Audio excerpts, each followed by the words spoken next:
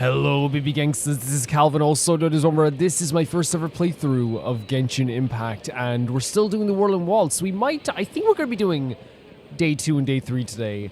Now, again, it always depends on, like, how long day 2 and day 3 are, but, like, I think we could probably, like, judging by the past events we've done in this, so far anyway, that I've been able to do, whether it be the Lantern Rite or the Flower Festival, or even the Tournament of Glory and Bloom, it seems that, like, the last section, to me anyway, always seems to be, like, the shortest. So we'll see. We'll see how it goes. We're not going to, like, try and rush anything.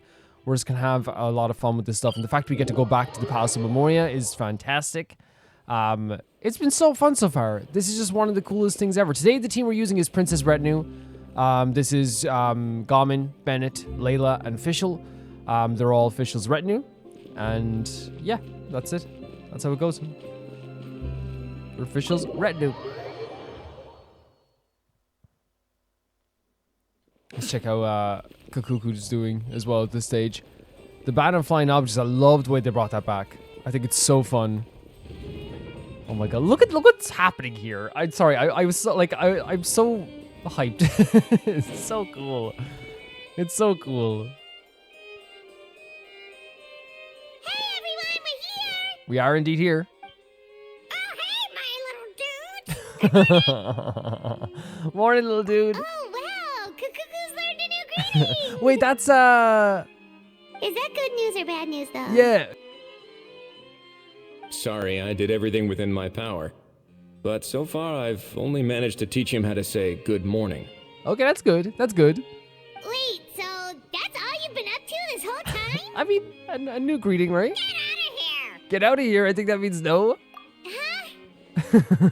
Oh, look at Paimon. Okay, so good mornings aside, please tell Paimon there's been some other progress, too.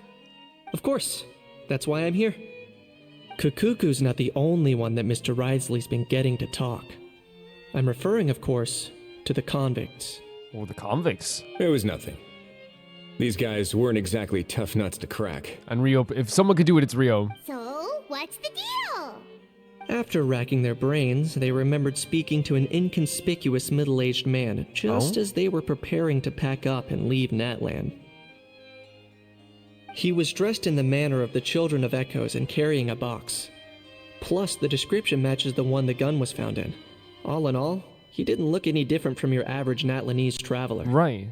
Perhaps seeing that they were dressed as merchants, this man stopped for a chat, inquiring where their goods were headed, and even asking if they could share a boat.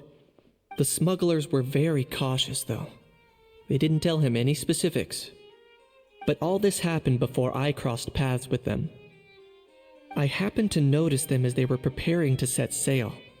I thought they looked shady, so I snuck aboard, and ended up being carried along all the way to Fontaine. It's a long trip. A long trip. But I guess we took that trip as well to, we did, didn't we? No, technically we did, but we actually, like, went through Sumeru to Nalan. Act 2, a series of twists and turns. I mean, it's Genshin. it's Genshin. There's gonna be, like, a twist and a turn here or there, you know? And we love it. Was that a how Boss, loading screen? Do we know if those Fontanians will even like this stuff? What if we can't shift it? I like the tone of having him full in color here, because it's like his memory almost. And that's why we call you a rookie. It's all supply and demand, kid. Supply and demand. Natlan's foreign trade is just starting to lift off.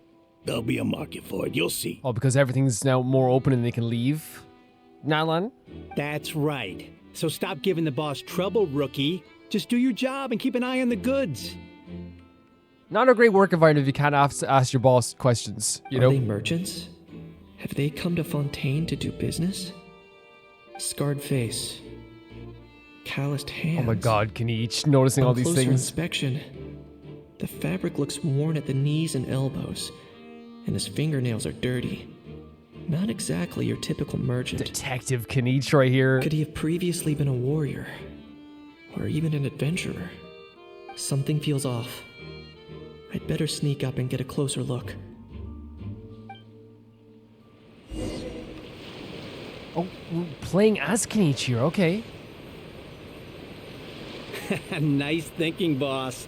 This tourist tub's been fast going and smooth sailing. Plus, no one's been asking us what we're up to. That goes without saying. Big cargo ship would have been too slow, whereas the smaller ones would have been faster but way too bumpy. They've thought about this a lot, I If we guess. ended up damaging the goods by accident, all these months spent grafting away would have gone up in smoke. Seriously? But there's hardly anything here.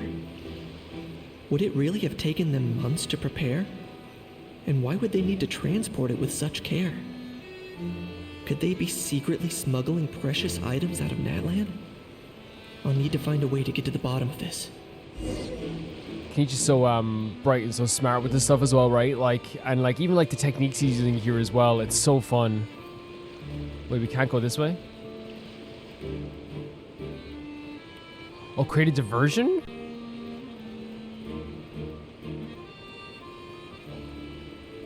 How?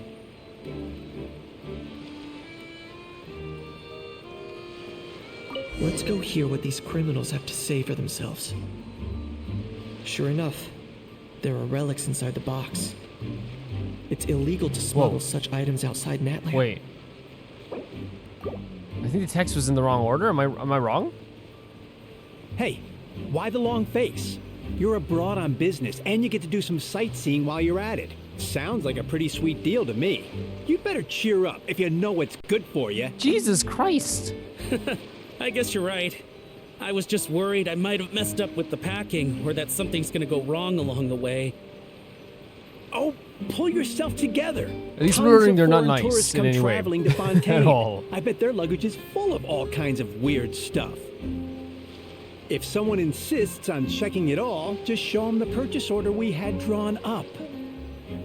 Those Fontainians can't get enough of their legalese, so I've heard. They can look all they want. That is true. Fontaine is a very... So their aim is to smuggle in contraband after all. They lean heavy on the legal Looks aspects like I've gathered enough of intel about the smugglers and their contraband. the region. Time to inform port security. Or maybe we can make the... It isn't a how loading screen. I didn't even notice that last time if that was there. Like, I guess, like, honestly, maybe it's just because, like, So I never anyway, looked at that corner sometimes. That was when I went and told the Fontainian guards about my suspicions. After an investigation and a chase, A chase? they finally apprehended them and sent them on their way. So fun. So fun. Well, guess they're headed exactly where they should be. Good job, Kinich. Like, it's crazy, like, when they show... Because, again, we know Kinich is already, like, an incredibly smart character. But I love that, like, even in, like...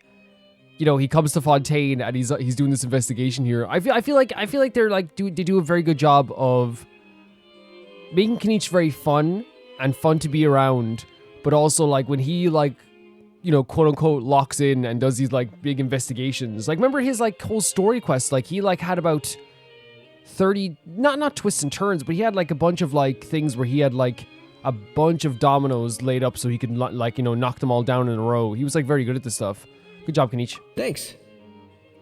Based on your recollections just now, I was completely focused on those smugglers at the time, so I wasn't really paying attention to other Makes sense. passersby. That's only natural. Don't worry about it. Yeah, Kinich, you did great. in other words, the person who brought the gun here, the one who lost it, has no connection to the smugglers whatsoever. They were working entirely on their own. Oh dear, oh dear. Oh dear. Sounds like Mr. Kakuku wants to chime in? He said this elusive individual's actions are positively Oh mystifying. my god, the communication between Rivulet and Kuku. It's a good observation. I quite agree. It's 3 best buds now doing this investigation together. However, we still know next to nothing about the person. Perhaps we should start by focusing on the lost item itself. Sure. Oh, here we go. About the suspicious aspects of this gun. Honestly, like to me, like this whole thing is already, you know, exciting due to like the fact that we have like Natlan characters in Fontaine, right? That's already really, really cool. But I think like adding this like whole investigation to it as well is, you know, it's what Genshin does best, which is add a bit of mystery to like the fun, you know? A lost object was picked up. It came from Natlan's ancient dragon runes. This is a relic left behind by Natlan's ancient dragon civilization. It's a genuine antique, so it must be of great value.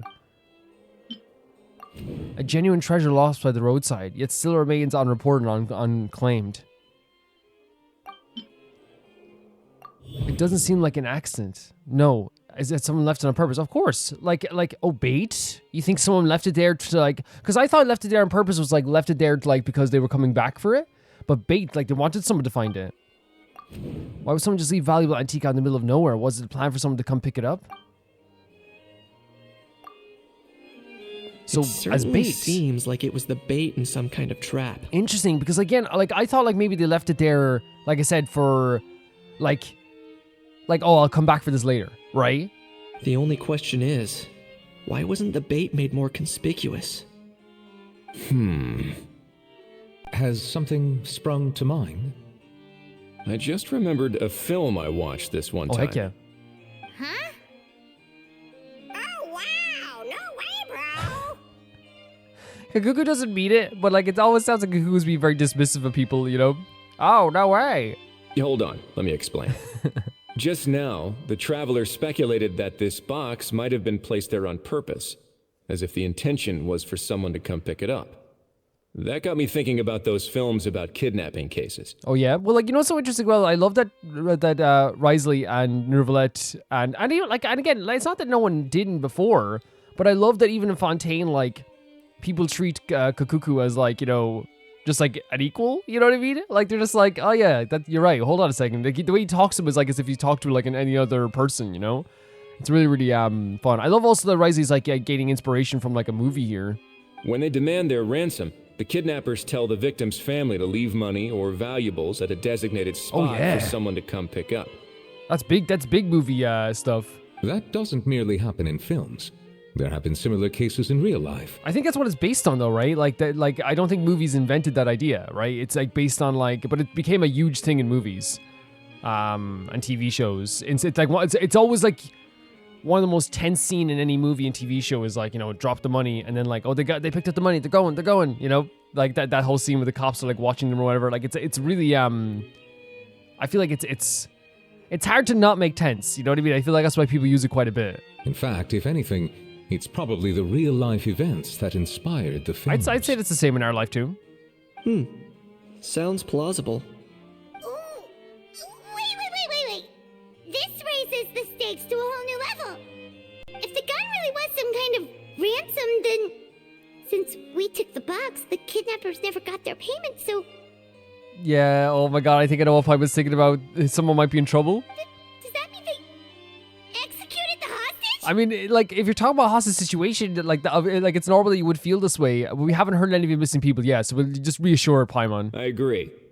I don't believe we have a Yeah. kidnapping on our hands. But, like, I think it's a totally rational thing for Paimon to think about. Like, if we're talking about, like, ransom stuff, you know what I mean? Like, the first thing you think about then is, like, then who didn't get the ransom? Selling off stolen goods is extra work that most kidnappers would want to avoid. Unless they're after something very specific, they tend to just ask for cash. Okay. Could we be dealing with a kidnapper who's dead set on getting their hands on an ancient dragon handgun? It's not impossible, but the likelihood is very slim. We can discount that possibility for now. And speaking of selling stolen goods, don't you think this looks more like a transaction? About the seller? The gun was placed in a lockbox and hidden away. Clearly the seller wanted to keep their identity a secret.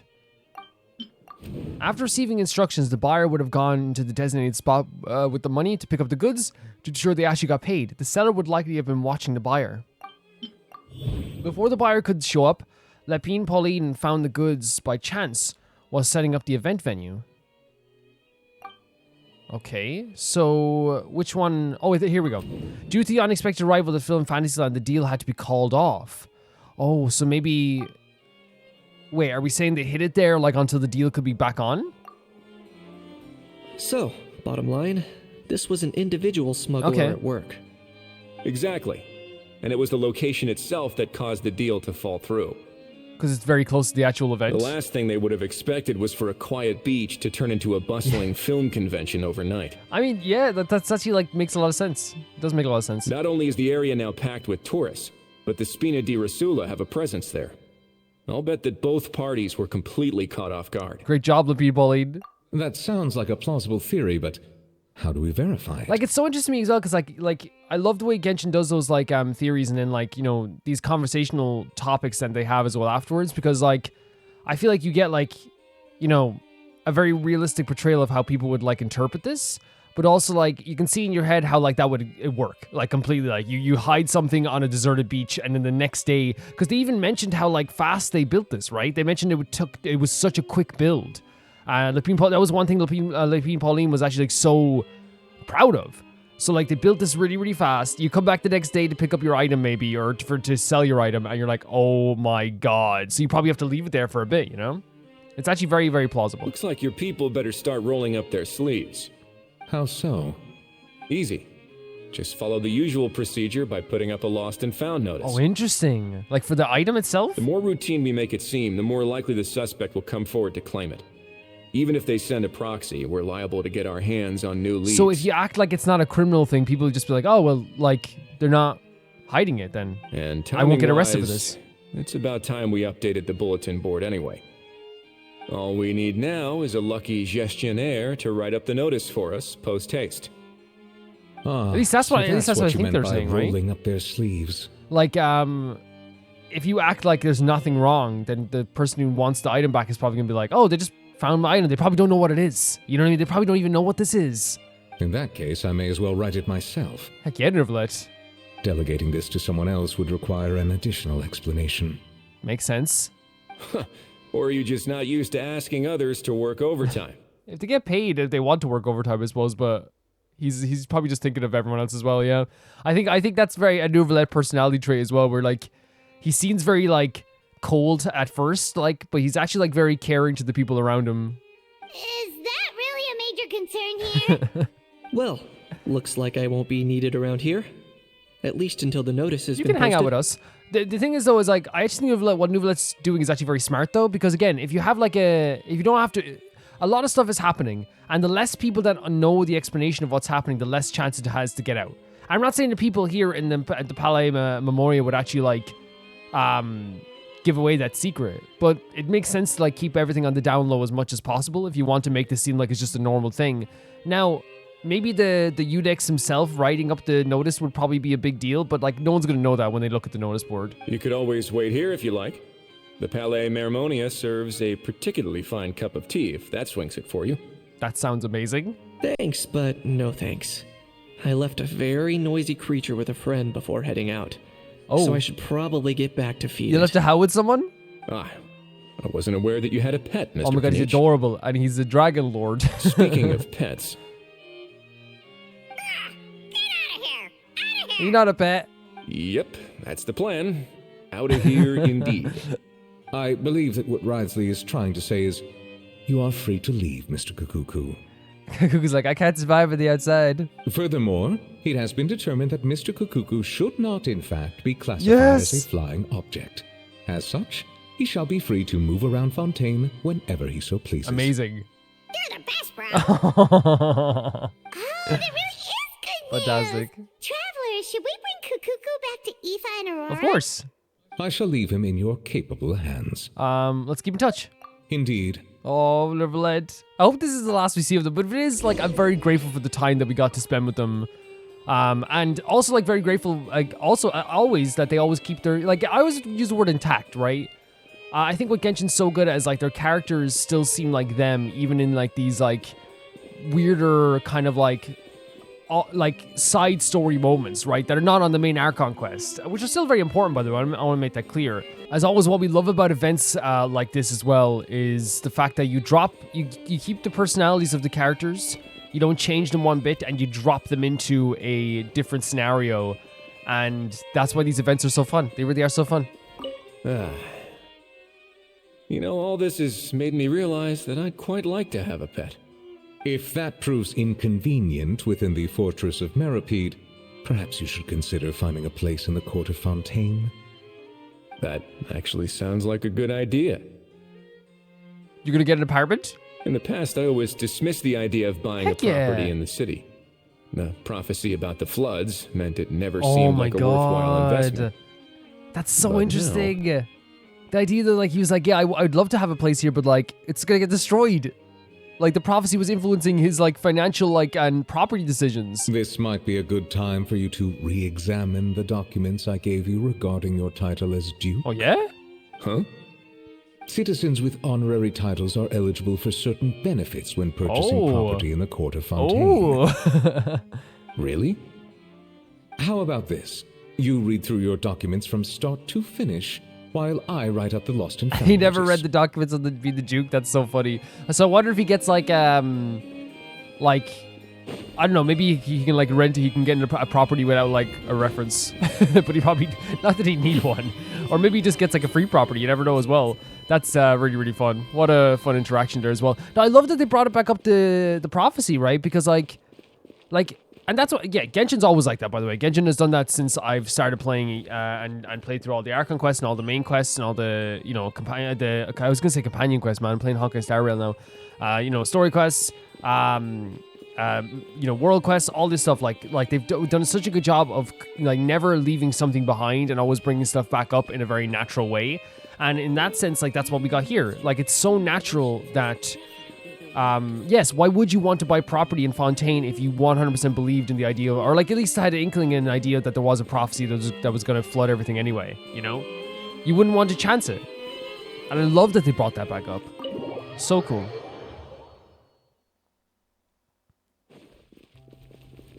Whereabouts to these guys over here? I actually finished the Escoffier quest as well, obviously before we... Oh god, wait, oh my god, are you serious? Wait. Sorry, I hit the mic. Okay, that's good. The water is deep enough. I was like, why are we diving into this water? I was like, we can't do that. Oh, it's very good you finished the Escoffier quest first, right? Because this is the Hotel de Boer. You would have, like, I guess you have to activate the quest, right? For don't you? I think so. You have to activate the quest, the story quest. So yeah, maybe you wouldn't have been able to activate it unless, yeah. Well, yeah, I did it first. How? What? What now? What now? Let's shake hands. Oh my god, Aurora. Fine by me. Get ready for a knuckle sandwich. Don't put your Aurora. Yeah, okay. Yeah, well done, Aurora. Oh, nice dodge. Oh my god. Paimon feels strangely inclined to keep a safe distance. It sounds like Aurora's just been like unintentionally like, you know, poking the bear here with a how. You miss me, bro? Oh, Kukuku. Kukuku, Oh my you're god. free. Jimispi Bro was so cute. Ugh, not you again. Nope, didn't miss you in the slightest. How we're talking to Kukuku. Hey, Gramps. And hey, Paimon and Kinich. It's good to see you all. Thanks for bringing Kukuku back. Get it away! Get it away from me! You don't like Kukuku? Nice to meet you, bro. Kukuku's like, we're the same size, man. Who are you calling bro? Say that again to my face. I dare He will. you. He will, how?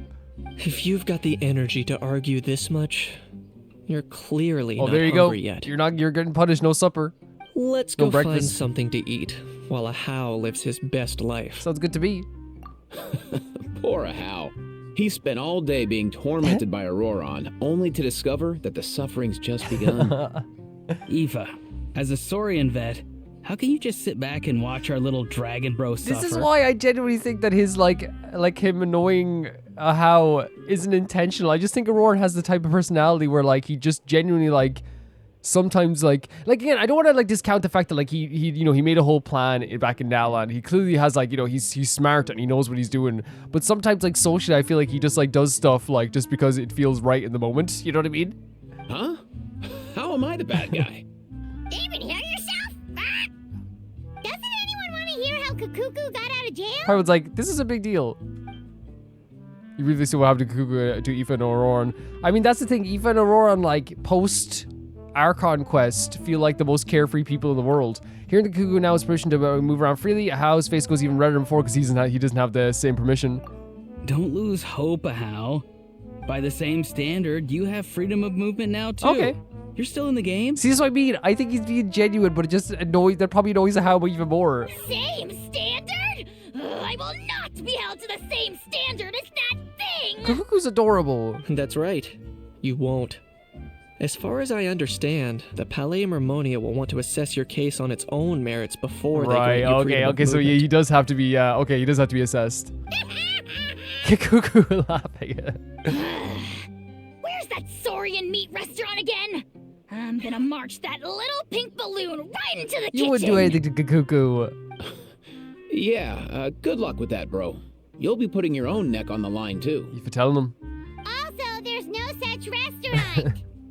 Anyway, thanks for looking after a how, guys. I'll take over from I here. do like that sometimes Paimon has to be the, this is very sweet from Kinich as well, but like, Paimon has to be like the one who does the logic sometimes. Like, Paimon has to step in and be like, guys, that's not a thing. Please stop it.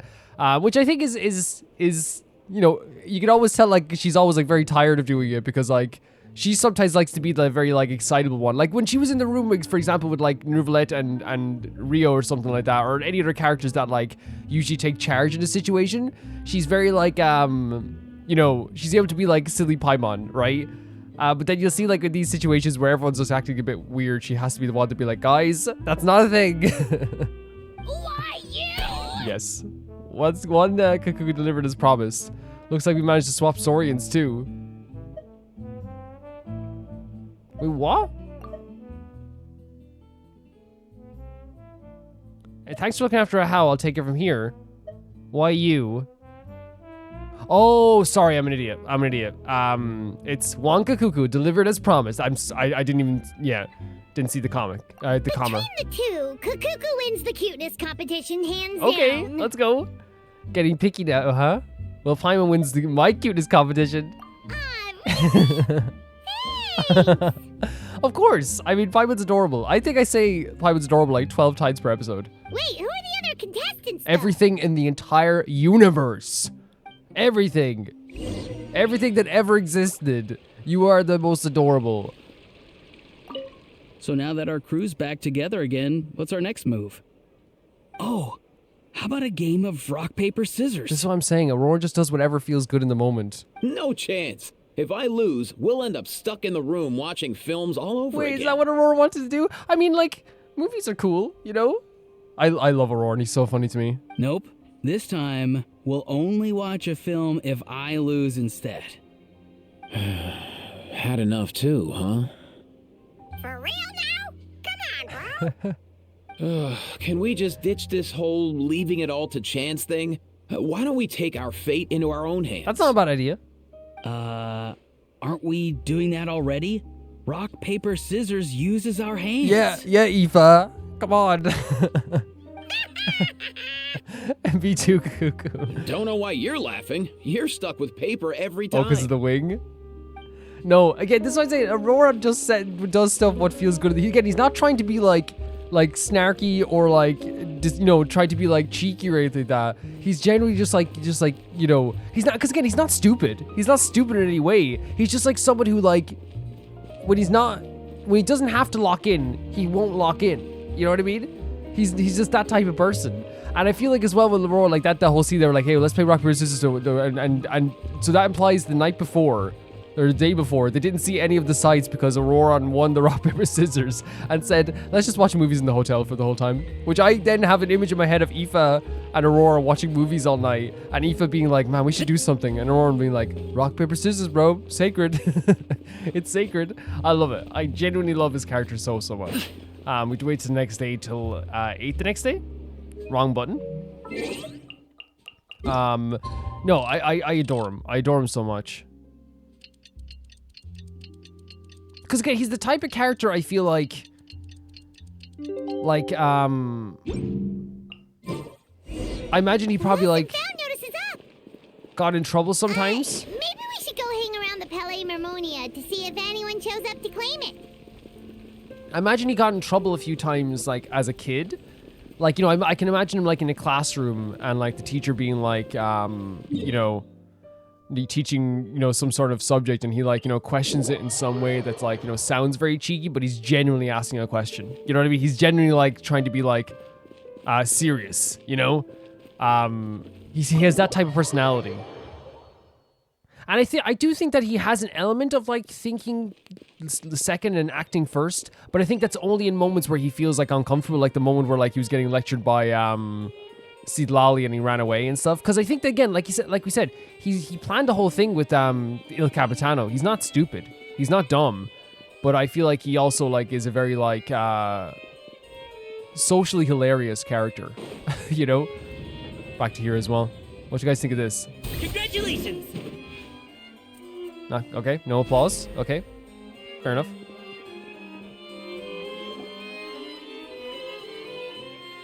Huh, looks like there were quite a few others with the same idea. Yeah, these three are like doing an investigation like no other.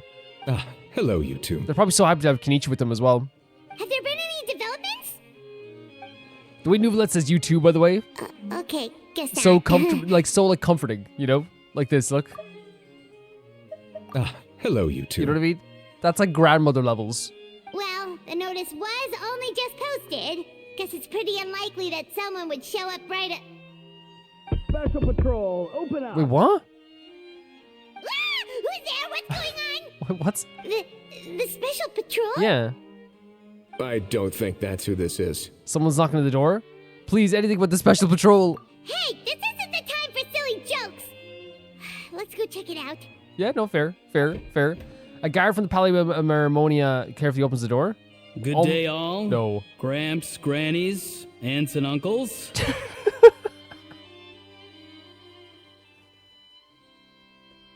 That was a Roron.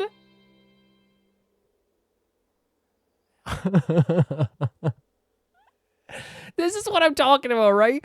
Like, who else would knock on the Udex's door when the head of the prison is in here and like you know, and Kinich, I guess he like and knock on the door and say, "Special Patrol, open up." That's Aurora. Aurora does what feels right in the moment. Like, and then Good Day grabs grannies, aunts, and uncles is so funny too. No, legitimately, like just like such a absolutely like hilarious character who I adore so much. You know, he's so funny. He's so funny. What in the Tevat are you doing What in the here, Tevat? Auron? Oh, he must be the one you mentioned. Kukuku's owner? One of his owners. Yeah, more Kind best of. bud and guardian some days as well. No, I'm sorry. That like I'm never gonna get over the fact of Auroran's knocking on the Udex's door and pranking him and and not even intentionally trying to make any trouble, just making a joke. He's like, yeah, I know for a fact that he walked up to the door and said, "This would be funny," you know. I just did it. I know for a fact. But, bro, what are you doing here? Oh, he's so pretty as well, though, isn't he? I'm here to claim a lost item. Wait, what? Can't tell if he's being deadpan or deadly serious. I don't know. Is this the person you saw on the boat, Can Mr. you know Kinich? Auroran? Somehow I highly doubt that. For starters, he just addressed us as Gramps and Grannies. And unless this is the youngest looking middle-aged man in the world, I don't think he's our guy. I apologize for my grandson, but wait, so are we? Look at her! Look at this! Look at the prayer motion. Are we his his Gramps? Is that what we are? I forgot about that. If that's the case. Huh. Was there something wrong with my door knocking etiquette? No. That's how they do it in all the films. No, he watched a bunch of Fontaine movies and like replicated the knocking motion. That's not door-knocking etiquette. That's the Special Security and Surveillance Patrol doing their job. Completely different things. I love 5-1 lecture now as well. He was watching like detective movies all night and was like, that's how you do it. You know what I mean? Oh, I see. I figured it was just a polite Oh my way of God. requesting entry to show the people inside you had something important to discuss. It wasn't even a freaking prank. Cause like I was like, that's totally Auroran to make a joke like this and not even know the consequences. He literally was replicating a movie he saw last night. Oh my God, he's the most adorable creature who ever lived. Oh, sorry about that. I totally goofed that one up. Give me a moment. I'll go back out and Josh try just again. popped up as well and say no. Let's get down to business. And again, Aurora means this. He'll go outside and try again. Amazing, Roran, amazing stuff. you said you were here to claim a lost item. No, I'm sorry. What did you lose? I'm sorry, Kinich, for ever interrupting you, but like, I'm sorry. This is like one of the funniest. This is like Auroran was already hilarious. He was already funny. He is at his peak funny here. Like he is so freaking funny in this event.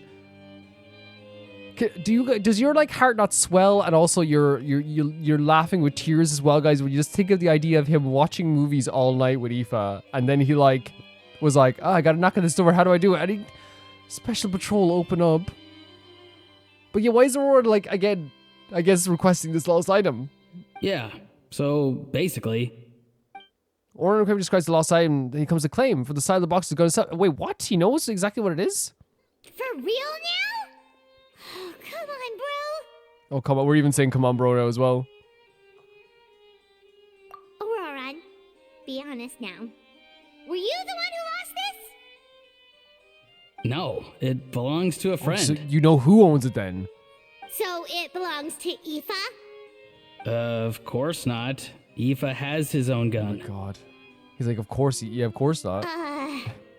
Aurora, tell us the truth, otherwise we're gonna have to arrest you for real. All right then. I knew this wouldn't go What? well. Who's the friend? So here's what went down. This morning, Eve and I were playing rock, paper, scissors. Before long, he'd lost, as he usually Okay. does. So we figured we'd head out and visit some of the Court of Fontaine's famous Okay, landmarks. that's pretty nice. That's a pretty good idea. When we got near the plaza, a man suddenly stopped us to ask for help. For real? He said that he had lost something and that someone had found it and No. sent it over to the Palais Mermonia. No. But apparently he used to work here and was worried it'd be awkward bumping into his old coworkers. So he asked us to pretend to be the owners No. and claim it on his behalf. Did Aurora meet a stranger and agree to get his lost item for him? There's no way. You didn't manage to keep that pretense up for long. It's fine. I'm not the one who feels awkward anyway. Did he even not say something? So, a former employee of the Palais Mermonia. Was this individual a Fontaine native? Yes, at least I assume so. He looked like a well-dressed gentleman And to Aurora me. called him a friend as well. He is the most adorable lad who ever lived. I'm sorry. Like, Jesus Christ, guys. Aurora literally being like, oh, like, you know, I came here for a friend, and it's literally just someone he met that was in trouble in the streets, or he felt like it needed help, you know, to not have an awkward situation. We were about to refuse, but he was so Oh my god, polite. Aurora, you are the most precious thing that ever lived. I'm sorry. Could it have been a disguise? Oh no. Auroran, Paimon thinks you've been tricked. This person might be in cahoots with the bad Yeah, guys. and did you see the way she said, oh no? Oh no. Oh, maybe he already took off and escaped as soon as your mission went pear-shaped. No way. I'm not that We know you're dumb. not dumb. Huh? He's not going anywhere.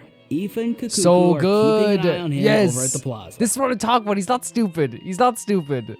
Keeping an eye on him. I like the sound of that. Great. Okay. I think it's fantastic. I think it's absolutely fantastic that they show that he's not, like we said, he's not, he can formulate a plan. Nicely done, bro. In that case, let's hurry over to where Aoife is. Time to catch that con man and find out what's really going on here. Wait a minute, I have a question first. Traveler, Paimon, you're pretty famous in Natlan, right? Oh, we're basically a household True. names. But what Very true.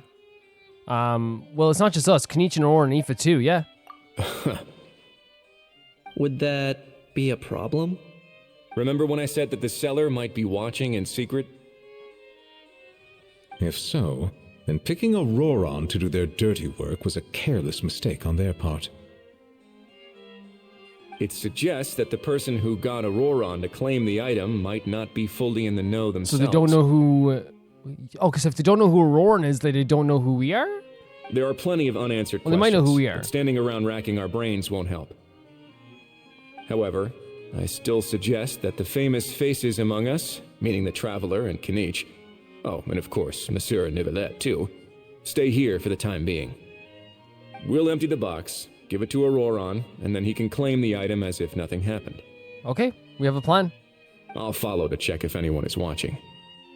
I doubt anyone would recognize me anyway, so I shouldn't draw too much attention. Being low-key has its advantages.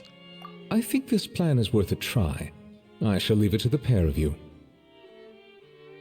So I have to go undercover again, right? Well, not exactly undercover. Just drop the special patrol persona and be yourself instead. Roger that. Over and out. Oh, that's probably for the movies too. No, I absolutely adore with all my heart that they give us the best of both worlds with Aurora in there. So fun. There's Aurora moving down there as well. No sign of any So we're playing as Risley. individuals Oh my god, we are around playing here. as Risley. Auroron has entered the elevator as planned. I'll head over to the plaza. Sure. now. Yeah, because like as we were saying there, like it's like Aurora must have known something was up, right? He must have known something was up. But I'm glad that they gave us a bit of both, where it's like, yeah, like he accepted because they were so polite, but at the same time, him and Aoife were like, yeah, but we'll watch you just in case, right? Because again, it would like, it would have been like extra over the top silly if they didn't put some parameters in place. You know what I mean? But it is very Aurora, I feel like, to be like, he was so nice, so kind. Such a great scene. Auroran is at his peak here. He is at his peak here. Does it drop down here? Oh god. Don't die, Risley. Look at this handsome man. Is that him? Oh, Kakuku's literally... Is Kakuku, like, pecking at him? But I think it's so freaking cool that they added that Aoife is watching him, And also really cool that they mentioned that, like, no one would notice who Risley is. Because, again, probably doesn't leave the fortress that often, Nothing right? suspicious going on here, either. Strange. Maybe we're overthinking this? Maybe sometimes in Genshin we can, but, like, I don't know. I think it's always good to err on the side of caution. What the? Stop with Yes, the pecking! she is Stop pecking with him. the pecking! Please, sir, I'm begging you, do me a favor and get this pet of yours Why is he under pecking him? control. The heck are you on about? Sorry, but he's not my pet. He's my coworker. Yeah, and you can't just give out your coworker if you're not the manager. And I should warn you, he's not too happy with how you're talking There you about go. Talk about it better, and he like won't look at that, and he won't hurt you. What the? This thing has You're gonna a get hurt even job? more. So in Natland, they just dish out jobs to any Okay, old yeah, thing. peck him some more. Hit him some more. Uh-oh. Kukuku's not too big on being called a thing either. You're on Yeah, your own Kuku, now. push him into the water. I'm sorry. Please, Mr. Kukuku. Master Kukuku. Lord Kukuku. Kukuku. I meant no offense, I promise. All right, Kukuku. That'll do for now. Let me ask him some questions first. Sure thing, bro. Auroron actually looks pretty serious this time. Was he just pretending to be clueless earlier? I don't know if it's pretending to be clueless is the term you would use here. Auroran is just like a very beautifully strange character in the funniest way, but we have seen him be so smart, and he can be so smart. I don't think he's ever being stupid. I think he's just like very, like, as you said, maybe like a little bit clueless sometimes, a little bit of an airhead, but we love that about him. You never know what he's going to do next. We've seen him formulate plans in the past. We've also seen him like be one of the most unpredictable characters ever. But I adore how like strange he could be, So I don't know exactly, what he's going to do next in most situations. But I don't think he's like, ever like pretending to be, something he's not, I think. Maybe. Interesting. I think I'll sit back and see how this plays out. You actually got it? Wow, didn't think it would be that easy. Ah, excellent. Looks like sending you was the right approach after all. After all? I mean, because the staff at the Palais Mermonia don't recognize you, right? It sounds like there was a plan from Air. It wasn't just a random encounter, right? So I got it. But I don't remember promising I'd hand it over. Auroran! Huh? This thing's pretty cool. Auroran, you're being so I've cool! taken a bit of a liking to it.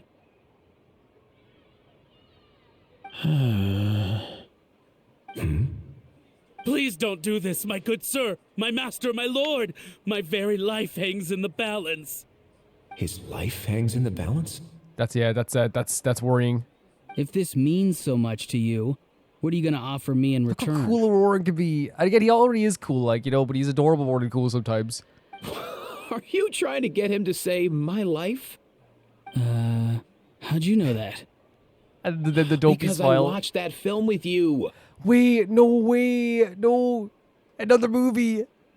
You should drop the act. We don't want a real misunderstanding in He our keeps hands. replicating the movies he's seeing.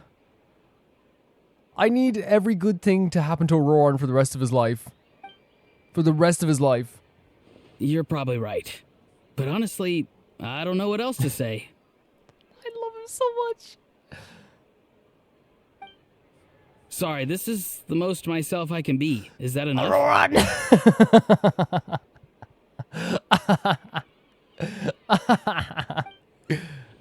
Enough. More than enough.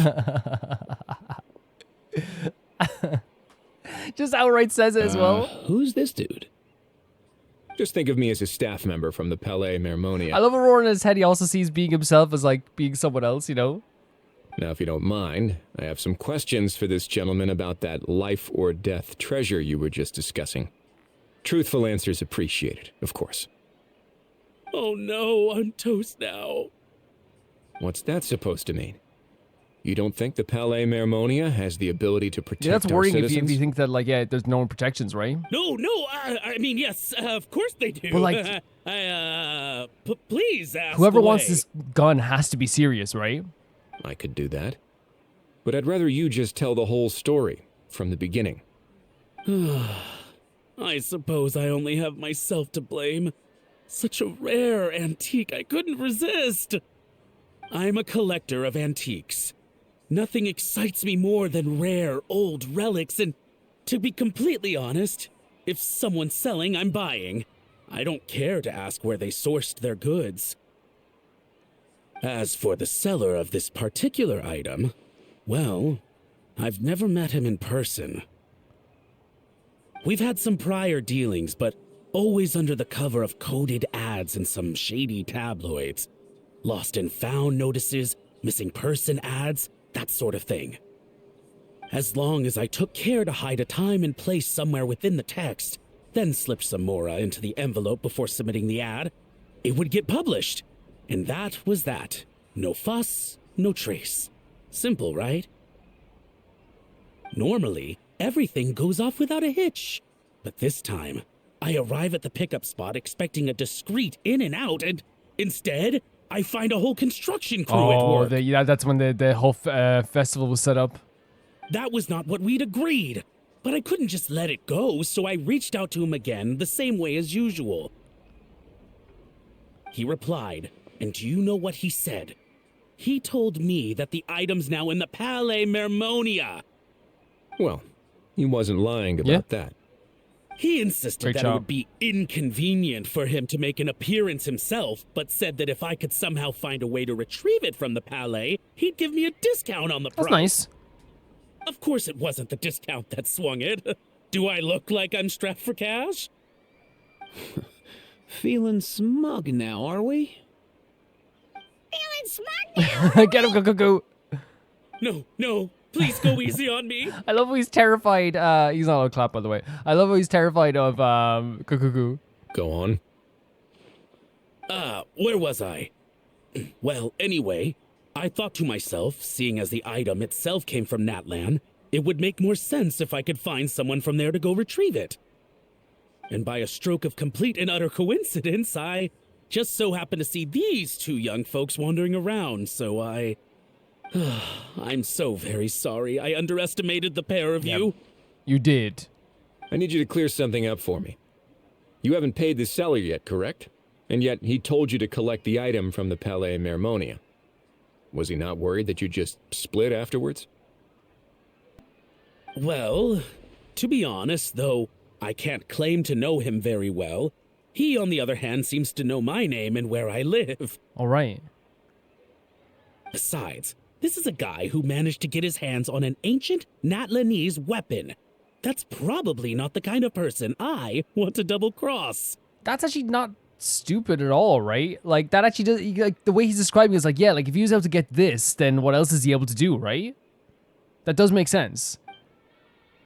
Fair. And it makes That sense why. makes sense. Yeah, it makes sense why he's, like, absolutely, like, terrified. Like, why he's so scared of this person. Like, if they're able to get their hands on something like this. So, Mr.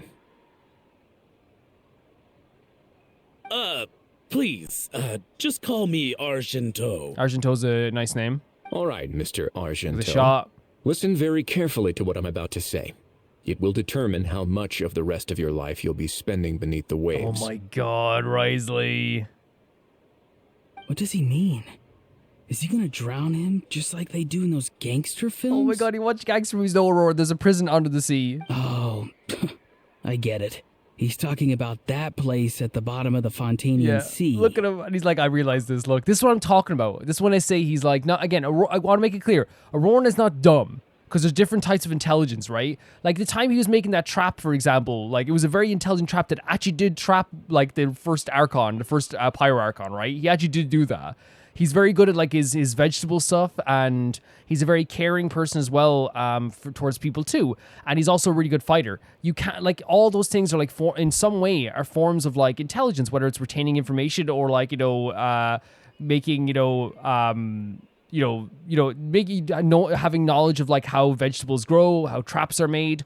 All this stuff is like very, very smart, right? It's just that again, I think like in these like social situations, he's so funny and so clueless in a very adorable way that like it's just he's such a joy to be around, and I think he's shining so much in this quest. Shh, can it? Look at his face. He's just like, okay. He didn't even argue. He's like, yeah, sure. Owing to your suspected involvement in the illicit trade of Natlanese relics, you're now one of the suspects in an international smuggling case. A trip to the Opera Epicles seems unavoidable at this stage. But on the bright side, you still have one chance to make things right. It's quite hot. Okay. Do I really? Please tell me what to do. It's very simple. Just reach out to your seller in the same way as usual, arrange to meet, bring the money, and make the deal. Just be sure to let me know all the details. I'm talking time, place, the whole lot. If we can catch the other party by doing this, you'll have gone some way toward redeeming yourself. Understand? Oh. Offering him a deal here as well. I understand. You shall have my full and unadulterated cooperation. Good. Good. Don't break the law, and don't even think about making a run for it. The Palais Mermonia will be watching you and ensuring your safety. It's one of my favorite things when, again, it's just, it kind of reminds me of Sino, right? How, like, we love being around Wriothesley. He's so fun to be around. He's such a caring person. But when he's doing his job, you're like, whoa, you know?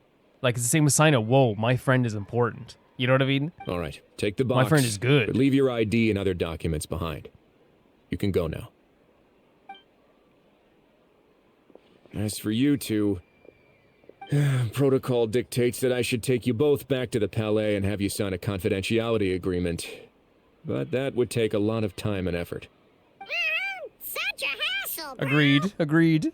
See, Mr. Kukuku knows exactly where I'm coming from. So, I was thinking, since you're all friends of the Traveler... I understand, sir. We got dragged into this by accident, and it has diddly squat to do with us. And out of respect for the Traveler, we won't say another word. Great stuff. Oh, I know this part. We better keep our mouths shut, or we'll both be sleeping with the fishes in the tailor-made pair of cement shoes. Stop. That means... No, that means there is, like, Italian-American mobsters in Fontaine somewhere. That means in Genshin, Italian-American mob movies are canon. They're a thing. He even did the accent. Oh, I know this part. We better keep our mouths shut, or we'll both be sleeping with the fishes in the tailor-made pair of cement shoes. I'm sorry, guys. That he just confirmed that Italian-American mob movies are canon. And by the way, I'm only saying Italian-American because that's the only movies I've seen. I'm sure there's other mob movies, like, but it's usually like Italian-American mob movies, right? That's so funny to me. That's so funny. They're canon. They're canon in Genshin. In that case, I understand completely. He's still doing the accent. Not exactly what I was going for, but if that's how you want to understand it, then be my guest. Rise is like, fine, sure. Then it's settled. Thanks for your help. This is so good. I love Aurora. Aurora, please have 20 more events. Boy, am I glad that's over. That's enough work for one day. Time to head What's back. so crazy to me as well is that, like, I'm so used to having, like, playing as the Traveler in Paimon that, like, it always felt like oh, the Traveler and Paimon are going to give their input here, you know, but they're not here. You know what I mean? Because they're too famous.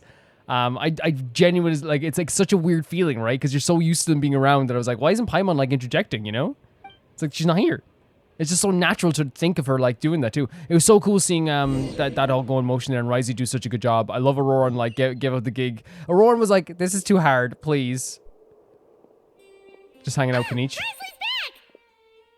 I love that the smile on the face and the arms moving implied like an explanation of like what just happened in Mondstadt. Judging by your expression, it must be good news, huh? Well, I guess that would be a smile, but I mean, like, it's, you know what I mean? He's describing all his journey, like, you know, hey, I went to the flower festival, you know? It went smoothly, on the whole.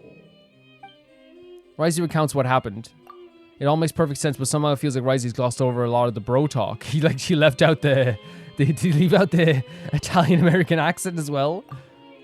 So basically, we hold off until Argento and the other party have set up the next stage of the transaction. Then we plan our next move. Patience will be key. I get that. It's like hunting. I'm just not sure the other party will take the bait so easily. Well, if he didn't need the money, or if he valued self-preservation over making a profit, he could have walked away as soon as the contraband was brought to the Palais Mermonium. On top of that, although he hasn't shown his face yet, he seems to have no followers or accomplices, and he's relying on an extremely limited set of options to push the deal along.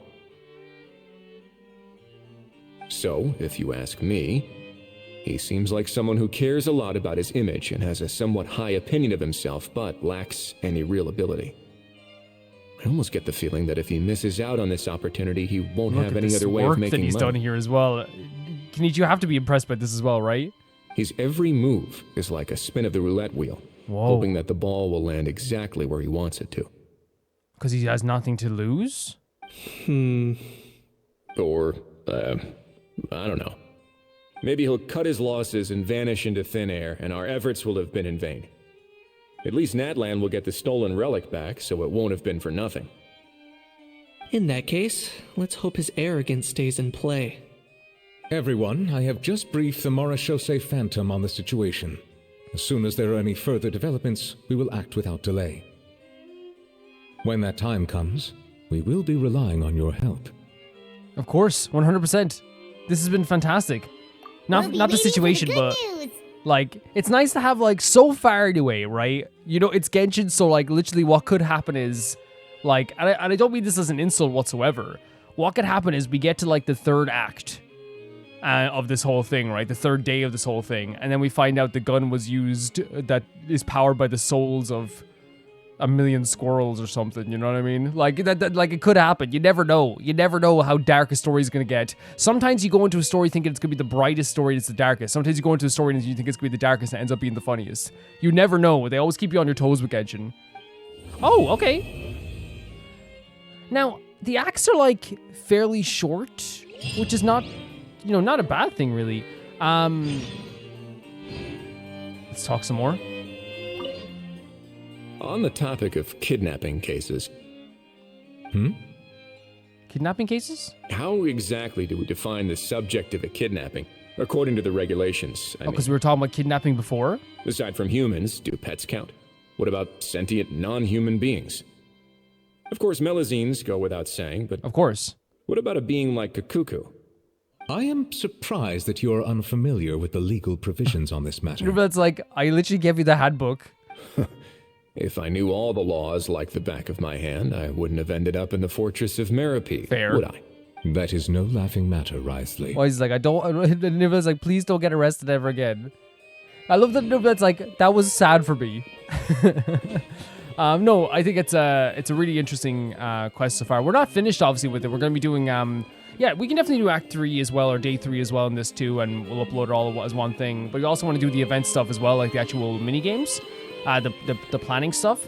I'm having such a blast with this, and what we have here is just like, you know, it's a story that's like about like a smuggled item into Natlan, right? But what we're getting surrounding all that is not only like this mystery, but we're getting to see like a bunch of characters like out of their like usual areas in Fontaine. Auroran's being absolutely hilarious. Aoife's like, you know, a really great like, he's really funny too, but like a really great counterbalance to Auroran as well. Kinich is being really smart with his investigation, but also like it's fun to see him as well, and we get to see Ryzen and Nouvelette like not only have these fun conversations with each other, but see them in action, seeing how good they are, seeing all the clerical stuff they're doing, all the informational stuff they're finding out, the investigation stuff, the stuff with the sides of the law in Natlan. Not Natlan, sorry, Fontaine. It's so fantastic seeing all this stuff, and I'm having like such a good time doing this. The scenes with Auroran there, like, are just peak scenes. Like, that's like some of my favorite stuff they've ever done with Auroran. And that's saying a lot because Auroran like has had some fantastic scenes, but like I think what solidified my love before of Auroran, because I already like really thought he was like a handsome character. I thought he had a really fantastic story. And that's one of those things for me with Genshin is like, you know, you have to, for me, for like to solidify yourself as like a character in Genshin, you have to have like, yes, you have to have like that, like, you know, yeah, a distinctive design, which every single Genshin character has. I'm not saying good or bad, I'm saying distinctive, right? And it is distinctive. You have to have that story that is, that's your backstory. And it doesn't matter how small or big your backstory is, right? Because it's like, that's who you are. You have to have like personality traits that like really make you you. And again, we use the example of like, you know, Fischl versus like, an Auroran or, a Hu Tao, right? We know like how, you know, vibrant and over the top Hu Tao can be, and how like much weird girl energy she brings to the conversation. With Auroran, like, you know, he has this very clueless adorableness to him as well, but he has this love for vegetables. You know, Fischl is like a theater kid 24/7, but again, once again, even though she's a theater kid, she is like one of the most like, you know, capable and caring people in all of Mondstadt. They have all these character traits about them. And then also I feel like one thing that like maybe sometimes can be overlooked is like the fun moments, right? Like the fun moments you have with a character whenever you can. I'm not saying every character's gonna have that, right? Some character stories are very, very serious and it's hard for them to have like super fun moments. But even a character like as brooding and has a dark backstory as like Xiao, he's had some fun moments where whether he's like flying a kite with his, you know, surrogate dad, or he's having dinner, you know, and it's like, you know, this really awkward situation for him as well, like, but then it turns into like obviously a very beautiful emotional moment as well. I think that's like what makes Genshin characters so special, is that they don't just like disappear like fully after you have like a conversation with them and after you have their big story moments. You also get to see them afterwards in some way having like a bit of a, and obviously like I think like, you know, every character will get their chance to be in an event at some point. I don't know if there's any characters who haven't been in events yet. Has that been a thing? You guys probably will like be able to let me know that, because even like I think Haizo wasn't in an event for a while, and then he was in the Flower Festival, so they always like, you know, tend to like have those characters be there at some point. But yeah, I adore what they're doing with these characters in this. It's just so heartwarming. It's one of the reasons why I just love doing events. And I will say to you guys as well, people who say like, hey, are you doing the event? You can ask all you want. It's no problem whatsoever. Keep asking. It shows people care. But also just, you know, I will always do these events. I caught up, and there's no way I'm going to miss out on this stuff. Yeah, let's go and do the event stuff then, right? Which is over here, right? Where is it? Whereabouts is it?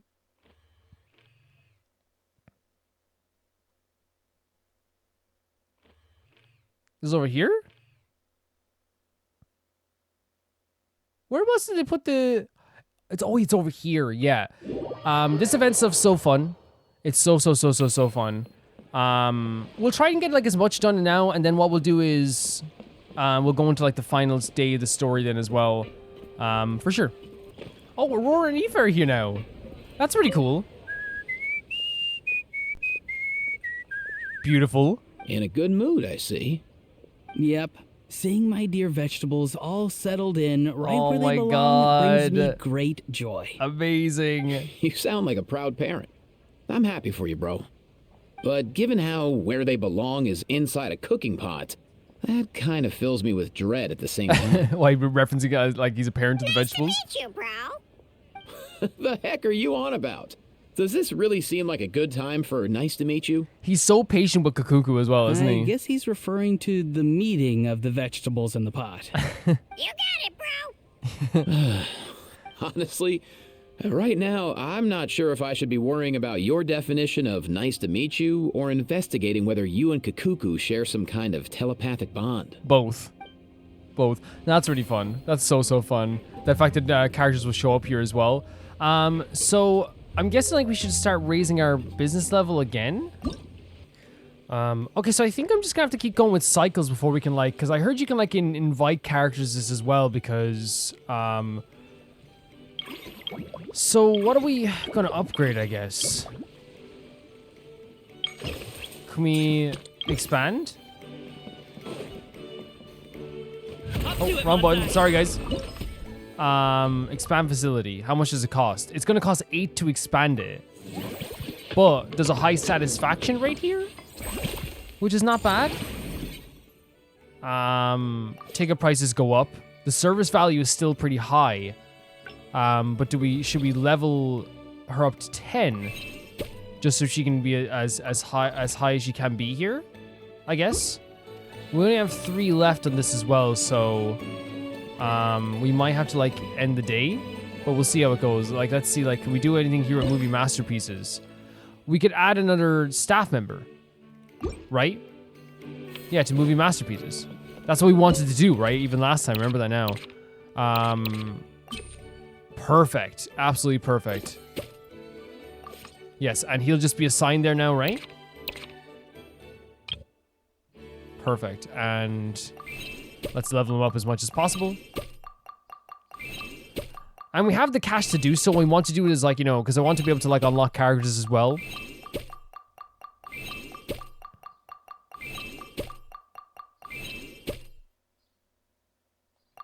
Let's go. So the service value should be high in that as well. We only have 1 left, so we can go to the next cycle, I guess. Did we make good money? We did make good money.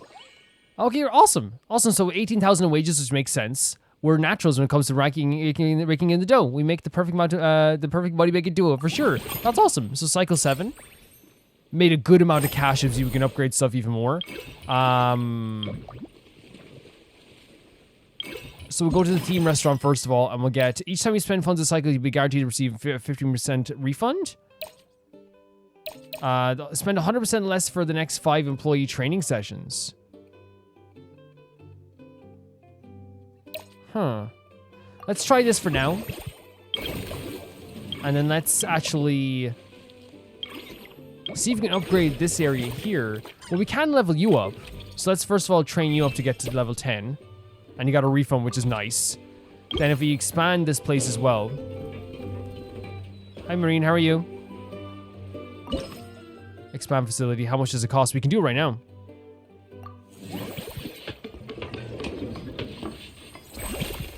I mean, it's a good idea if you want to make that money as well.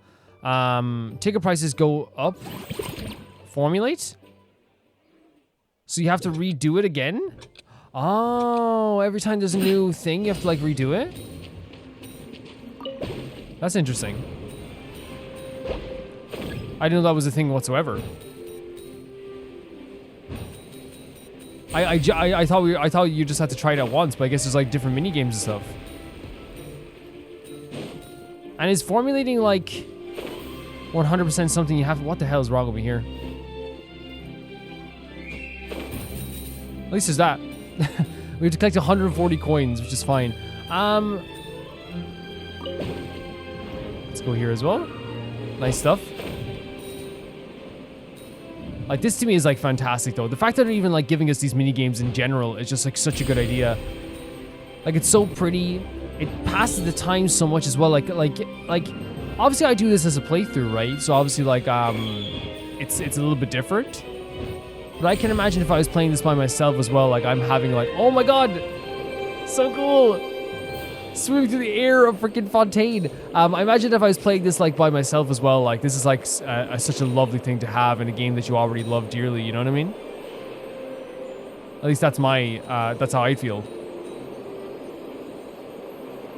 Because sometimes I love like, you know, the stories of substance all the time, you know? Like that's what I love the most in Genshin, you know what I mean? And like having like a good story with good characters. But like I can never like sing the praises enough of just having a fun mini game in a game, you know?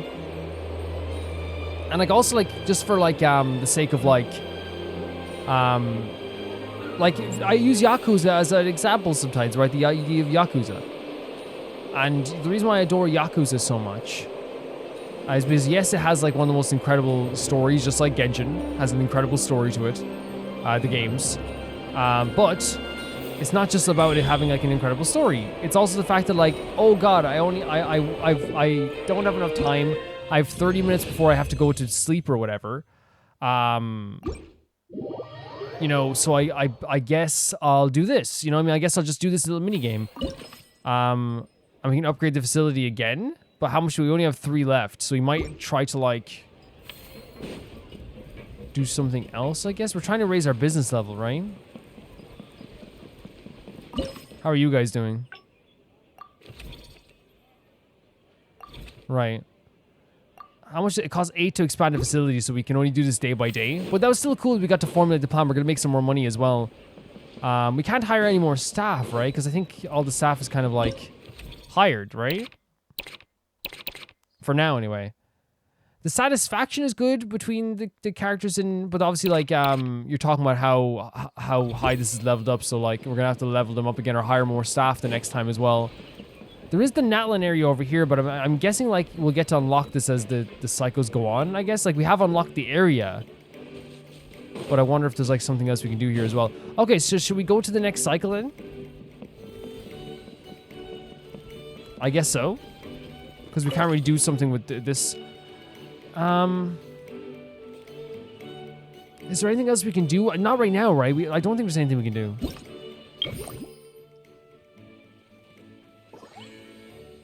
The unused action points get 7,800. That's pretty freaking good, right? That's not bad. And like the funds we have is actually pretty good as well. Let's start off with the theme restaurant always. Ooh, 40%. That's pretty good. I don't think we can upgrade something twice this cycle, but we can do this. And then let's upgrade...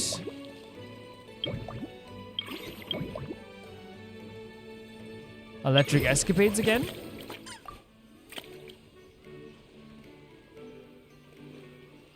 It will upgrade the visitor volume.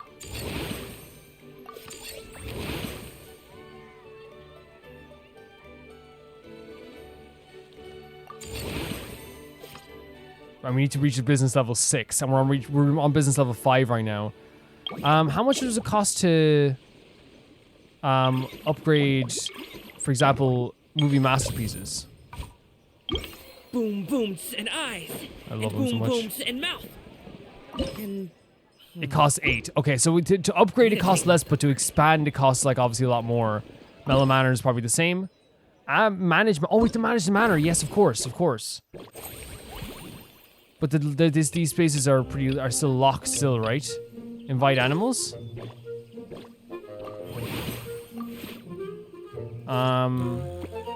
So if we put more here, like, okay, let me try to clear all. If we go and rotate it.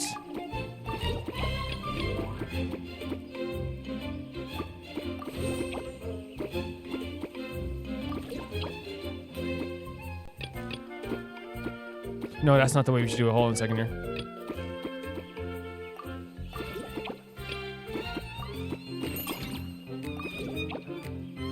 Okay.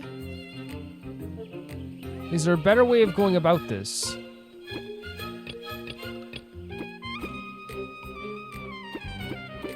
Obviously, you have to unlock more spaces, right?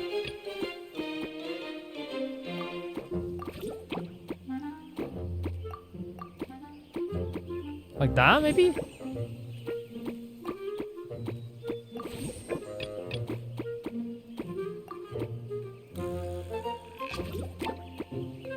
Yeah, we're just gonna... I think we're gonna need to unlock, more spaces, right? Ticket sales are going up. That's good. How are you guys doing? You're all high-leveled. You're all pretty good.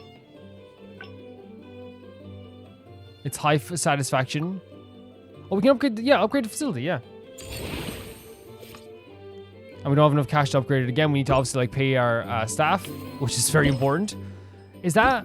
Did that upgrading the facility didn't unlock any of the spaces, did it? No, it didn't. Okay, Perfect.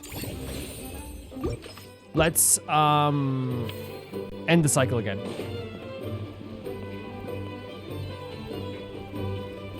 This is so fun. This is so fun. And we're actually making like tons of profits every single time as well, which is great. Oh, the staff center? There's someone in the staff center?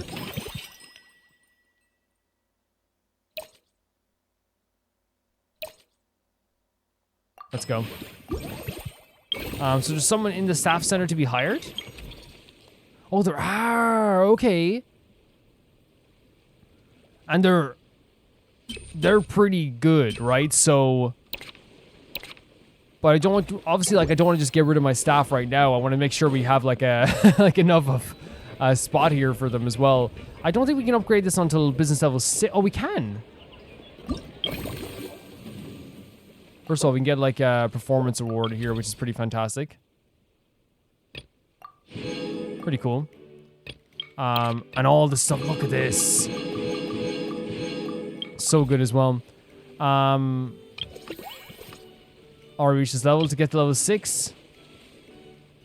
We can upgrade the theme dishes. Where's the restaurant? Over here, sorry. That unique aroma. I wonder how you'll inspire my cooking this time. Check the theme dish. All right then, I'll just go with the flow. It's about time for a fresh new flavor. So how do you upgrade them? How do you upgrade the theme dishes to get to the next one?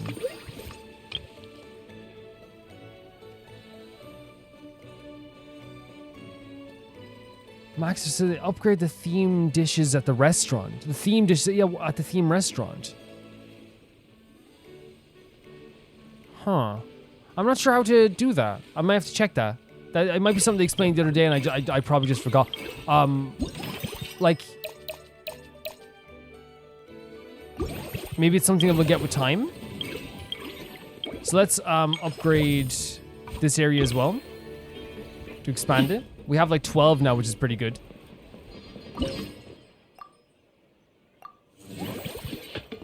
But is satisfaction going to go down? But we have more people we can hire if satisfaction goes down. Oh, we have to formulate it. Yeah.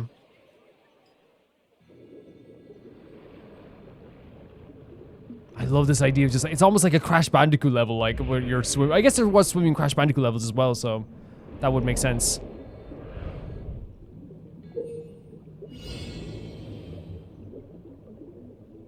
Oh, okay. So again, we're using that the timing stuff as well.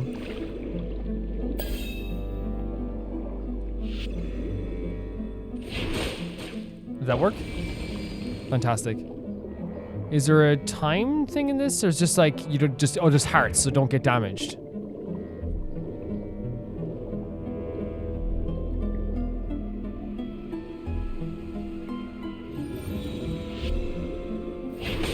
Nice. I love that they give you a little bit of breathing room with that, right?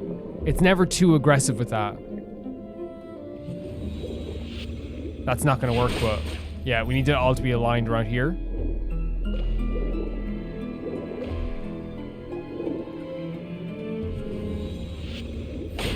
No. What if we get it without this? Watch. Why did I do it there?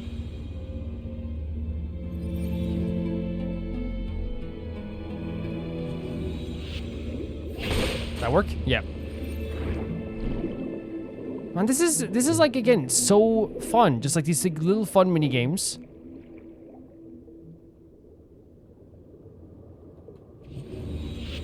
That aren't meant to be taken too seriously. We're just having a good time. You know what I mean? And like, you were basically being game testers here. Ah!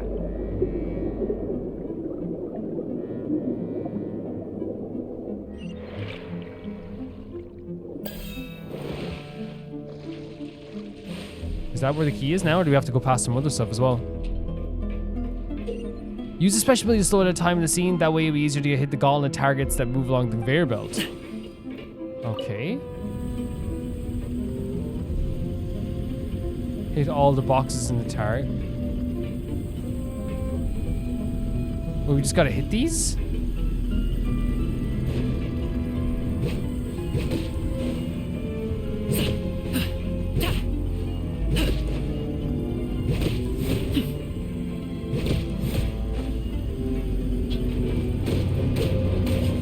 Is that right? This is interesting as well. I wonder if it'd be easier as like no, I don't think it'd be easier as maybe it'd be easier as Benny, but I don't think it's gonna matter too much.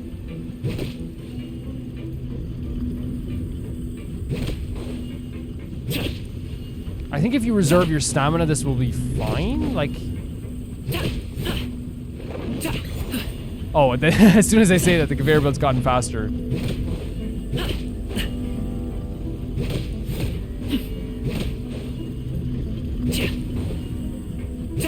Very fun. Very, very fun. And we get the key.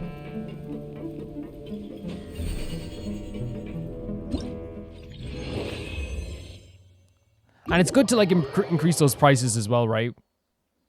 It's definitely good. Can we upgrade this as well then? It only costs 3. Yeah. And we're out of like funds then for the rest of the day. Should we improve? Should we see what the new employees should we could we improve our service value? Because I think that's what it is. You have to like continue to like even though it's obviously like sad we don't want to get rid of our employees or whatever, but we can hire them back when we need to, you know?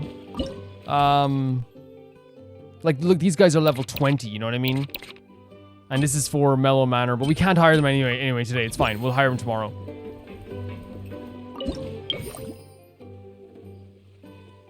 Yeah, we're making profits every day, which is good. You know what I mean? So it's not like that's a terrible thing whatsoever.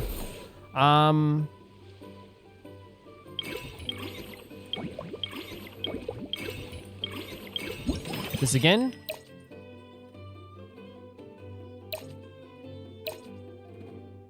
Why not? Let's make some more revenue. 40% is a lot. So if you go to the staff center, let's hire some people as well. Like say for like these, this is I know 30,000 is a lot. But that's quite a good price as well. And do we go to then this area here?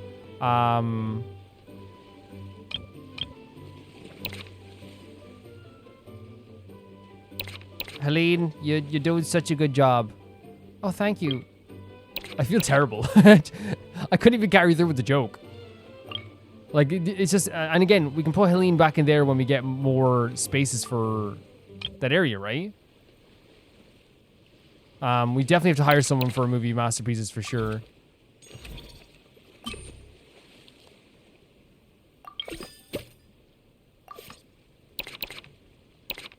I guess Uncle Scimitar because he has level 7 out of 7. Yeah. Service value plus 60 is insane. Like, it's so different. And then for Mellow Manor as well, like, we gotta... this is 1 out of 20, and we can hire her as well.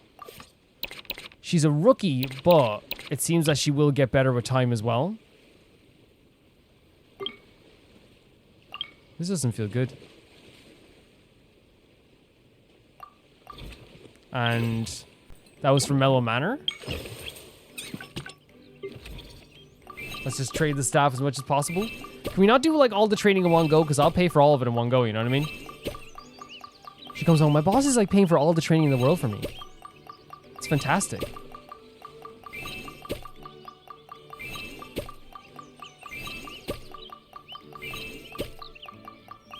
This is, I know, this is like, this, I can see myself, this can consume my life. I mean, why not? We have more service value than we can even handle. But now it's gonna cost so much money. It's fine though. She's fantastic.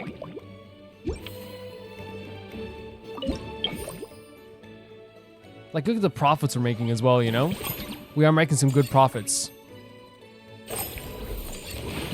Business level is level 6. Fantastic. Upgrade. Oh, now we can... Okay. That's what you get. I was like, how do we upgrade the theme? And here's friendly encounters. How we get by without... Oh my god, yes, Marisa! Spend action points completing special friendly encounters, and the corresponding companion will arrive in the Chevrolet Mountain Film Fantasyland to lend you their aid. Some of these friends can serve as consultants for attractions, increasing the income and set attraction. Others can set up special booths and take up part in the operation itself. Likewise, it will bring in additional income. That is so fantastic. Yes! Oh, we have to reach level 6 of Movie Masterpiece. Let's go. Where is it? Hey, how are you doing? We're bringing Vanessa here. Oh my god, Vanessa's gonna show up. Upgrade facility. Let's go. Up again. Let's go again. Fantastic. We didn't even get any food this time, which is silly, but this is so fun. Guys, this is like such a good idea. Like it's genuinely so good. And then the staff center, we can hire more people, I guess, as well. Let's do friendly encounters.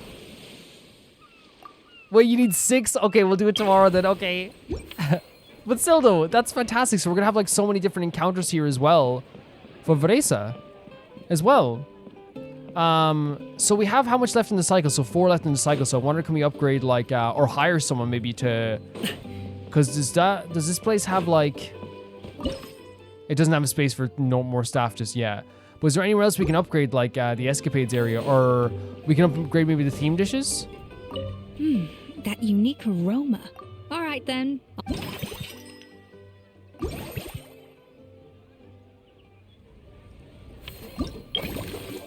Or maybe just upgrades them, yeah. How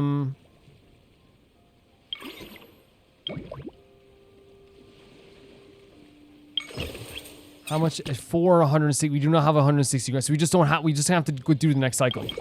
That's what's gonna have to happen. Take that. We're getting so many rewards for this as well. Look at the cash we're making. Yes, our wages are expensive, but our employees work hard. You know what I mean? Our employees work hard. So, like, I'm not too upset by that at all. Oh, yeah. Let's go. Melomana, it's your time. Friendly encounters. Siege Meat as well? Reach 80 satisfaction in Mellow Manor. Okay, we're gonna have to work on Mellow Manor as well. And there's, like, different, like, encounters. Let's go. So, Vrace's just here now? Vanessa. Oh my god, there she is, our girl. How are you doing? Whoa, is that amazing? Our hero, the Traveler? My gal. And Paimon too. That's so cool to just show up like this. Oh, I guess I shouldn't be too surprised. Mrs. Coiffier already told me you were the big boss We're here. the big boss? But when I saw you just now, I forgot myself for a moment. Be the big boss? For real now? I love seeing her here in that land. I'm Fontaine. Jesus. Fantasyland doesn't even have a boss, does it? Isn't it the idea that everyone works together to make it as successful as possible, and then we all share the profits? That's a pretty fantastic way of putting it. But wait a sec. Why are you here, Vanessa? Well, officially, I'm here to promote my brand. Not long ago, Mrs. Coiffier placed an order with me for her restaurant, as she often does. In her letter, she mentioned that showcasing my orchard's products at the festival would boost sales and help build my brand recognition. That's awesome. After talking it through with my parents, I decided to give it a shot. Fantastic. I'm so happy for you. Now that I'm done with the restaurant's ingredient order, I plan to sell the rest of my fruit directly to guests to help quench their thirst, Of course. You're like, no one better to do this. The thought of enjoying fresh fruit from Natland here in Fontaine does sound pretty appealing. Yeah, very much so. But with this many customers, wouldn't it be exhausting to watch the stall all day? Huh? Am I supposed to be watching this stall the whole time? Oh, I love her so much. There's an attraction over there called Movie Masterpieces, right? I heard some of the challenges are based on famous films. Some of those films have even been adapted into great comics. I'd love to go give it a try. Do you want to go? So, you're not doing any business at all? All work and no play makes Vanessa a dull gal. You can't. Let her play a bit. Back in the Collective of Plenty, I'd just set up a sign with the fruit prices, place a weighing scale and a coin jar to one side, then let people pay on their own. Oh my god. And here's the thing, in the Collective of Plenty, like, you know everybody there as well, right? That's a big difference. You know, and honestly, the way Vanessa talked was the way, like, you know, parents describe, back in my day, you could leave your door open all day, you know? When closing time came around, I'd wake up and check the accounts. Not a single Mora's ever gone missing. It's a very tight community. You've got a lot of trust in people. And we got that vibe from that community anyway as well. That was very tight. To be fair, that does sound nice. People in the Collective of Plenty are a law-abiding bunch. No one would even think about taking something without paying. Makes sense that tending your stall wouldn't take too much effort. Fontanian customers are no doubt trustworthy too, but let's just say they're not used to self-service shopping. They never heard of a self-service checkout. Plus, if you just leave the stall unattended as a Natlanese merchant, people here might think you're gone for good. In that case, I'd better start acting the part. I know, it's very sweet though that she was like, she brought her trust with her, right? She brought her trust with her. But I'll need to buy some things in the city before I officially open for business. Sure. I promised to bring back some Fontanian clockwork mecha for Kochi-an-san. Okay. Oh, and I also wanted to try a few rounds of movie masterpieces. After that, I should be able to focus on my business without getting distracted. We'll go with you. Mm-hmm. We might not be locals, but we've explored Fontaine quite a bit. We know our way around pretty well. In that case, give me a moment to get some extra fruit, a price list, and my coin jar set up. I get to go shopping with the Traveler! Oh my god. Nice. I love that the wrestler comes out of her in her voice there. So the next part's gonna be us going shopping. That's a good idea, right? That means they're not too long. That's good as well. Because here's the thing, I'd hang out with Vanessa all day, but I think it's also good for like the pacing of an event that you want people to get to all of them and want people to want to get to all of them. Yeah, I'd hang out with her all day, but like, not a terrible idea to make them like little short bursts. Not a terrible idea whatsoever. That's so fun. That's so fun. You hear like the way she talked at the end, the Traveler. She's like the professional wrestler came out of her. So to get to the other friendly encounters, right? We have to get to say the Sijmin one, we have to get our Mellow. So let's work on Mellow Manor and get the satisfaction rate up. Where's Mellow Manor? How is Mellow Manor's satisfaction rate not up yet? Where's the satisfaction rate on this? Is that just like a matter of like upgrading the place maybe? Oh wait, we have to get high satisfaction, so upgrade facility. Okay. And our business level's up again. And like that. And do the spaces open up? How do you open up these spaces?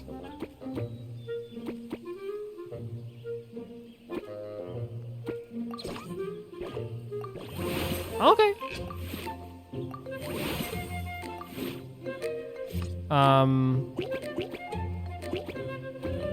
Maybe you can't open up all the spaces? So if I clear this and I put down some of the sheep.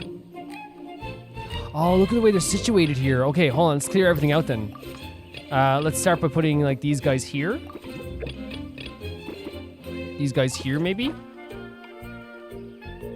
So these are large life form though, right?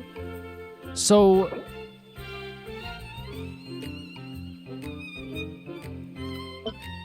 yeah, I just want to make sure I'm reading this again. So you have to put the ones that are similar habits living beside each other. Okay. So if we put this here... Wait, what? Oh. So wait, if I put this here like this...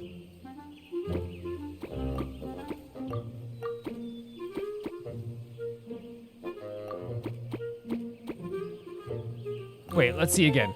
So we put what I did was I put these guys here. If I put them here, and then I put...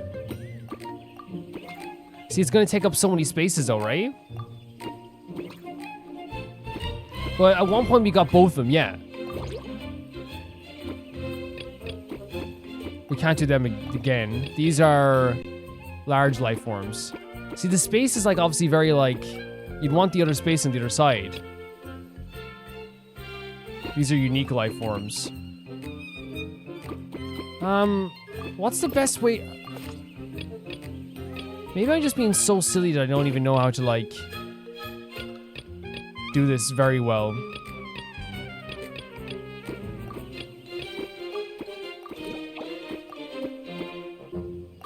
And maybe it's like, it's like, say, if I put these... No, that's not what I want to do. Yeah, because we want to make this, like, good for Sigewinne, who's going to show up then as well, right?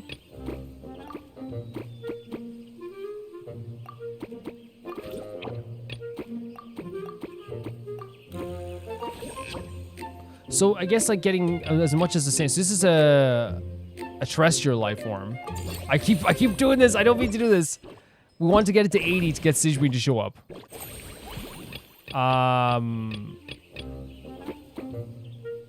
I keep pressing the wrong button.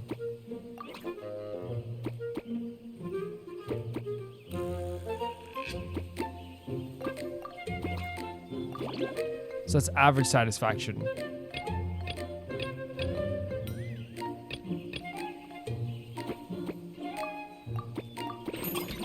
And that gets the high, but again, it's not high enough.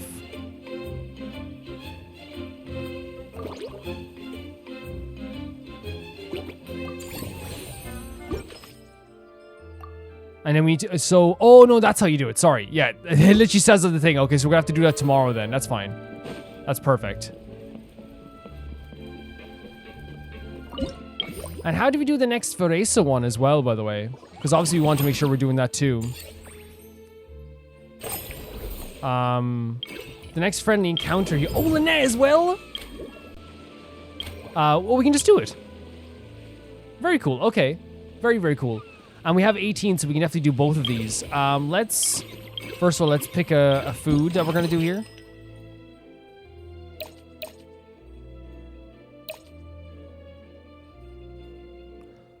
That's pretty freaking awesome.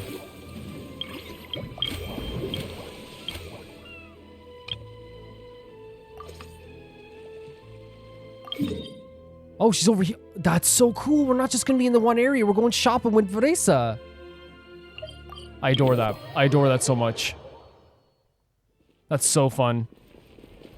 That's such a fun idea. Hello, boss. Hello, boss. I'm from the Collective of Plenty.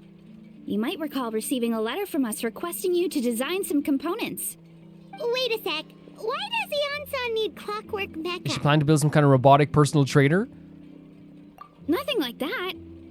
Our coach just wants to fine-tune her gym equipment so people can target different muscle groups more easily. Okay. She mentioned something about a rowing machine to focus on back muscles, as well as a pec deck and a leg press machine. Pec deck. The parts that connect the ropes and weight plates wear out easily, but they need to be strong. So Coach Ion-san thought she'd give Fontanian Clockwork Mecha a try.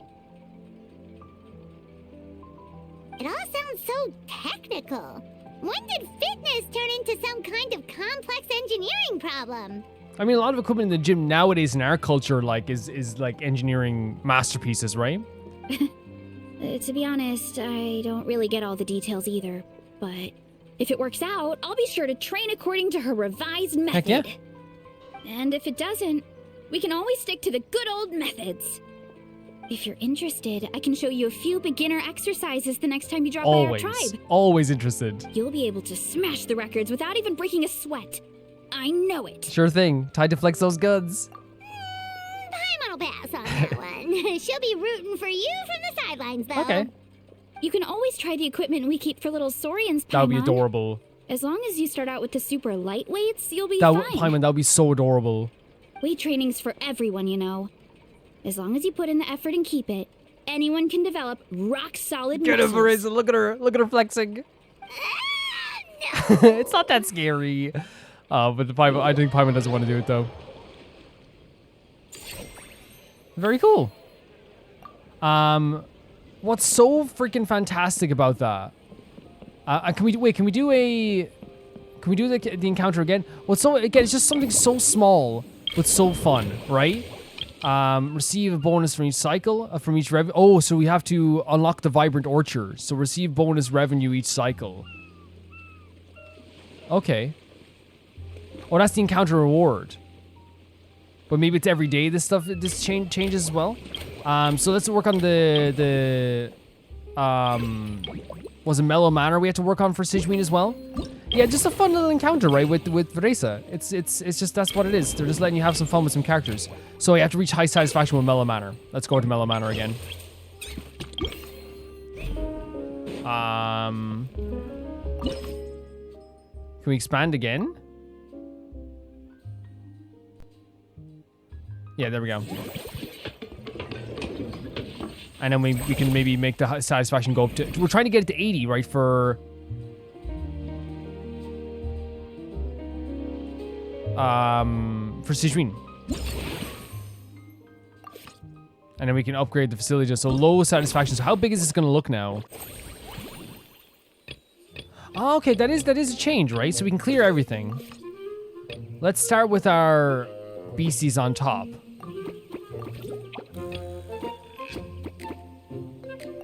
Right? And, well, actually, maybe we should...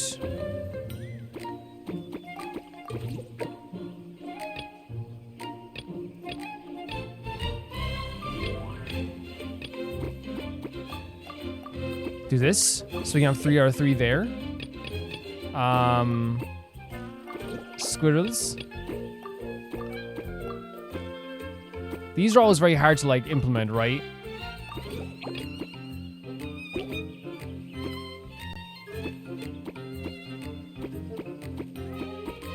So we put that there.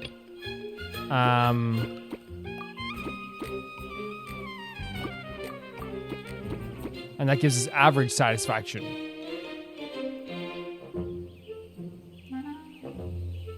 And what if we put more squirrels at the bottom?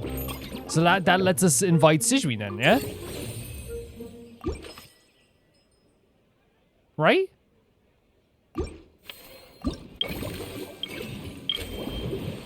But oh yeah, because we can do this without any cost. Perfect. And now she's over here. That's so fun. We haven't seen Sigewinne in so freaking long. This is the most fun thing ever. I like this. This is gonna pass the time. Like this is why events like this are so fun. Like I've already been playing this for 40 minutes and it doesn't feel that way whatsoever. You know what I mean? Do we have to wait for the aquabus? Is she down below? No, she's down below. What am I doing? I'm like, she must be on the ship up here. No, she's over here. Whereabouts is she? There she is, Argal. How you doing? It's been so long. Remember your dark story quest? I shouldn't say that. I'm not saying that to her, but it was fairly dark. Hey, hey, Paimon. Welcome to the Cheval Moran Film Fantasyland. Great introduction. You sure have your finger on the pulse. Actually, both. Navia told me about the plans of the Beauty Association's last meetup, so I've been looking forward to it since. The Beauty Association, okay. But it become so popular now that everyone's talking about it, even in the Fortress of Meripede. Many of our staff members are actually hoping to take time off to visit. That's pretty cool. And of course, she's like, into beauty products as well, right? Oh, your encouragement leaves Paimon feeling even more motivated than ever. I'm curious what your favorite genres are. Well, I guess I prefer animated films. You know, the lighthearted fun types, they're pretty good, aren't they? For example, there's a group of creators who come up with these magical stories about cute little animals, and I've watched them every last one of their films. Funny enough, it just so happens that according to our new regulations, well-behaved inmates are now allowed to spend their credit coupons on watching films up to 3 times a week.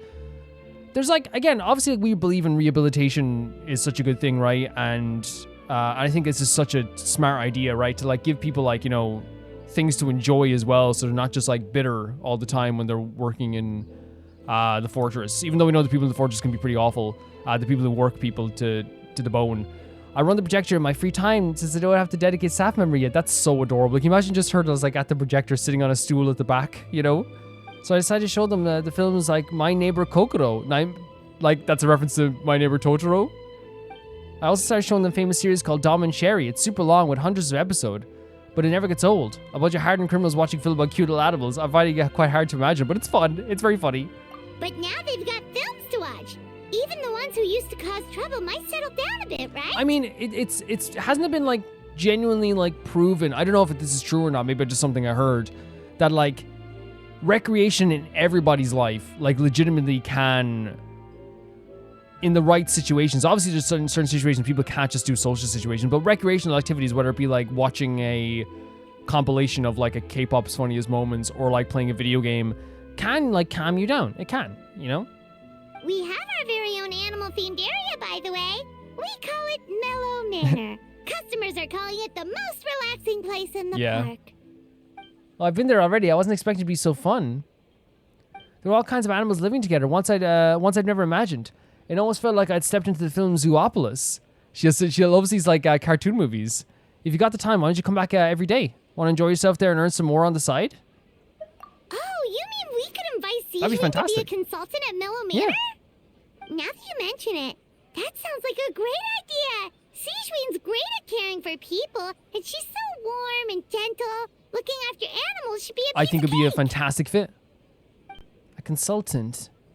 Yeah, like someone who gives advice and tells the park staff how to do their jobs better. And you seem very informed as well, you know? The workload won't be too heavy, but it's important work. Besides, you'll mostly be playing with the animals. Yeah, and like if I 100% would trust Sijin with any management stuff. That sounds like a lot of fun. Sign me up. Great. As happens, things aren't busy in the fortress right now. Had I known you were recruiting for this position earlier, I might have even applied myself. But before I start, I'll have to make arrangements for the medical team in my absence, borrow some related books from my doctor friends, and last but not least, prepare gifts for the animals, you sweetheart. If it's not too inconvenient for you, why don't you meet me up at the Maricot station sometime soon? No inconvenience at all. We'd love to. With Sijin on board, Mellow Manor's gonna be even better than before. She's so excited. Paimon has a feeling our revenue's gonna shoot through the roof. Heck yeah. That voice pipe over us. Shoot through the roof. Unused funds can generate additional income. Okay. I think it's pretty fantastic. I think it's just like, even again, these fun encounters, but here as well, like, you know, you had Sijin talking about how she loves cartoon stuff, about like cartoon movies about like fun animals, and then Wander's like, oh, maybe you could like do a, you know, help out with the animal place, right? The place where we do have all the animals, what you call it, the place where we have all the animals, you know, situated. And like, it's like, it just makes sense that she'd want to help out as well. But it's just such a cute encounter as well. And they also add, like, you know, she obviously is working in the Fortress of Mirrorpeach. She needs to make people cover for her as well. But that's also true for, like, you know, like, there's a lot of stuff happening, not a lot of stuff happening right now, but also at the same time, I think it's also fair to say that we have, how do I say it? That we have, you know, Risley's outside of the fortress and Sigewin, so it makes sense she wants to go back and, like, make sure everything's under control, you know? We went down in profits a little bit because we're more wages, right? And we have, obviously, we're upgrading stuff at the same wage as well, but still, we have 1 million more right now as well. In terms of the theme restaurant, upgrade the same attraction 2 times this cycle to increase the revenue for. Okay, each time you spend the funds this cycle, you'll be guaranteed to reduce 20% and half the amount of action points. The next time you expand any attraction, probably a good idea, right? Every one of them can be expanded, right? Every one of them. But let's see what the requirements are for Lynette's, right? So Lynette's requirements are level 8 with electric escapades. So let's upgrade electric escapades. I think that's such a good way, like, and such a good reward as well for the player, right? You get these really fun encounters with these characters. Upgrade facility. Number of action points going up as well, by the way. Fantastic. And we get to expand things as well. Oh my god, I love the way they're showing the changes as well, right? Like right before our eyes too. And we have to go formulate this as well. We're on like, what level is this? I guess we have to formulate it anyway, but let's see what level this is at as well afterwards. I'm having such a good time. This is so fun. And like with Sigewin showing up as well, like I think what this is doing with Sigewin showing up and with like, I know like, you know, whenever like a Natlan character shows up here, like I love how they like don't have to explain it because they could just be like, oh, I want you to come to a fun festival. But like it's a long trip, right? It's a really long trip. Novelet sent someone to contact us this morning. Oh, the main mission. That must mean there's been some progress. No time to waste. Let's head out. That's gonna be the next part I do as well. Yeah, like they could just have Vanessa be like, oh, like I just showed up because it was fun, and no one would question it, right? Yeah, there might be someone online be like, wait, she just showed up to Natlan, you know what I mean? But I don't think anyone's gonna, I think it's just me being very happy to see her. It's the same with like Sigewinne, like, you know, showing up here as well with the you know, outside the fortress. That just makes sense, obviously, because she's going to a festival. I think people wanting to see a festival on its own makes perfect sense, right? But I think what's so fun about that whole thing as well is that Genshin loves context, and they love caring about context. So to have, like, Sigewinne be like, well, this is so pretty, by the way. I have Sigewinne be like, well, yeah, like, I have to make sure there's, like, people that are still taking care of the medical staff there, and I have to make sure everything's going well over there. Adds like a layer of groundedness. We always talk about how Genshin loves to like have these wild and crazy stories, but they ground everything with like the realism within its own world. Everything feels real within its own world. Vanessa being like, I'm selling all my fruit. Sigewinne, I'm, you know, I'm here like, you know, just to see the festival, but also like I need to make sure everything's like okay if I leave there, if I leave the fortress. It just adds that layer of realism that we love a lot. We want to get to level 8, right, for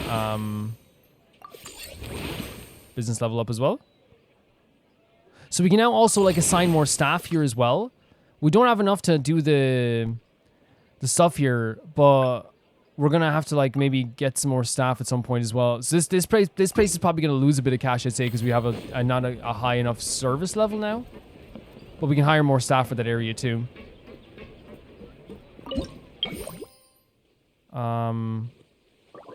Yes, the server quality was going to go down for a day. Of course it was, 100%, you're right. But now we can go, first of all, to the theme restaurant. Mellow manners increased. Okay, we'll take that. And then let's go to the staff center. And we need to hire someone for electric escapades, right? Oh, okay, so if you don't have someone you want. I think we should spend the cash. Yeah. And then hire them on for this business right away. We could have put a Helena on obviously as well, but like I think they want to kind of like have us like have a higher service level as well. So let's see what this will get us now as well anyway. If you go to the staff center.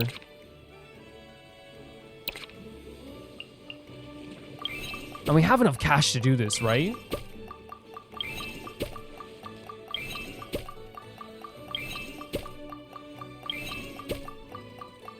And we don't want our staff as well, like, to be, I guess, too, like, they're going to be expensive. They are going to be expensive, right?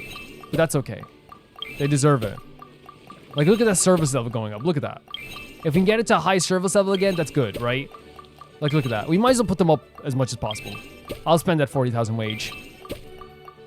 I'll spend that 61,000 wage. You kidding me? And then we have friendly encounters again. And this time we have Lynette. We have Dia as well. Which is going to be so freaking cool. But let's do Vanessa's part 3, right? Cost 10. Yeah.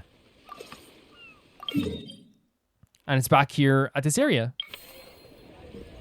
This has been so fun. So fun. Hello, Vanessa, how are you? The close-up as well. Time to show off how fast I can run. I'm gonna go have a blast, then come back, calm down, and focus on running my fruit stall. Don't forget to grab some water and snacks to keep up your energy. I love we're worried about her as well. Because obviously she loves food, right? She loves food, and that's one of my favorite things about her. Like, you know, and we talked about how like her tribe also like adores that aspect about her too. You know, they support her love of food.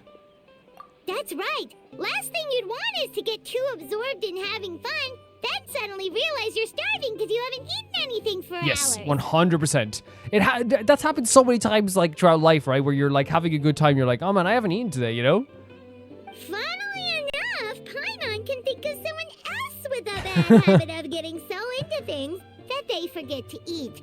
No matter how busy you are, nothing's more important than staying well-fed, hydrated, and healthy. I mean, true. Well, so you know someone like that too, huh? I wonder who that is. They need to fix their habit, that's for sure. I love the fight. It's like literally like, again, this is one of the reasons why, you know, when there's a joke sometimes of like, Paimon's here too, or whatever, like, but I've said a million times, like, she is like not only a fantastic guy, but such a good support system for us as well. Like the fact that she's worrying about how we're eating and like how we should be eating at the right times. It's fantastic. No need to worry about me, guys. I do a lot of long distance running, so I always make sure to bring some food and water with Great. me. This time is no That's so good. exception. That's so good.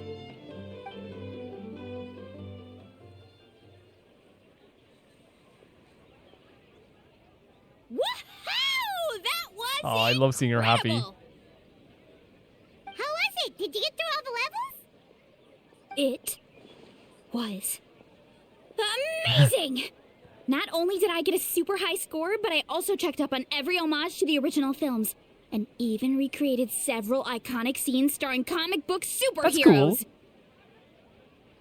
I'll focus on doing business this time round, but if there's ever another event like this, please let me know as early as possible. 100%. I want it. 100%. We'll let you know for sure. It's a deal, superhero specialismo.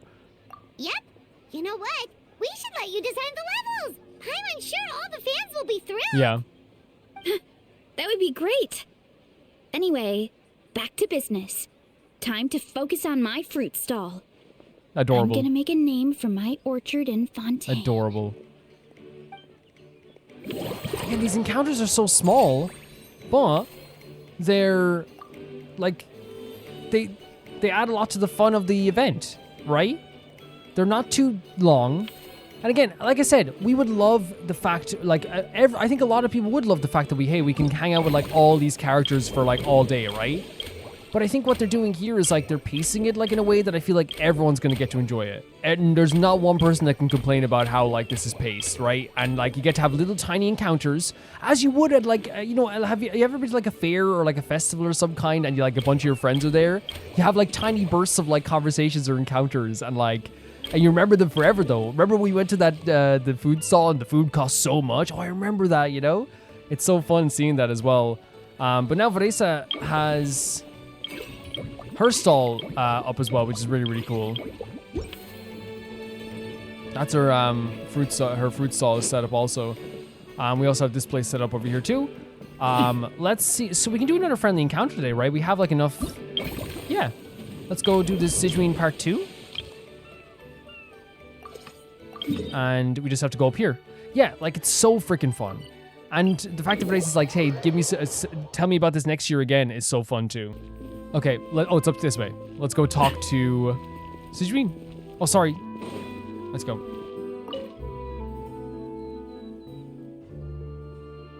You're here.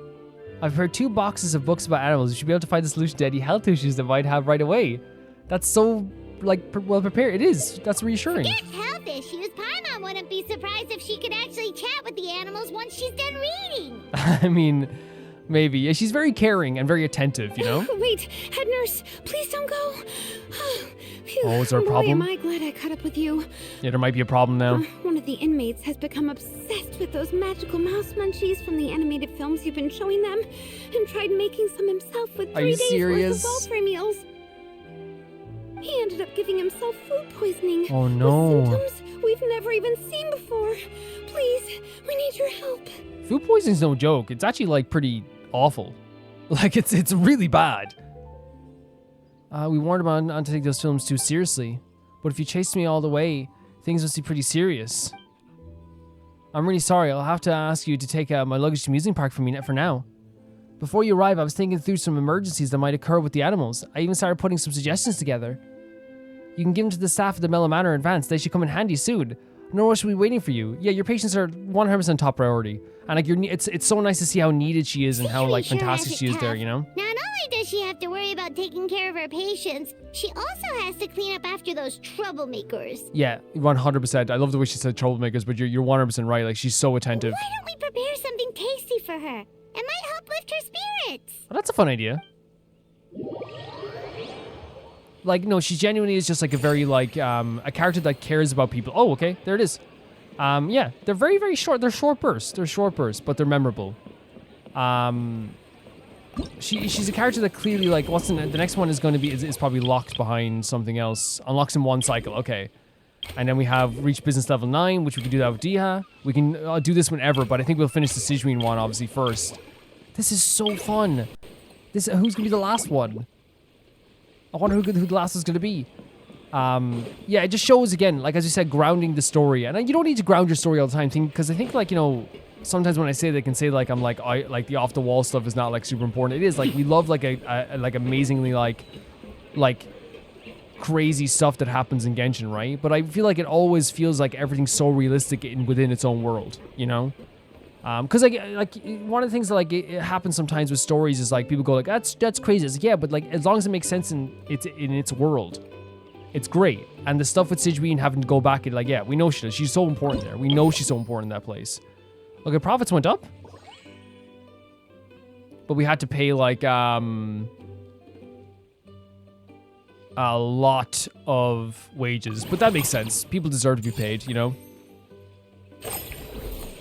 We can do more friendly encounters. Let's make sure we're getting this done as well. Sure. Let's take that, no problem. We can hire more staff, but I want to make. We'll do the last Sigewinne friendly encounter, and then we'll worry about all that stuff as well. Is she back here again, or is she in a different place? No, she's over here. Oh, she's sitting here. But this is, you know Navia, right? You know Navia. Navia is very sweet.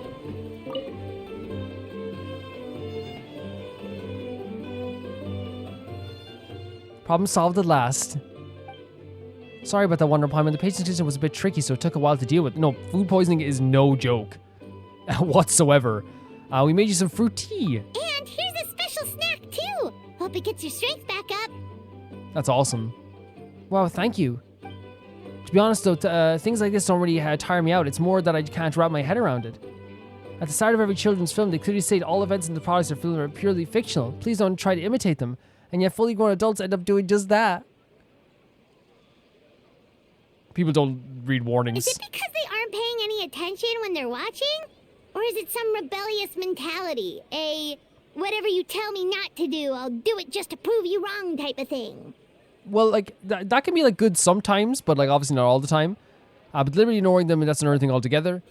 Not going to be much we do if they don't read warnings at all, yeah. I mean, like, especially if movies are, like, not, like, as well-known as they are now, but still, I still feel like a lot of times people recreate stuff that happens in movies nowadays, too, and it's very dangerous. So maybe they're trying to do a commentary on, like, modern society as well. Maybe this is starting to get a bit too deep. If a chance, I'll speak to His Grace Monsieur Neverland and see if we can think of a way to prevent such issues. For now, let's focus on the mellow manner instead. I might be late, but I'm here now. This is so cool. This is so fun. Beautiful shot. Sigewinne's like, yeah, I'm going to work. Okay, there we go. Short burst of conversations. Is she over here at the stall now? She is. That's so fun. That's so fun. Like we're like building up like a group of characters to be around here. So the next thing we can do then, in terms of friendly encounters, we can actually begin the encounter with Lynette right now. Right? And she's over here as well. Oh my god, Lynette. I'm so excited.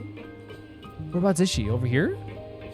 Oh, she's right there. How nostalgic is it having Lynette on a pier?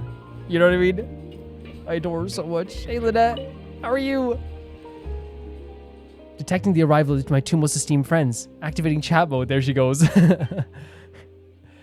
Hello, Wonder and Paimon. Hello, Lynette. Were you invited as a special guest too? Yes, as director, we know a director we know invited us to come here to unwind just as well. It's an opportunity to recharge. Fantastic. Us? Wait, but Paimon hasn't seen Linny anywhere. Yeah. Well, that's his own fault.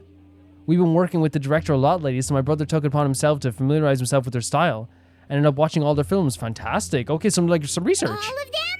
That's some serious dedication right there. I mean, that shows how like good he is in terms of performance and stuff like this, right? Like to do research is so important in any type of artistic field you do, right? Even if it's like, you know, if you're drawing and you're like, oh, I don't do a lot of research. It's like, oh, well, what do you use as references? It's like, oh, well, I usually just draw like a lot of anime characters. Like I draw like haiku characters a lot.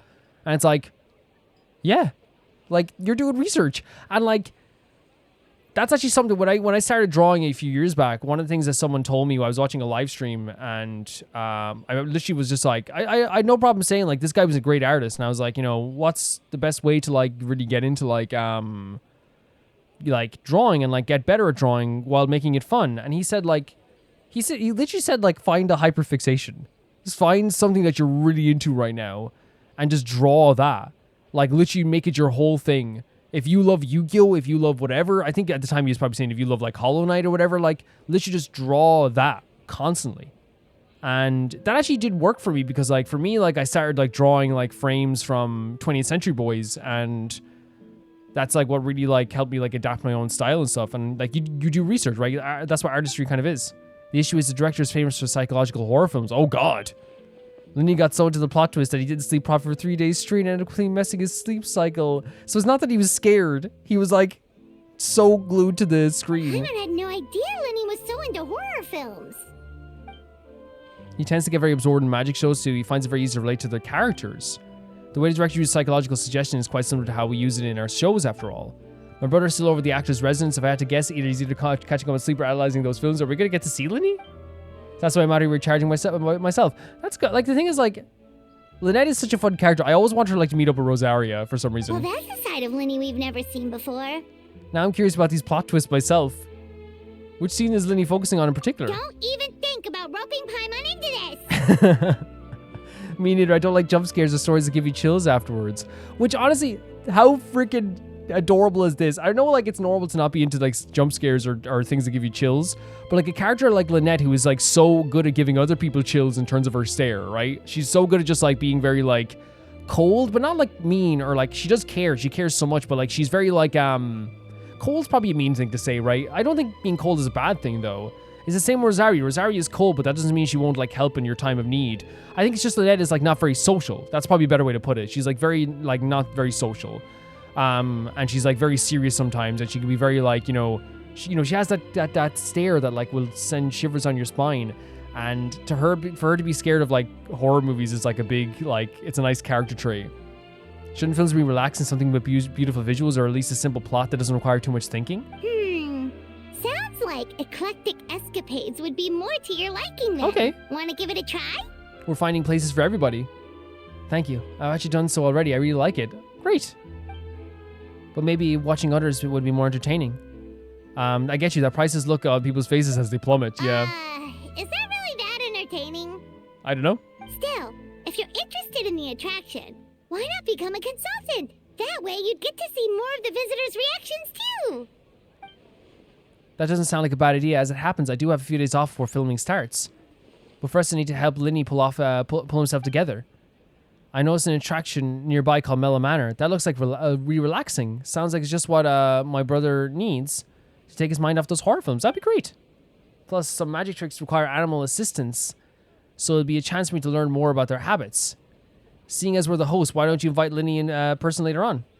Why don't we go? Oh, that'd be fantastic. Yeah. If we can get Lenny on board, the Cheval Moran Film Fantasyland will be even more popular than it already is. Yeah, and Lynette. But she's already on board, so I know what Paimon was saying. So in terms of the next encounter, it's going to be the next cycle, right? I bet, yeah?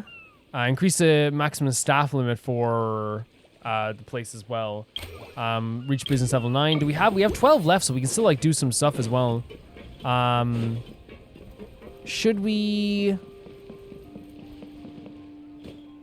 Let's see what we could upgrade left. So we have like Mellow Manor is 6 out of 15. Movie masterpieces, maybe?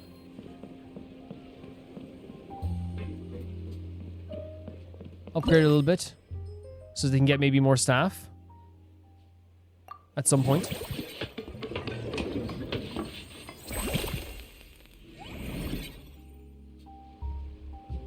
Okay.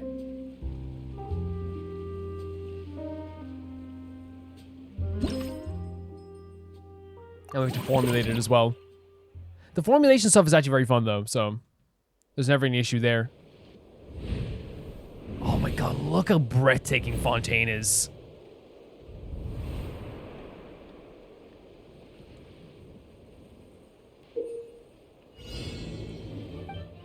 So we can slow down time if we need to as well. Look at the way the movie, like, the graininess of the thing shows up as well.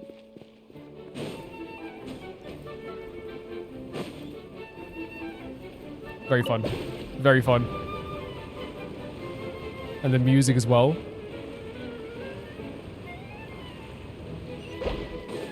Oh, that's kind of terrifying though. And I think maybe it's just my fear of heights. But that's really scary to me. Ah! Help! Help! Help! Help! I know you're supposed to use the thing, but I want to see if I could do it without the slowdown for a second. I have no problem using it. You know what I mean? I'm not like, oh, we'll definitely have to use it. Look at this. Or will we? What do you guys think? We got lucky there, for sure. Oh, it's disappearing every time it hits here.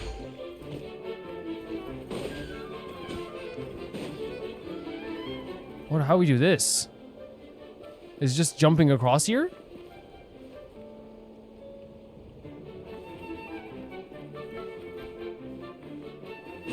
Oh, here we are. Oh my god, that's absolutely terrifying. This is so scary. I'll slow down time just because we don't want to do it again, you know? I don't know why I went to there. I do not know why I went to there. We went to there. Where are we starting from? Oh, that's so kind, game. The game is so kind.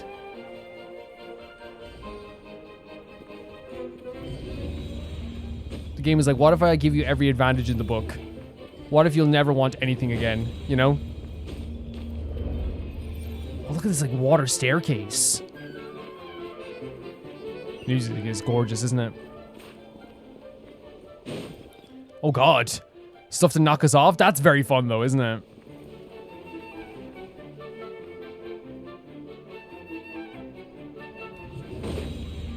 How long does it last for? Not that long! I'm in heaven. This is so good. Look at Fontaine is glorious, isn't it? It's really glorious.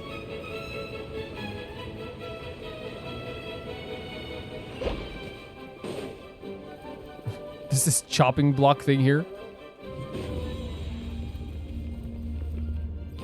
Oh, God. Insane stuff. Oh! I thought we... Oh, I meant to do that. What I meant to do all of that. That was intended. Yeah, like, I was thinking, like, you could do it like a spin thing. Remember I said that? Remember I said you could do a spin thing? We can't upgrade the facility tonight yet, but we will upgrade it tomorrow. But we're gonna be doing another hangout tomorrow as well. How much do we have left? 3? Yeah. We're still making profits, which is good, right? Like, that's the good thing about it. We're still making profits as well. We have another friendly encounter to do with the net. Begin encounter. And she's over here. I love this a lot. I do love this a lot. Like, I'm just like it's one of those things as well that, like, it's passing the time so much that, like, and I think that's the intention as well. It's like mini games, small encounters, small bursts of mini games, management games. It's like one of those games that is like a time sink, but it's like a really fun time sink. I think they understand for mini games like this and management mini games, a lot of people like don't like, while waiting is an important part of it, right? I think it's also like, you know, they want you to always have something to do. I think that's such a good idea as well.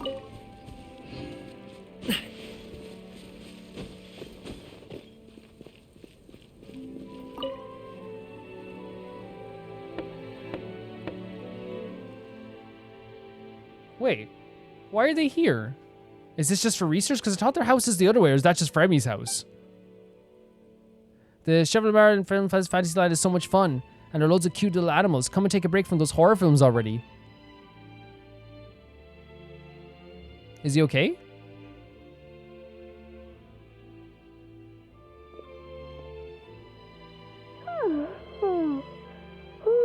Delighted to hear that you've been enjoying yourself. Lydia. I need to concentrate on this film for now. Those animal assistants will have to wait. His voice sounds so weird, muffled through the door. I just need a little sleep. Every time I close my eyes, I keep thinking of new tricks. So tired. Can't sleep, but can't get up either. Then why don't you go out and have a walk? That'd be fun, yeah? That'd be fun, cute animals. A change of pace should stop your mind from wandering. Wait, Traveler? Paimon? Oh, he didn't know we were here, yeah. Here as well? He's like, I got a flirt. He's like, wait, I got a flirt. The marriage is in the park and about to become a consultant for one of the attractions too. In that case, count me in. Not just for my own sake, of course, but to support my friends. He's like, I gotta riz up this Traveler. Give me a moment to freshen up. Look, a little laugh. There's one person that you can't say no to. It's you, Water. You're in the league of all your own. That goes without saying. Yeah, we know. That flower said it, everything. I'm not sure exactly how long we've met by a moment, but why don't we meet up back at the venue? Fantastic. Sounds good. Getting Lenny to cheer up and visit the amusement park's surely our greatest success yet. I absolutely adore that. And you know, I don't care what anyone says. You know for a fact that he was like, oh God.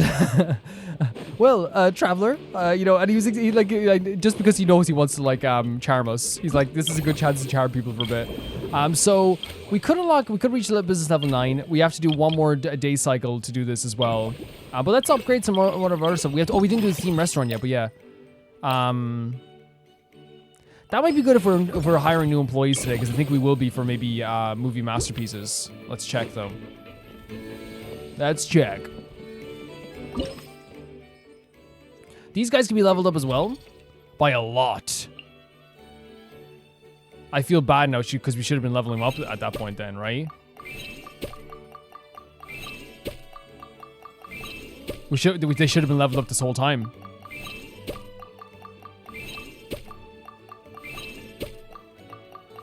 You know what I mean? They should have been leveled up this whole time. I can upgrade more? Oh, you can. One more level. Upgrade facility. And then one more should have more staff. A lot of cash. But we have a lot of cash, though. And we get Dia as well if you want to talk to Dia. Sumeru Theme Zone, Eremite Camp. A scenic area that blends together views of the Port Ormuz and Eremite camps. Walking through this one-of-a-kind set piece is sure to bring visitors. This is so important. This is actually so important to me. And it's not just like this idea that we might hire more staff and then do the next cycle the next day anyway.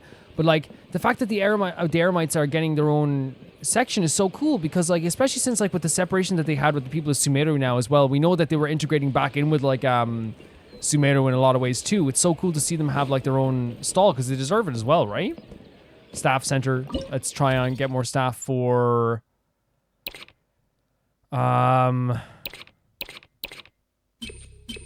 movie masterpieces. Costs a lot of money, but we have a lot of money, right?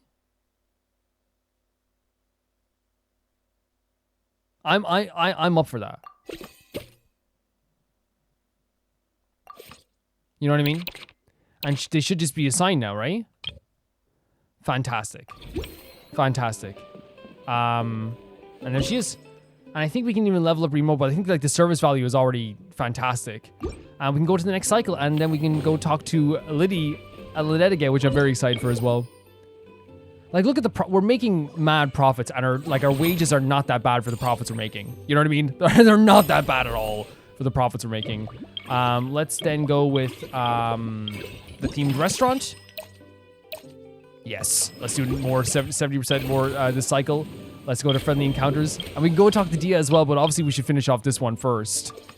I'm so excited to be Dia as well. Who's gonna be the last one? I wonder. Is Linny there too? Where is he? Where's Confidence King? Oh my god, there he is!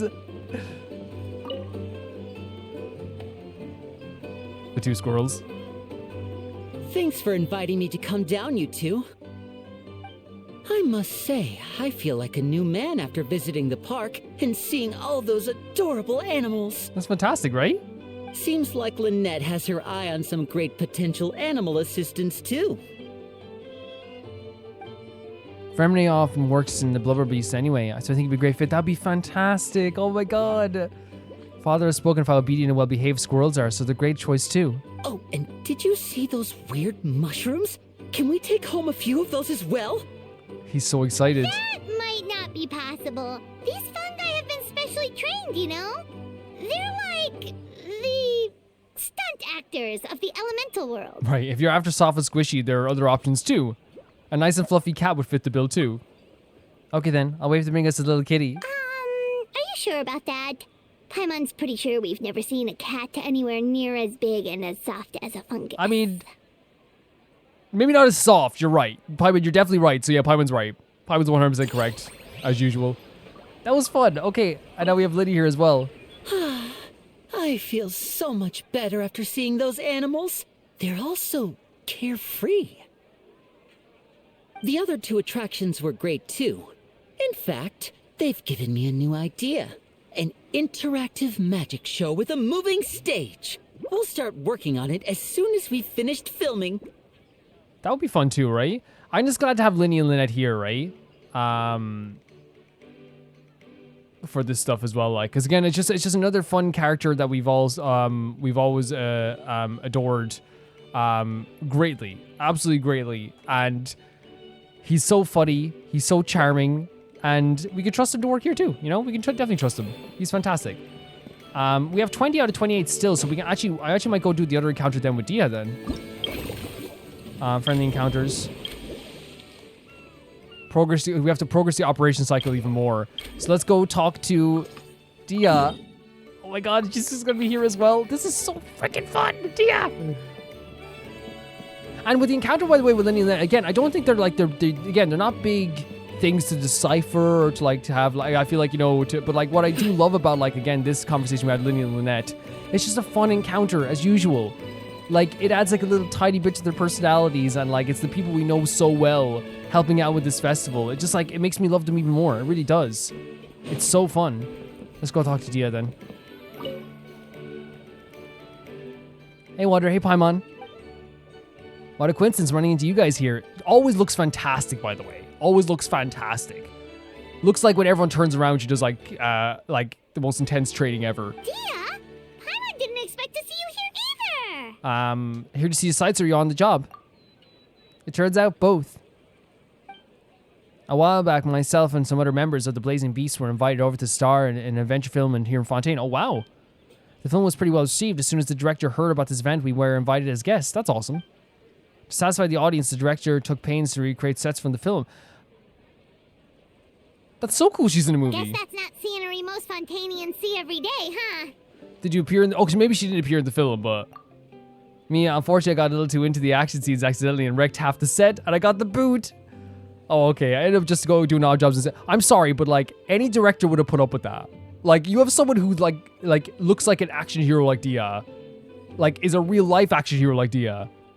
And you're not going to put them in their movie, even if they could destroy 10 sets, and you're making $1 billion more off of Dia. Wait, aren't fight scenes supposed to be as realistic as possible? Surely the more punches that land, the better. Pi was like, why don't you just punch them right in the face? Well, the production team didn't have much of a budget, so okay. So if they shot a few more takes and the set collapsed again, they would have gone bust. Okay, that makes sense. I just know that if you had Dia on your poster, you're making like $1 billion. Plus, even the toughest fighter that we had in the crew, Uncle Scimitar, couldn't last more than a few moves against me. And what was his role in the film? Actually, no, he was playing one of the key villains and was supposed to perform a grand sword dance in front of the protagonist. If the things had gone how they were meant to, it would have been an amazing fight scene. But the lead actor, exhausted from working all day, was so hungry and in a rush to wrap the scene that he improvised and pretended to shoot him with a gun instead. After thinking it over, the director decided to keep the scene, and to our surprise, the audience loved it and even turned Uncle Scimitar into a bit of a star. That's awesome. I thought I'd seen that guy somewhere. He was working for us. In a little while, he's going to be very busy signing autographs for fans, something I should really be helping out with, actually. But now I've run to you guys. How about this? I'll go give him the heads up to get them to cover for me, and then we go out for a drink or two. That would be fantastic. You sure that's okay? No, I'm so up for that. We're all friends, so why not? Running into you and Paimon in a foreign land is the best surprise I've had today. That's fun. Yeah, no, it's great. It's great. I've heard a bar called the Rusty Rudder along the coast of the southeast. I'll see you there. Again, this tiny short burst, but now we're going to get to go for a drink with Dia as well. Let's see what else we can, like, wrong one there. Let's see what we can upgrade here as well. So if you can upgrade Mellow Manor maybe as well. Upgrade facility. Upgrade facility. And then go expand. Expand facility. We don't have enough to expand the facility, but we have high satisfaction, right? Which is good. Still, we have 80 satisfaction. But we can also level up the characters here. So you're level 10 out of 15, you're level 9. Yeah, let's train the staff. We have enough cash. And we want to keep the satisfaction high. I guess like we don't need to level them up anymore. But 5, we have 5. What can we do with 5? Hire more staff for some places maybe? Lupine Pauline just wandering around here, so Lynette's just over here as well. What I think it might be a good idea to check the satisfaction on each place, right?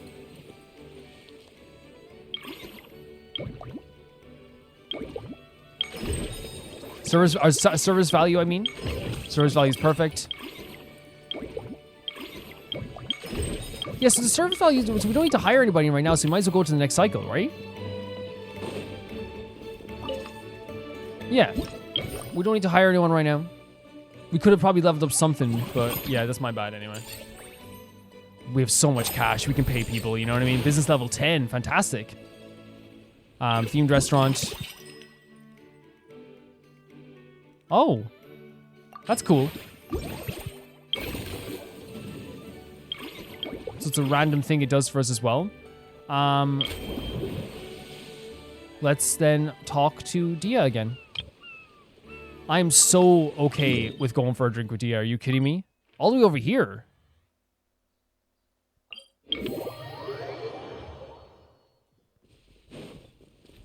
Such a joyous time for all of us, guys. Such a joyous time. And what I might do is, I might put like all of this at the end of the video and put the story at the start. I think that might, would that make, but then again, we'll see how it goes, because I heard that like this that can also unlock some story as well. So I might put a timestamp in. We'll put a timestamp in where story stuff is and where event stuff is. Yeah? Would that make sense? I think that makes sense. So I'll put a timestamp in for when chapter 1. And honestly, I probably should do that with like act 1, act 2, yeah, I should be doing that anyway. I make so many videos that sometimes I don't have the time, but like I could definitely make time for this as well, especially since we're doing so many of the events, you know. We can definitely do that. Especially since I think now this video is since we haven't even done the last part of the story, I'm guessing, wait, no, I went to the wrong place. I went towards the main quest. I'm thinking that this sorry about that, Common. Is it over here? I'm thinking that the main the quest, the last part of the quest, usually the act 3s aren't as long, but still it doesn't matter because usually I take an hour on like a 30-minute thing. So if it's like an hour-long thing, even we're taking 2 hours on it. So this is probably gonna be like a 5-hour plus video, I'd say. This is so, what a cool bar. I've definitely not explored this place as much as I probably should have. Where's Dia? Under here? Like she usually stands out pretty well. Oh, down here?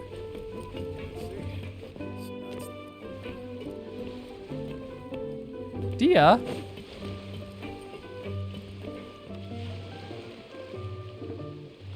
Wait. Oh, in here? Oh, okay. I was like, Dia's not someone that, like, you know, like she's a very like fiery clothing, you know? You're not gonna like not recognize it from a distance. That looks really cool. Here you are. I took the liberty of ordering you a Misty Sunrise. It's basically a bull fruit juice, but flavored with Romertire flower and Topala lotus extract. That sounds cool. For Pine Pit to Cloud Top Slumber, a special blend of milk and single origin Yawan tea, top of whipped cream. That sounds so freaking good.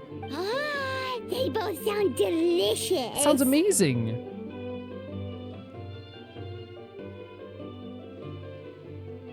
But how come you seem so familiar with this bar when it's your first time here? Paimon's never even heard of the drinks you ordered us. We wouldn't even know where to start. All part of the job. Being a merc means adapting to new environments. You get used to dealing with the unknown. Okay, fantastic. Taverns in different parts of Tivat all have unique customs, sure, but you pick on some tricks when you comes to chatting up bartenders. Okay. Honestly, having a stable job might bring you a sense of structure and security, but it sure gets boring over time. Never a dull moment when I'm with you guys, though. There's always something unexpected to keep me on my toes. Honestly, that's amazing she said that because I think it's like, yeah, everyone has different skill sets, and look at the stuff we do in life versus the stuff she might do in life versus the stuff that Dunyazar does, the stuff that, all these different characters do. Bring them all different sets of, like, intelligence. And we talked about that with Aurora in this episode as well. He has, like, a different set of intelligence to everyone else as well. Yeah, we see some pretty wild stuff. Anything exciting, lady? I'm all ears. Where do we begin? Literally everything that's happened has been pretty incredible, if you think about it. I mean, yeah, what just happened in Mondstadt is pretty huge. You know? Dude, the jobs you take now are no joke. If a merc were to price them, they'd be worth some, merchants make in 6 months. The Mondstadt thing probably for sure.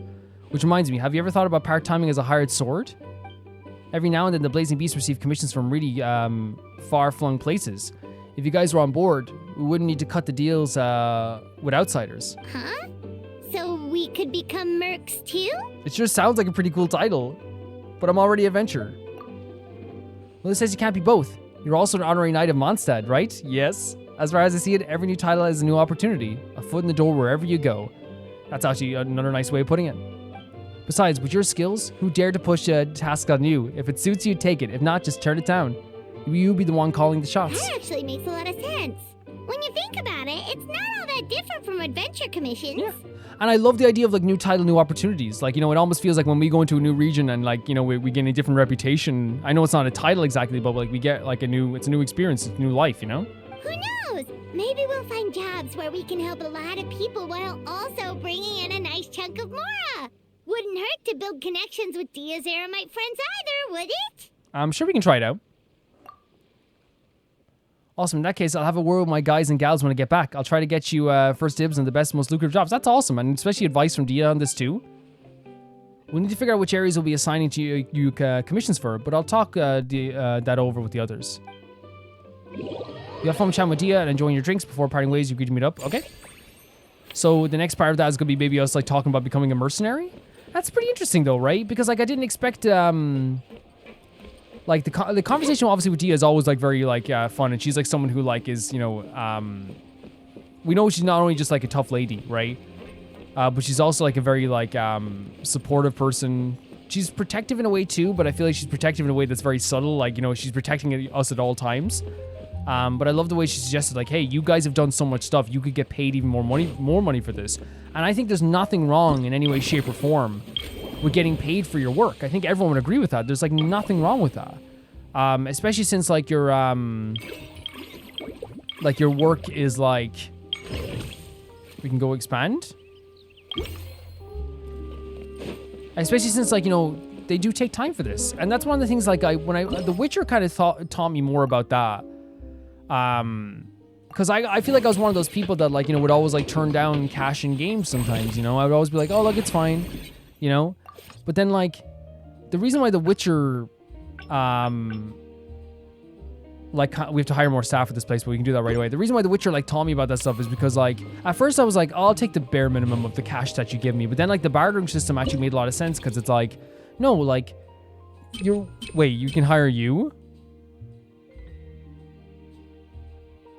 Of course we need to recruit a blubber beast. Are you kidding me? Yeah, and like, it's like he's working hard. He's doing some dangerous stuff. The same with the Traveler. Of course he's gonna get money for his work. It makes perfect sense to get money for his work. The service value is pretty good as well. So let's actually upgrade some our blubber beast here as well. I think it makes perfect sense that the Traveler and Paimon would get paid for the work, you know, and to want more opportunities to get paid as well. There's nothing wrong with wanting to expand your business or wanting to make, you know, be paid for fairly for what you do, right? And everyone should be. Not everyone is. Let's be honest. Some people work themselves to the bone and don't get paid fairly, you know. That's just, you know, horrible stuff that should be rectified. Nice stuff. And then we can manage the market because we have new spaces now as well. I like to clear everything all at once.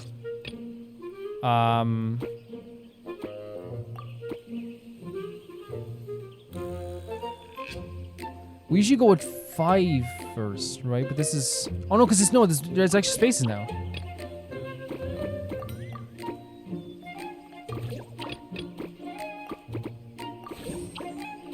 Oh, we don't need 3 there, so maybe if we...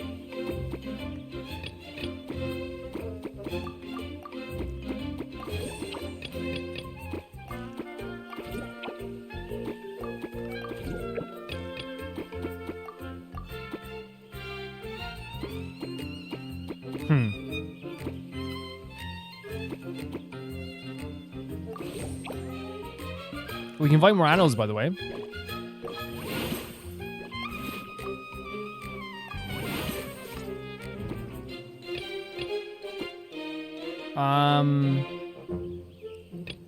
Let's take this away for now and let's put in some of these guys for a bit as well.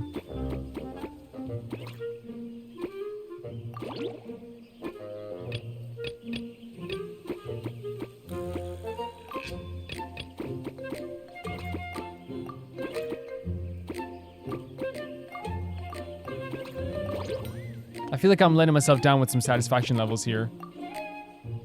But see, it's average. We need to find a way to, like, improve this completely, right?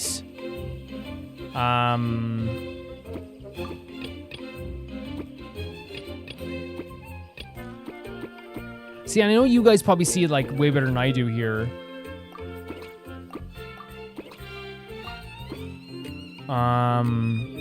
So what if we put them there?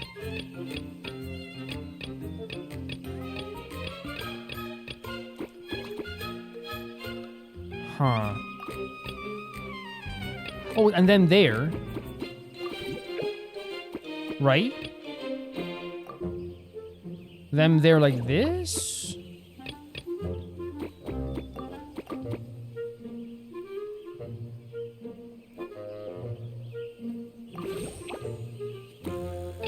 And then these are considered large life forms. But see, now we have 2 spaces left over as well.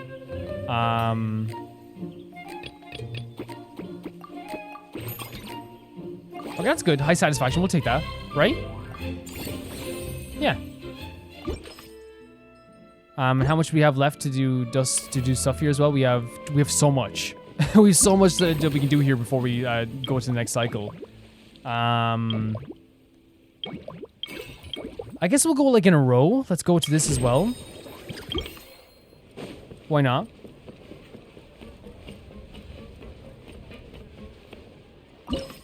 What's the highest level that they can all be expanded to? I wonder. Like, we have so much cash to do so. I guess it's 5 stars, obviously. And go formulate this as well.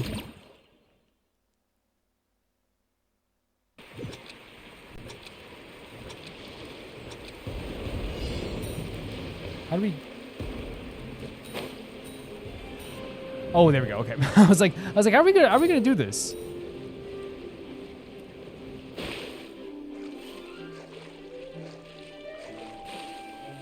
Like, is there a way to, like, push up even more?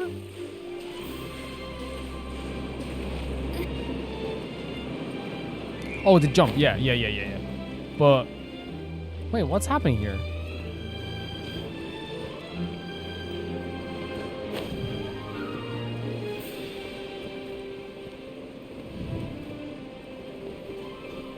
How do we get all the way over there? Oh, I'm an idiot. Sorry, guys. Yeah. very simple stuff. I just never used it before. That's my bad. Oh my god, let's go over here. Let's go. Let's go. Oh god.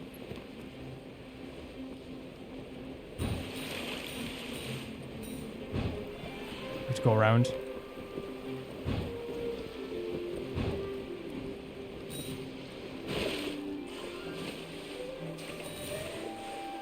I feel like such an idiot when I have to do this then when it's a flying thing. Is there any way we can like restart and do it go again?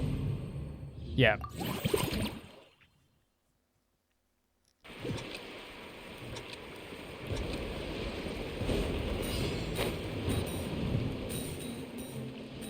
Yeah, because look, yeah, using this special ability obviously is like what you want to do here.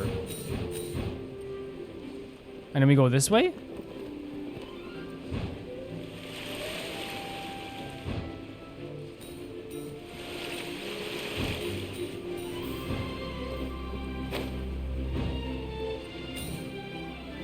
I don't know. Maybe you guys can probably give me like better hints on how to do that there.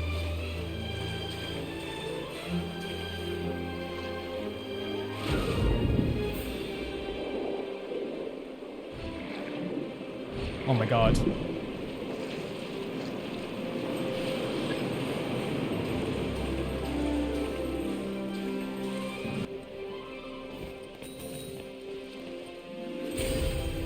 We can go back and get them, right? Or there's coins over here too that I missed too. How do you go up in the current like this as well? There is a current. Oh, there's a current here. I was very confused on how to do that there for a second here. Like how to get out of the water here as well.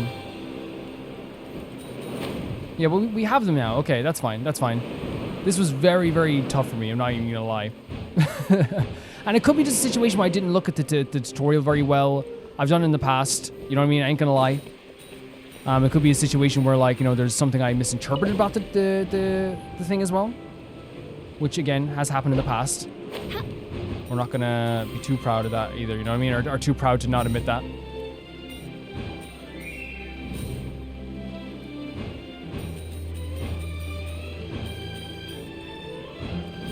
Oh, God. Oh, we have enough. We have enough. That's good. Great stuff. So they are going to get a little bit harder for me, obviously. We've seen that here. We'll take that. And it brings up the service value as well, the max service value up, which just means making more money, right? Upgrade the facility. We have the cash to do so. We don't have the time to do so as well, but we can probably level up our characters' levels now as well, right?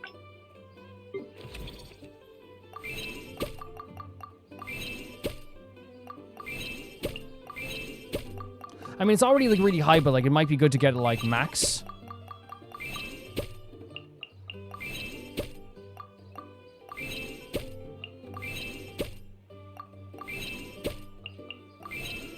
Yeah. And then we can do the next cycle the next day and then go talk to Dia, right?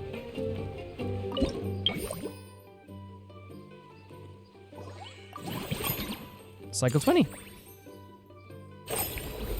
Themed restaurant, we'll always start off with that.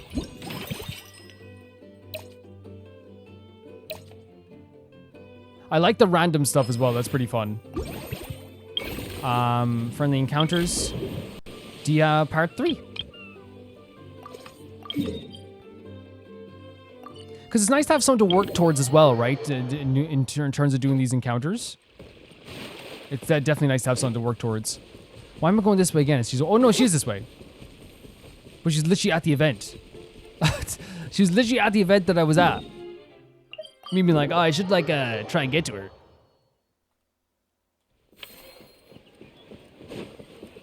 Whereabouts is she? Over here. Beautiful stall here. Beautiful. Wander and Paimon, good news. I spoke with the crew. All Blazing Beasts are fully on board with the idea. Fantastic. Any commissions we received from the region in the West Hypostol Desert, north of the Desert of Harmata, east of Ardry Valley, and south of Ardvashan Realm are yours. We haven't had many lately, but in the past we've usually gotten a few good ones every year. The pay's insane, but so are the risks. The type of work that normally calls for a team of heavily armored mercs. But this should be right for you. If we're any easier, you might not break a sweat. Sounds perfect. You're so quick, Dia. Everyone agreed just like that. Guess that means we're now official partners of the Blazing Beasts. I'm so excited. Hooah! Watch out, world. Oh my God. There's a couple of new mercs on the scene. Maybe Paimon should give herself a proper mercenary. Whatever you want. Whatever you want. When you're working out in other nations, don't forget to give the Blazing Beast a little plug now and then. We protect, you prosper.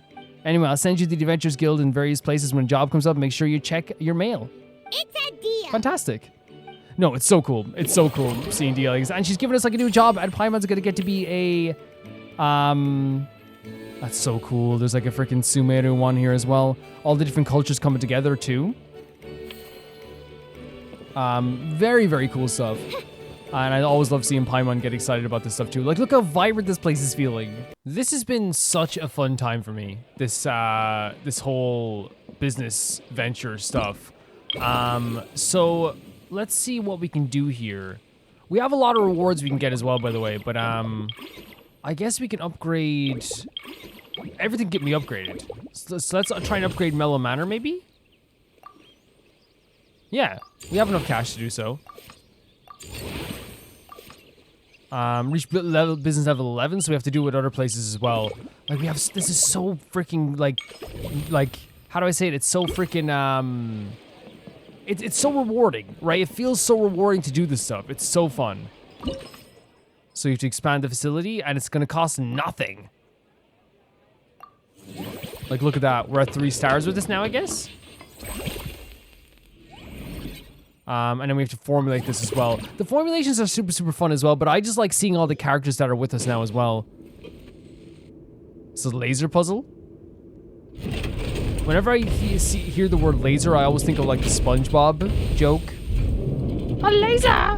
When he's trying to clean the speck off of a plate. Jesus Christ, look at this. You know that? Like, I always think of that. Oh my god, the Fortress of Meropide kind of theme, right? But you know when he's trying to clean up the plate? And he goes, a laser! It's like so fun to me. Maybe it's only funny to me. You know when you say a joke, but like you're doing a Let's Play, so you don't know how, oh god. You don't know how funny it is to other people? This is pretty nuts. I was like, what does this remind me of? And I'm like, oh yeah, like I just played Sonic Adventure 2. And this was a big thing in Sonic Adventure 2. Let's go. Let's go, look at that. I got hit 22 times, but it's okay. Oh, we just go over here? I was thinking.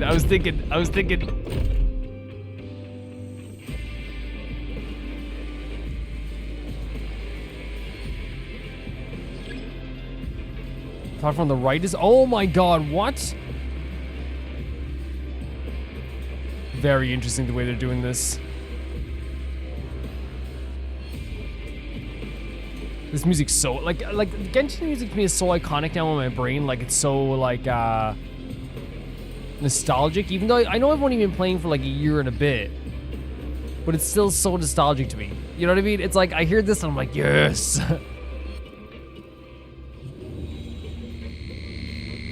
Oh god, this probably was a bad idea.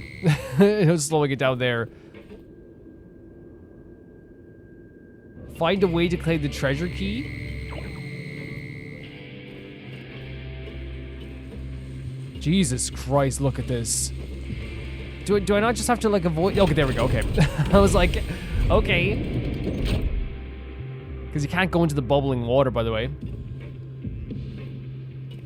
But yeah, the minigame's fantastic. The whole thing is fantastic. I mentioned it, like, and I stand by it. It's a time sink that is so very fun. You know, it's so very fun, this time sink. And we're gonna go like ham into the next, you know, the next bit as well. You know, we're gonna go like right into it as well. Alright, to reach business level 11, which we're actually, I think we're very close. Like, look at it up there. I think we're just ready to go to the next cycle, maybe. How is everyone doing? In terms of like staff and stuff. Yeah, the staff's doing fine for now, right? They're doing more than fine for now. We could hire more staff, but I think it's probably a good idea to just go to the next cycle, right? It's probably, that's why I look at it. Yeah. And we're making some good profits as well. Cycle 21. We got business level 11, so we can now upgrade some more stuff as well. Do we have any? Oh my god, Farida, yes! Upgrade all 3 attractions to level 11, which we're actually very close to doing so, right? So, first of all, let's go to the theme restaurant. This is gonna be awesome. Yes, please. Okay, so let's upgrade the electric escalades. We have so much cash now, we can try and do this. Let's go. Business level up to 12. I know we can expand this as well now. We can expand all these areas. Now we can go and talk to Frida right away, but I'm thinking what I might do is I might start just keep upgrading stuff as much as possible. Let's expand this facility. We expand, and I think we have to like, oh, it's 4-star now. It's 4-star now. We're getting close. And then we have to try out the stuff again. I'm really bad at this. The last time I tried this, I was really bad at the mini game, and I had to like even cut parts of it out. Let's go to formulator. Hopefully we can do better this time.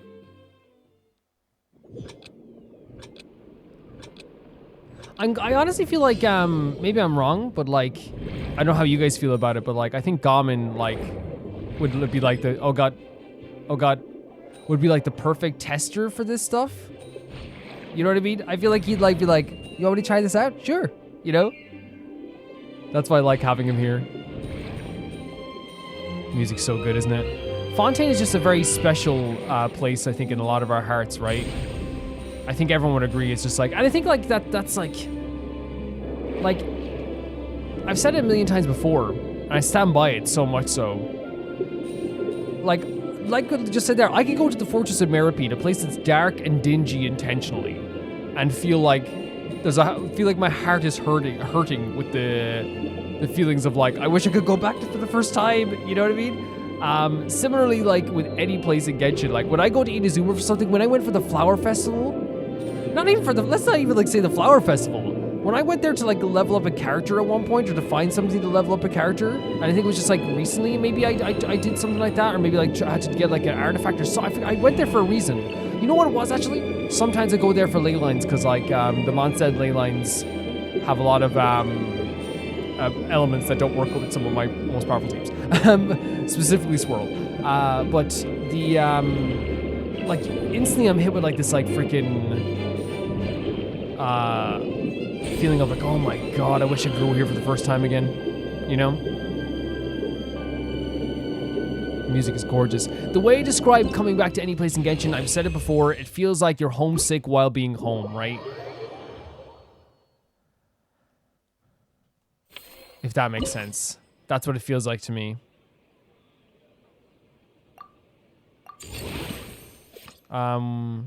We need more cash, but we need to hire more people as well. So let's hire more people for that area also.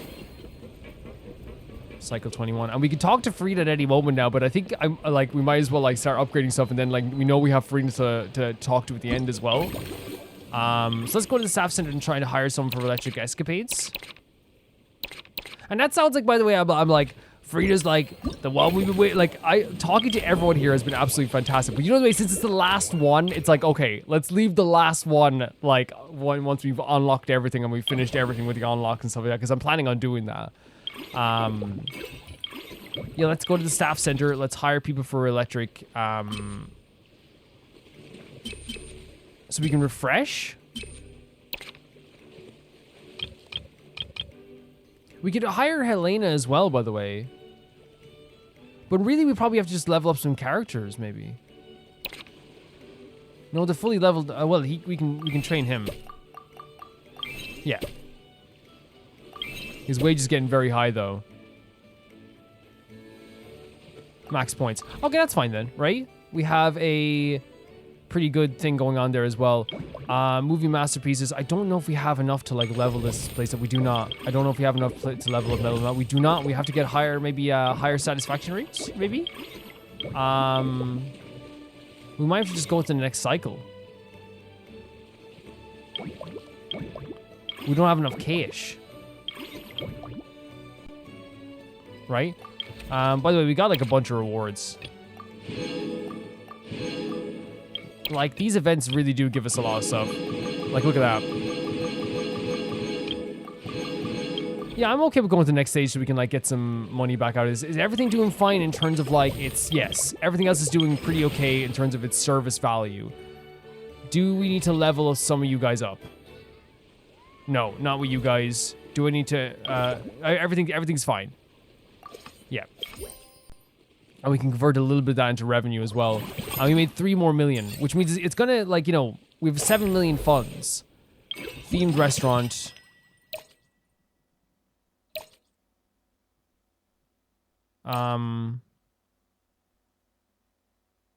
That's pretty good, right? Because that's what we're going to be doing. So we're going to let's upgrade. Let's keep upgrading this facility.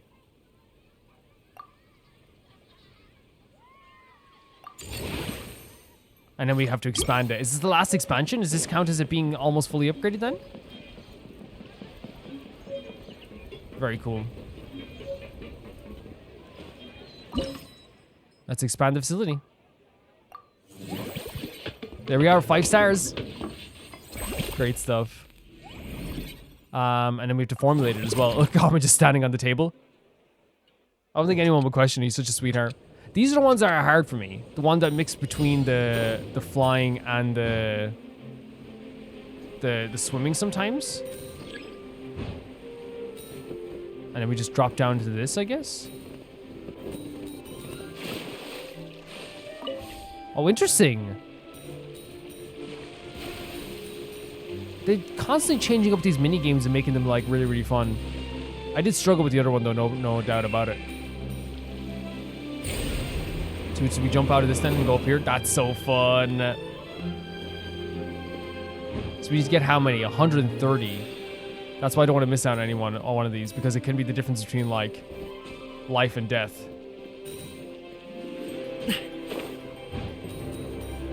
Can you imagine Vaughn playing this? Nikita brings Vaughn to the fair. Here's some money. You can only spend it on a few rides, okay? We don't have infinite amount of money. Okay, Mom. And then he like does it and he's like, he like cheats in every one of them. Not cheats, but you know that he'd fly, you know, in every one of them.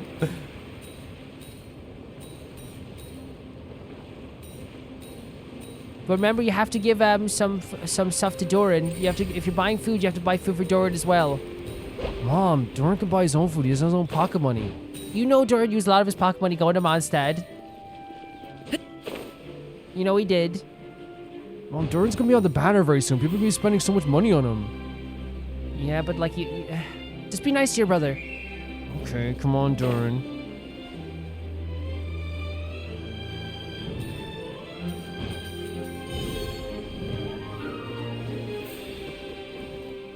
We need 20 more. Whereabouts are we going now? Over here? We need 3 more. We've completed this aspect at the very least. So we can actually just go for the ending.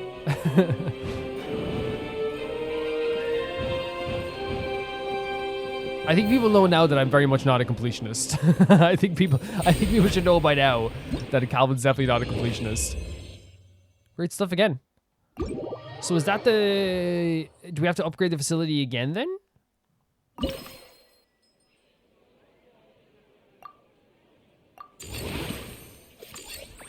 Level 15 seems like it's the final aspect, right? But we also need to probably hire people for this as well, or because now the service value has gone down by a lot. We might have to, and I know it's a sad thing to say, I don't want to get rid of Marie here, but like, I think to build up the service value, we might have to. And that sucks, because I absolutely adore her. Nouvellette is going to be so upset with me. Like, here we go. 1 out of 35, that's who we... Movie masterpieces. Yeah, but it's just the way the game goes, right? Unfortunately.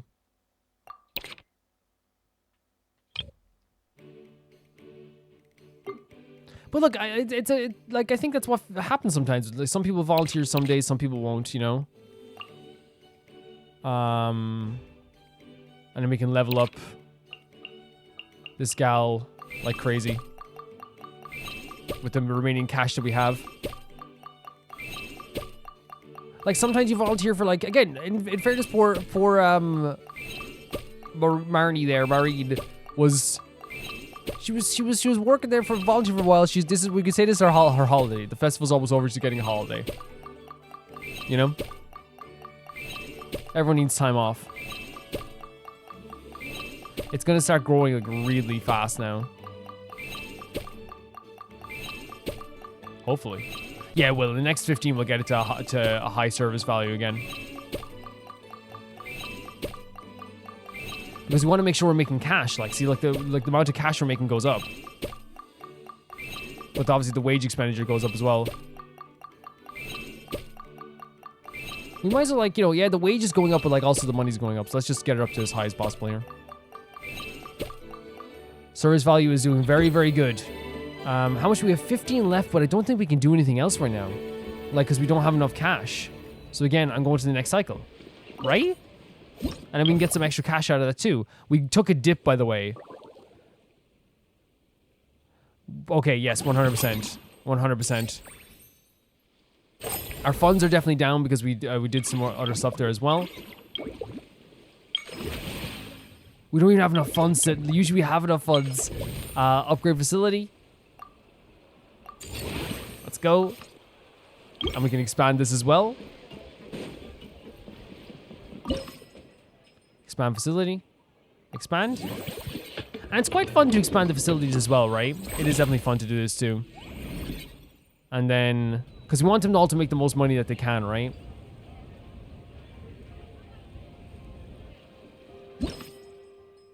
And we have to formulate it as well. I think there's 2 more formulations we have to do on this, and then 2 more, or maybe this is...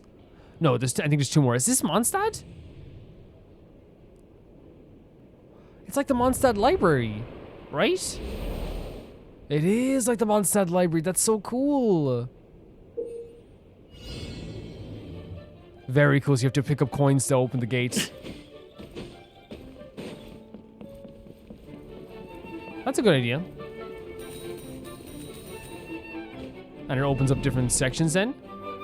No, I'm all aboard for this. This is very cool.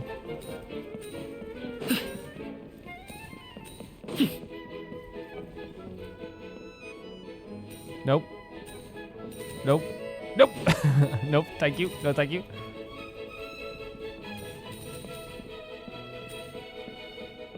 While these guys are following us around the place, by the way. I think a light jog is what we should do until we have to run away, right?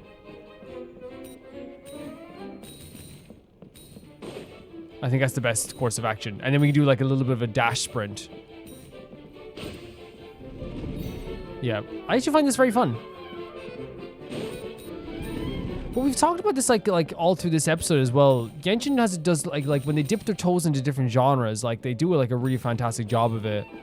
And if they wanted to, they could make like, I know they already have like the most successful like phone game, right? In terms of, oh god, what? Oh no, is that back to the star? Oh, it's not. Okay. Oh, we have a special ability. Yes, we do. You're so correct. Well, that's not a bad penalty. We just get 1 heart taken away from us. That's actually like a very friendly penalty. That's such a friendly penalty. Where's the other coins? There's probably some other there over there I missed.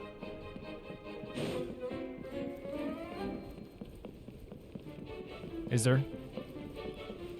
In this section over here? There's one there. There's literally one there. Okay. But yeah, that's actually a very fair penalty. I'll take that. I think legitimately, this is what I'm saying. Sending you back to the start would be devastatingly not fun, right? And that's the basis of it. It would just be not fun to send you back to the start every single time.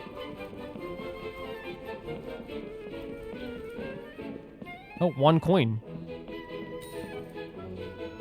Okay. Ah, very cool. Okay, smaller space, but seems like a bigger boy. Chunkier lad, at least. Nice, as it's falling. That's so fun. Because I was like, wait, is that it? Now there's 2. Nice. Okay, okay. I think we got all of them. That's a really fun game. That's a really fun idea for a game. I could do that a million times. That reminds me of like games I would play on my Vita on like the train. You know what I mean? Legitimately. And then we want to upgrade this as well. Upgrade the ticket prices. And we can't do anything else with that right now. But we can level up this gal here to try and get back up to the high service value. We might have to get rid of another guy too. Which, it's just how things go. Like we might have to get rid of Constantin. Yeah, we might have to. Which is just how things go. We can't feel too bad about it. 1 out of 25, would that be good? I guess so.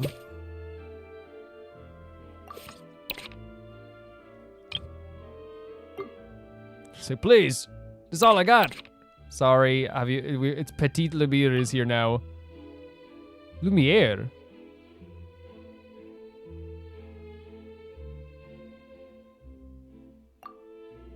Petite Lumiere.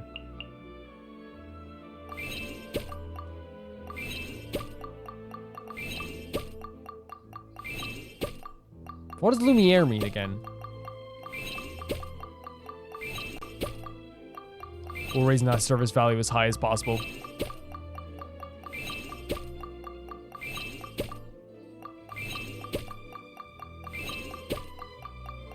Yeah, the wages are gonna go up, but like... So the wages are going up, but the... Oh, they are going up, but slightly.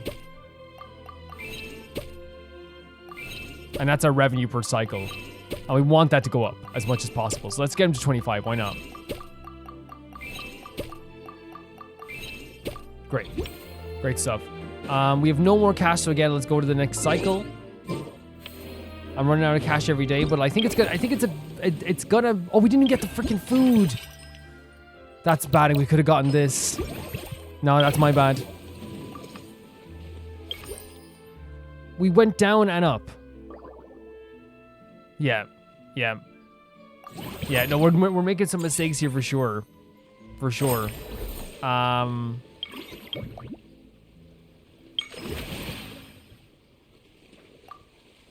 Oh, what am I doing? What am I doing? No, food first, always.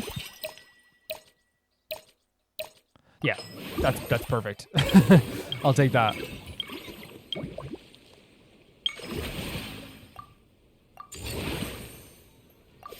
So is this max level now?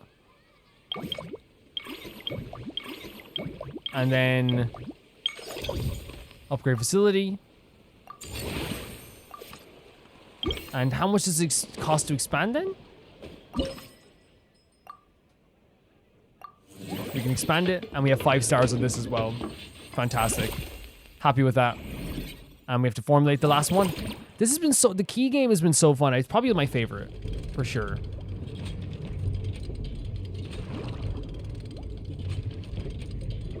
The key formulation has been my favorite. But what's this? We're in like a freaking like... Wait, what? Use it especially to slow down the time in the scene. That way you can avoid the fast moving dirty fruits and just... What? Use especially to slow down the time in the scene and take opportunity to trigger explosives to immobilize the auric anglerfish? What do you mean? Are we racing the anglerfish? What? What is happening? What is happening? I didn't expect this at all. An auric anglerfish?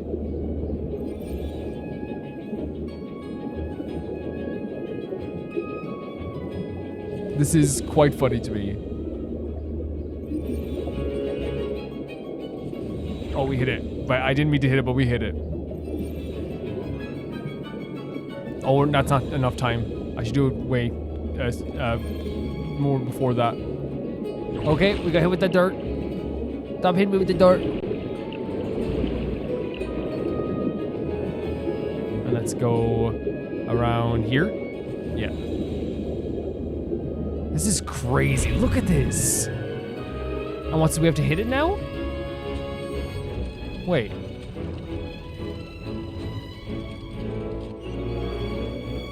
You just giving me the key? So it's not, okay. I misinterpreted it. I thought we were gonna like have to like race it or something and then slow it down. I don't know. Maybe it's just if you lose it, yeah, okay. We can't upgrade that just yet, but we could probably upgrade. Let's make sure we have enough staff then for that area now as well, right? Because we want to make sure we're making a lot of money here too.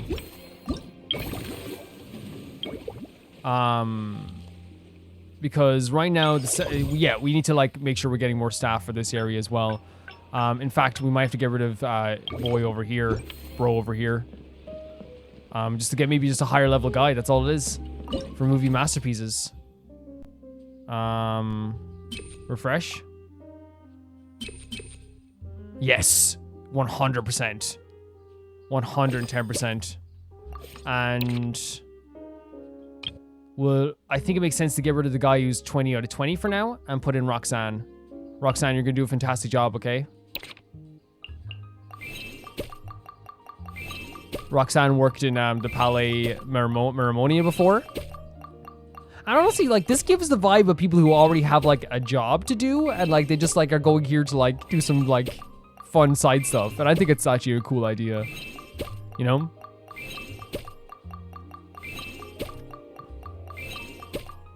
We're actually, like, almost maxed out all the events, though, and then we can go talk to Farina. And again, I did mean to make it seem, again, like, because I think it does seem like I'm separating Farina from the rest of them. It's just, like, now that we know we have one left, we might as well just do all the rest of the stuff and then, like, end with, like, a conversation, right? Or end with, like, a game like that. Nice, and we're gonna get more revenue out of this as well. But it's not, like, it's nice to see Farina, right? It's so nice.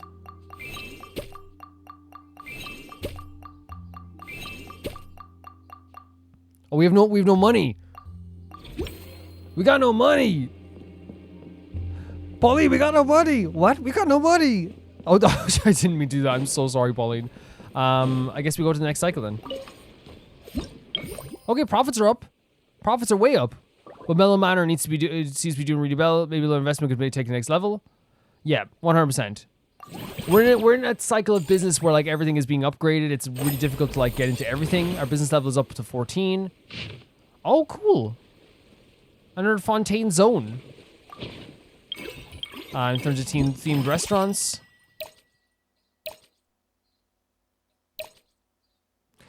That's what we need. That's legitimately what we need this time around. So let's upgrade this facility. And then let's upgrade the facility again. I think now it's at level 15, which seems to be the max right now. And then we can upgrade Mellow Manor. Then we can go to expand. Yeah, like I think this has been so freaking great. I wish this could be like a permanent thing. I was gonna do it in like a whole different way, but like I was gonna do it like as its own thing. So, but I actually want to do it this way now. Like I was gonna do it as like a separate video for it as well, but I actually find that like doing it like this is actually really, really cool. So cool. Like what I mean is like doing it like all in the one event video, because it actually like I think adds to the event too. Like it makes it feel like it's a full event we're doing. So upgrade facility again. Do we have enough to expand it though? Just about. We're at 5 stars, so we've almost expanded everything. But we can't do this yet, so we have low satisfaction. Excuse me. Made a squeaky noise with my mouth there. Let's clear everything out. Rotate. This. No, not what I want to do. I keep doing it wrong. Okay, let's rotate this again.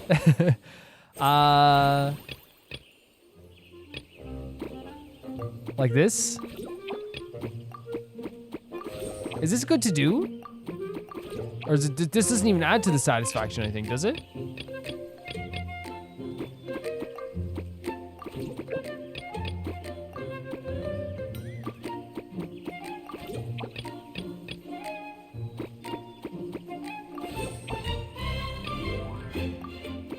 I don't even know if I'm doing this the right way. I've never fully understood it, to be honest.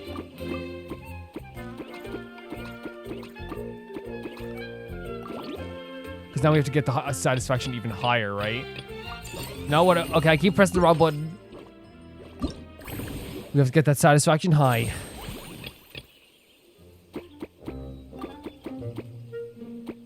See, that doesn't do anything for our satisfaction, but... Oh, we can invite more animals because now there's new animals.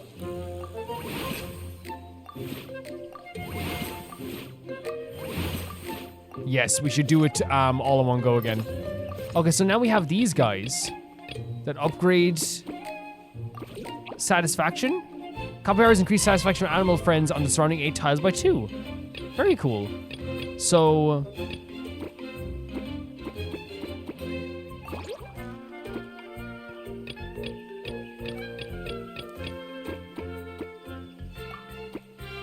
So if I do that...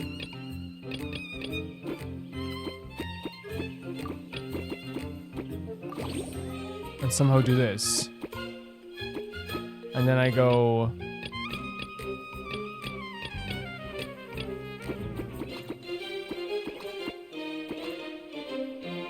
like this, maybe. And then I go like this. Or... we go like this. And then go like this. And then we do this.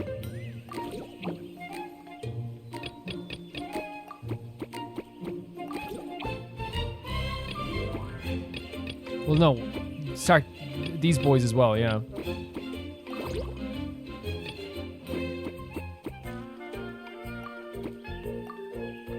This is one of the worst things. I don't know how I'm supposed to do this. Okay, that's cool. But we need another large life form as well. So maybe these boys?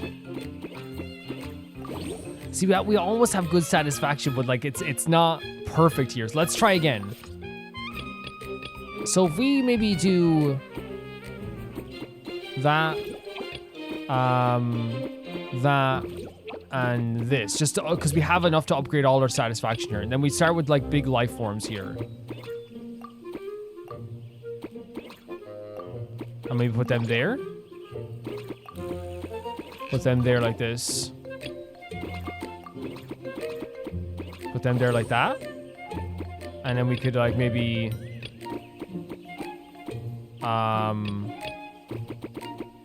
put them there like that, maybe? Put them there. And then put them there like this. And then we have the big boys here like this. Maybe not them, maybe we go like this. And then we go...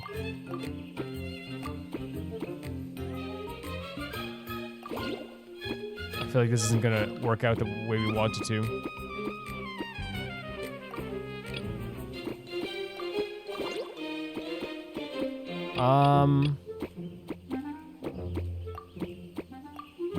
We're so close. What if we put these guys here?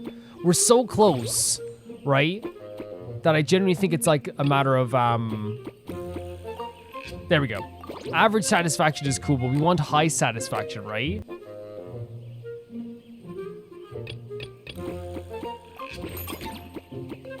Okay, there we go. Okay, there we go. We got high satisfaction. That's fine for now. I'm totally okay with that. That took a bit of time. I'm not very good at this stuff all the time, but we can't upgrade the facility now, but we probably can hire... I don't think we can hire someone even now. Maybe we could try. For Mellow Manor. No, we need like 6. We could do all... I feel like we could do like all the friendly encounters for Frida now as well. Let's move on to the next cycle as well. We lost a bit of cash there, I think. Yeah, Mellow Manor is still like the big thing, right? That we need more revenue for. But we have a lot of stuff now. We can do that stuff right now. Let's start with the themes center. And...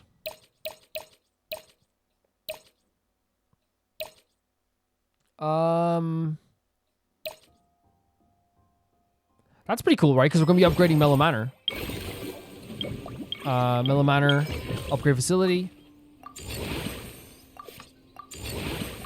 And so Mellow Manor is maxed. So I think we've maxed every single center now, but obviously, like, we can still hire more staff for it, right?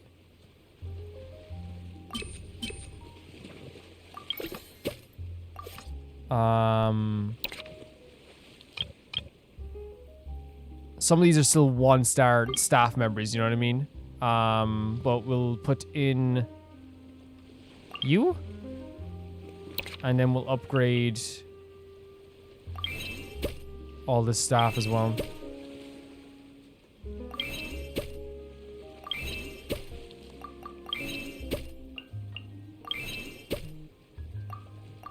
Oh, we don't have enough cash again. I mean, that makes sense. But I think everything's fully upgraded, right? I think so.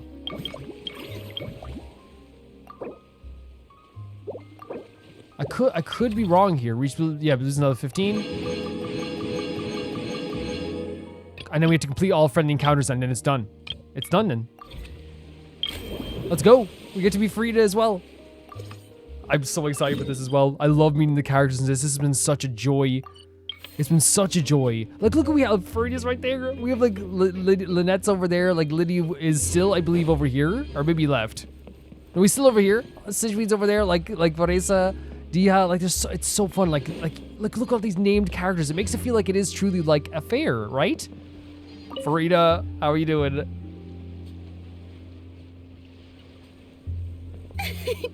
Why, hello there, I'm hearing your traveler. voice as well. I'm on. I sensed your enthusiasm from a mile off. Of course you did. You were so bright.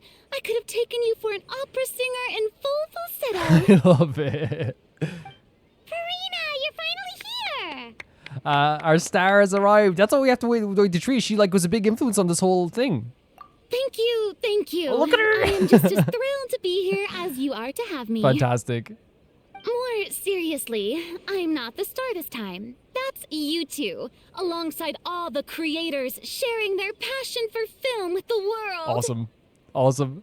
Honestly, when I was first asked to approve the plans, I thought this would just be a small event. Sure. I never imagined that the Cheval Moran Film Fantasyland would expand to this scale so quickly. They've done a fantastic job. They really have. They've done such a fantastic job. Yeah, thinking back to when we first arrived, it really has all come together I mean, in no time. we delegated stuff, and the reason I'm saying they did a fantastic job, we delegated stuff, but, like, look at how many people are working here now. Like, it's an amazing amount of people working here. At this rate, who knows? Someday it could become as iconic as the Fontanalia Film Festival Wow. itself. I mean, that'd be fun, wouldn't it? And we have the two of you to credit for much of that. I've suggested to several renowned directors that we award you the title Pioneers of the Film Industry. Are you serious? Look at this pose as well, by the way. In contrast to the Farina Award, which is more of a public honor, this title is a mark of true recognition from within the industry itself. A reflection of both outstanding achievement and hard work. I mean, I'm very grateful. You know what I mean? Obviously, I'm going to praise the work that everyone did here as well, and Pauline did as well, and Navi did as well. But, the Traveler and Paimon worked hard as well. Thanks, but there's still room for improvement. We could say that too. But also, like, great recognition becomes great responsibility, which I agree to. Like, if we're going to be given that a type of achievement, we have to show, like, how we are worthy of it as well. Wow, even you're getting serious now. Come now, no need for any of that. Just relax and enjoy the moment. Speaking of which, I've actually been preparing a little survey. How about we randomly select some visitors to give us feedback about the Absolutely park? fantastic. It's so good to see Farida. Did Paimon hear that right? Farina carrying out a customer satisfaction survey? Well, given that it bears the name of my dear friend Surintendant Cheval Moran, isn't it Oh, the only wig. natural that I conduct a bit of research on her behalf? Like, I don't think it's that bad that she's, like, or straight she's doing this either. Like, I understand that, like, yes, she's not someone who, like, always was, like, really active with the public like this. And she also, like, was very, like, fearful at times of the public because of, like, what was happening to her. But I do think that Farina's, like, a very dedicated person when she is dedicated. Besides, the more famous a star becomes, the more important it is to stay in touch with reality, no? I appreciate that. Plus, it's amazing how much you learn just by listening to other people's take on films. Paimon always assumed celebrities just get their assistants to handle Oh, everything so that's what for Paimon them. was thinking. But Okay. it sounds like it's actually pretty hard Yeah. work. But, like, yeah, I think Farina's such a dedicated person, you know? Then again, maybe maybe Farina's just an outlier. I think her dedication is always fantastic. So we have to go to the next cycle if we want to do the next thing, right? So like we're pretty much done and everything. We can upgrade some stuff and some staff, but I think like we're pretty much... Wait, we have another reward? Oh, here. We've gotten everything here as well. Let's go to the next cycle. I know we have so many points left over, but look, we're making a profit, so... We can put it all back into the community for Fontaine. From the encounters. Let's go with the next part. This has been... Look at the people we got to meet and talk to.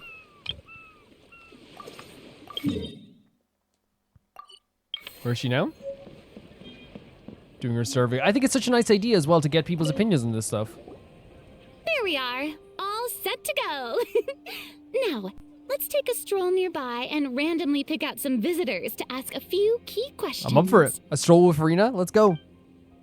I love the Linny poster. The Linny poster means so freaking much to me, right? Because I like seeing it. It was one of the first things we saw when we went into like Fontaine. You can even look back at that episode. I feel like I even was like, oh, look at it. They're surprisingly detailed. Choosing film prototypes, recreating the scene cutting process, budget management for costumes, makeup, and set design. Oh yeah. Oh, Paimon's head is spinning. Why is everyone so professional? This angle as well is crazy. Also, nearly every single person we spoke to said they wanted to see Lady Farina perform. Your popularity is off the charts. I love that they keep that going, by the way, because even after like all that's one of the big things. Like Farina's doubts about herself, like, you know, not only was it Nouvellette and us that helped her out as well, I think it was also seeing that the public like genuinely adored her. You know what I mean? There's no that never changed. They still adore her. Yeah, no surprises there. To tell you the truth, we'd love to see Farina I have perform. no plans to perform this time around. Any star worth their salt knows their role. Heck yeah. When I take center stage, oh my God, all the spotlights are on me, and rightly so. But as a guest, I should step back and let others shine. She's amazing. Farina's perfect in every way. And she's so right? Like, when it's her time to shine, she really shines. But I think it's really cool as well that she's like, you know, and she does that all the time. She's a director now, right? She does a lot of directing, so she knows about making other people shine. So instead of performing myself, I'd prefer to support you from behind the scenes. Perhaps as a consultant for one of your attractions. Now you mention we have a perfect role lined up. Hey, that's right! Movie masterpieces Yes. is all about film expertise. There really would be no better candidate than you. Oh, wonderful! Then I shall give this role my very heart and B-side. soul. Once I've had a moment to prepare, we can meet up for a slice of gâteau from my pâtissière suprême before we get started. She's like, I love the way she speaks all fancy as well. I don't even care. Like, I love it so much. But yeah, like, this is such a great interaction. Because again, like, she's so right when she says, like, she is a star. A star knows when they're needed and when they're, like, in what place. Oh, look at this.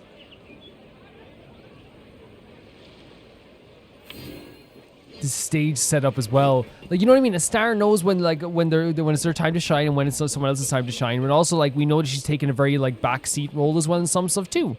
She knows her worth as a star, but also knows how to prop up everyone else as a star, too. I think she's absolutely fantastic in that sense, honestly. We didn't pick out a theme restaurant, but we might as well earn 70% more revenue. Why not? Let's do another. The next friendly encounter.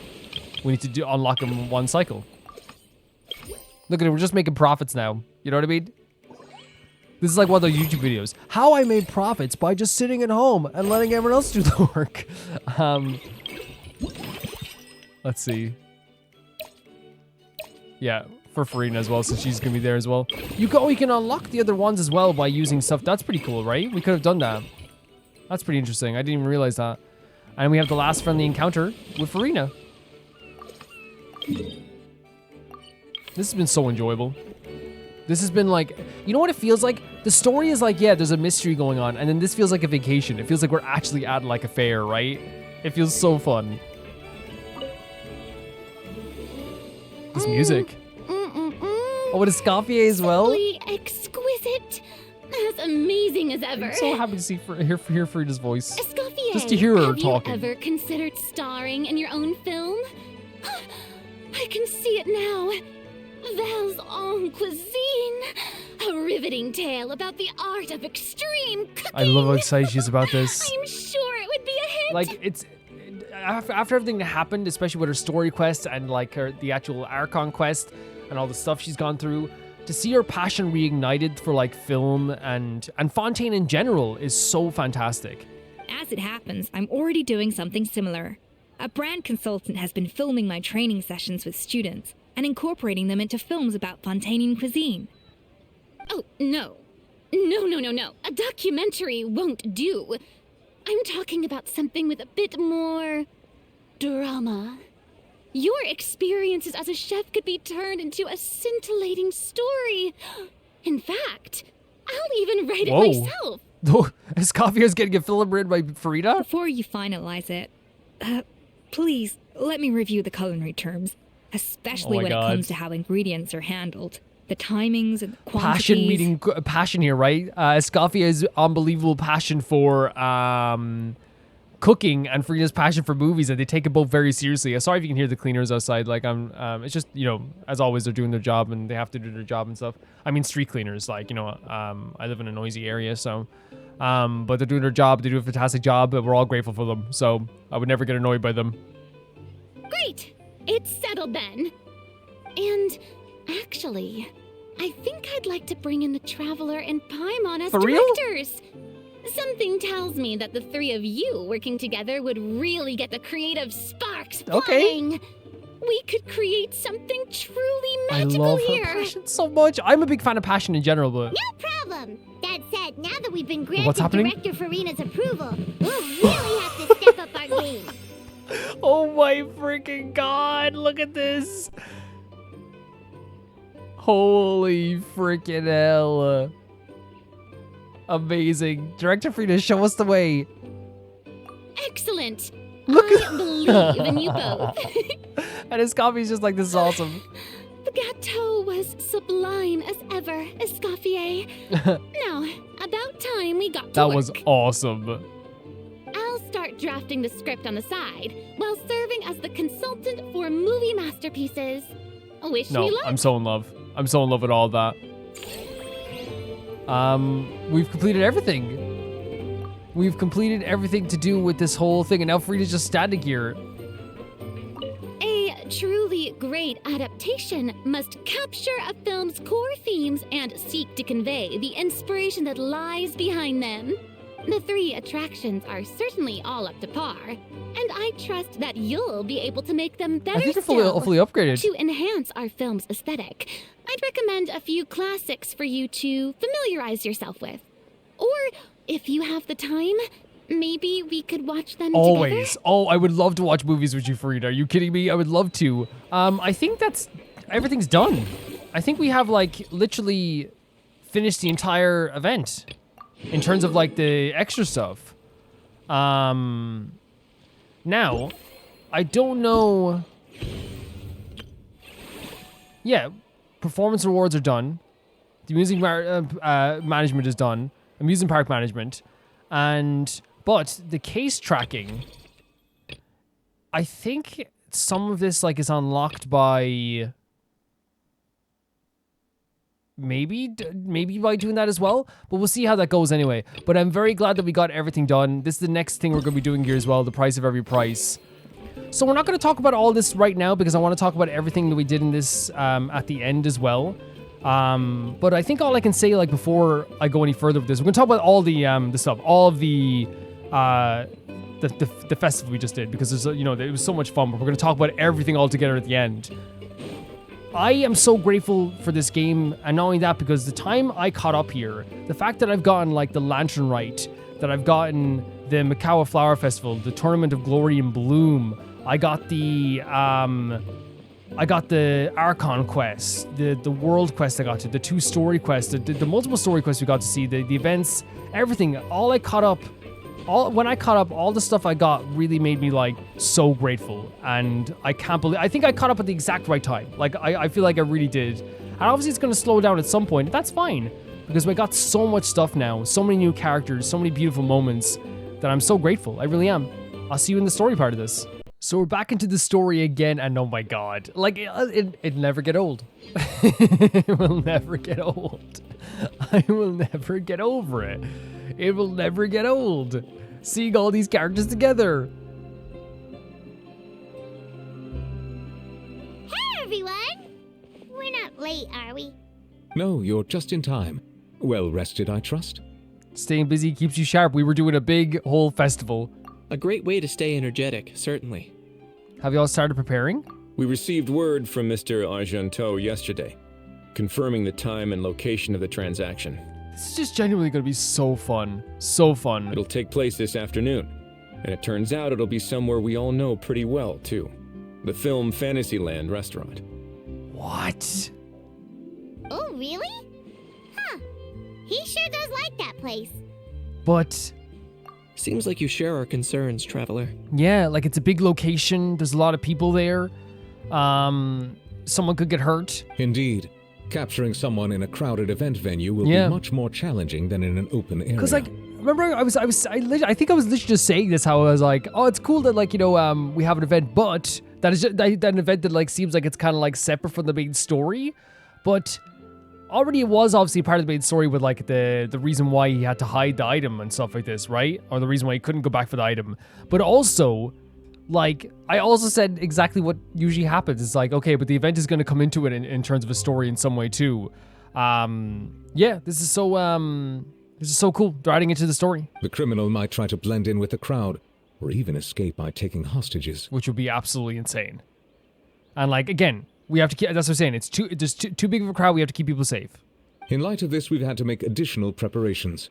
As soon as we received the news yesterday, we began coordinating with the Marechaussee Phantom and the Special Security and Surveillance Patrol. Okay. Mm-hmm. We'll be deploying lots of undercover agents on site.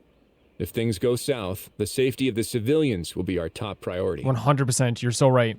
Of course, fingers crossed, everything will go without a hitch. I noticed a bunch of familiar faces from the previous case, like Captain Chevres of the Special Patrol. Oh my god. So I'm feeling optimistic. That's awesome. We'll trust your instincts, then.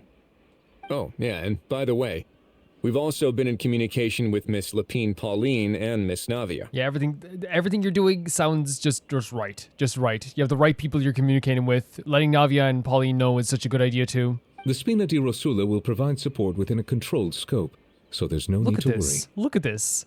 Look at everyone working together. The only potential issue is with Miss Escoffier. She doesn't want to serve criminals. She wants to introduce it to the chopping board. You know what? That might not be such a bad idea. So what's the issue with Escoffier then? All right, no more jokes. Miss Escoffier has made it clear that she doesn't want her restaurant to suffer any losses as a result of this operation. Okay. But, well, I have a feeling things might not go quite as smoothly as she hopes. Is there anything I can do? To be honest, we shouldn't have dragged you into this in the first place, and it's caused you quite enough trouble already. The Fontanian authorities should be able to handle the rest from here. But still, I'm guessing you'd like to see how it all turns out. Definitely. Yeah. Well then, feel free to head down to the scene, but just stay alert and play it by ear.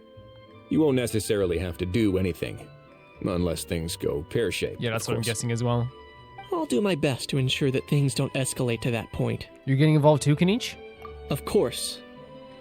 There are still a lot of unanswered questions, but our intel so far indicates that the culprit's from Natlan. Plus, I'm already a witness in this case. Might as well see this thing through to the end. That's the Kinich we know and love. Great stuff. Yeah, like, I love that, like, everything is, like, you know, like, we talk about this all the time, how everything feels so grounded in the way that they, like, you know, describe things and the way they build the world around all these situations. It makes sense that you would communicate with Navi about this. It makes sense that, you know, Chevreuse will be here as well, just you know, dealing with this too. It makes sense that you would make all these preparations, because if you didn't, then it makes Neuvillette and Risley look silly, right? Why wouldn't they communicate with Navia? That's the perfect person to communicate in this situation. Why wouldn't you make all these preparations to save people, you know? You could just go straight into the mission, right? But, like, knowing all this is in place, knowing everything is, like, you know, there's a plan in place. Like, again, we talk about keeping characters intact, and that's exactly what they're doing here with this. The group want to discuss the specifics of the operation and things to watch out for. For once, the conversation goes surprisingly smoothly, perhaps because of Hao and Kukuku aren't present. It's just as well, really. Things could have gotten awkward if a house showed up and started cursing out Neuvillette. Well, that's enough of the small talk. The operation's scheduled for the afternoon. If we're quick enough, we'll even have time for a few cups of tea before we leave. Lovely. I love a cup of tea. Just had one. And let's grab something to eat too. Can't work on an empty stomach, you know. Won't you just be watching? Yeah, but she's support. She's always support. And rooting for you. Yes, exactly. Exactly. It's a very important job. Yes, it's so important. You tell him, Paimon. All right. I'll head over to the venue now. Ahao's been harping on for days now about this event-exclusive meal he wants to try. For real? Guess I might as well shut him up sooner rather than later. See you in a bit. I look forward to hearing how it all goes. Here we go with the price of every price. Whirling Waltz Act 3. What a title for this as well, though, right? I guess we're heading to the venue as well. I understand that there were some, like, conversations we could have had with people around Fontaine. Like, legitimately so, like, especially when, like, you're doing, like content creation and stuff like that. It can sometimes be, like, hard to, like, you know, especially when I do it, like, completely, like, I try to do it completely as blind as possible with, like, you know, asking, like, patrons or something about, like, oh, how do I get this? Because I heard there was, like, obviously, like, something for doing all the event stuff, and I'm glad I found out about that. But, you know, I try to keep, like, story stuff to a minimum and all that stuff, and I like to go into every story not knowing anything. So, you know, usually I don't know who I might be missing talking to and stuff like that. Like, obviously, like, say with stuff like the event, if I go, like, hey, how do I get this person to come here? Or how do I get people to start arriving at this event or whatever, like, and things like that? They'll answer that stuff. But obviously, they won't go into specifics as well, you know? So, like, it's a really fine line when it comes to creation and stuff, I guess. And sometimes, like, I also don't want to look stuff up, especially while we're in, like, the midst of an event that has multiple different things about it. To be getting livelier by the day. I don't want to get any spoilers. As you can see, all the characters are here too. Like, because you did this first, you did, oh, is that Charlotte there as well? Because we did all the event stuff, completed it, all the actual management stuff. Now all the characters are hanging around here too. Even Lynette's over there as well, and that's really cool.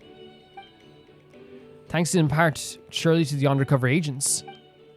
Traveler, Yeah? Paimon's getting kind of hungry. Let's go check out the Sure. restaurant menu, shall we? 100%. 100%. The guy with the case, that's got to be him. All right, it's business time. So this is the handoff. Oh my god, this is so cool. So cool. Whoa. Wait, legit? We're getting like an animated scene for this? That's a great shot, but I know it's an animation, but like gorgeous. Oh my god, look at this. Like the cut-ins. The whistling face. Wait, what? And then Rio sits down. Oh my god, he's gorgeous. You might be thirsty. Won't you stay and drink? Oh my god, Risley! Was that the code? Was that the code? Look at everyone read in the back. I tend to steer clear of drinks left out in the open. This looks gorgeous.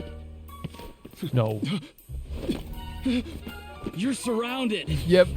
Oh, this looks so good. Look at this, it's like a comic book. You lousy swine! Oh my god, she covered Frida's ears. Oh look, a surprise performance! Oh, they're covering it up. They look awesome too. Everyone thinks it's a performance. That's so smart.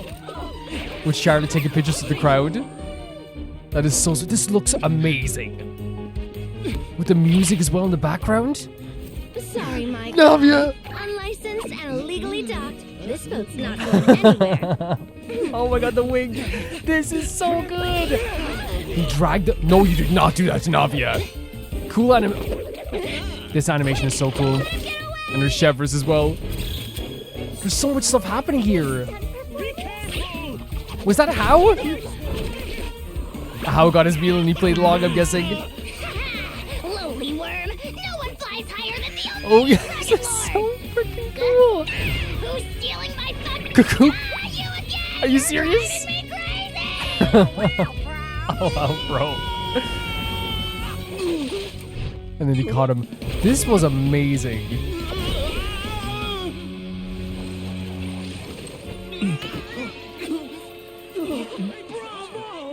And the wrong topic is thinking, no way. That's a wrap. That's all, folks. Like Looney Tunes ending to this. He deserved a bow. He deserved that. That was so good. Unbelievable! You can't just drag someone around like that. Such blatant disregard for human life. I'm gonna sue the living daylights out of you! Oh, buddy, you don't want to do that. What I loved about that was, like, not only just, like, the special style of, like, the comic book, but the transitions between, like, the different frames and, like, the dragging the frames and moving around the different comic book frames. It had, like, a really cool comic book style to it as well. The music felt like it was one of those, like, confidence scheme movies, you know? It felt like almost like the Great Pretender show in a way. But I love seeing all the characters in different ways, like in different animations. Navia's smile was so cool in the wink. Chevrolet was there in the backdrop as well. I love his coffee here covering Farina's ears. But I loved like how this plan all came together and how like kind of was a big part of this. How was a massive part of this. Really good stuff. Really, really fun stuff. And I love how like they all made it seem like it was a show. So they kept the restaurant intact. Right? That was their they kept all the restaurant business intact and made people even more excited because like, oh my god, we get like a dinner and a show. Awesome stuff. Will you now? Yeah, well, you gonna sue Kinich? Well, you gonna send a letter to Natlan? I think I did you a favor by pulling you away from your audience. Saved you some face at the very least. That's true. That is true, buddy. You got more than you deserved. As for whether you were facing up or down along the way, well, that was your decision, wasn't it? You? Nobody. He's right. He's right. Kinich with the freaking birds.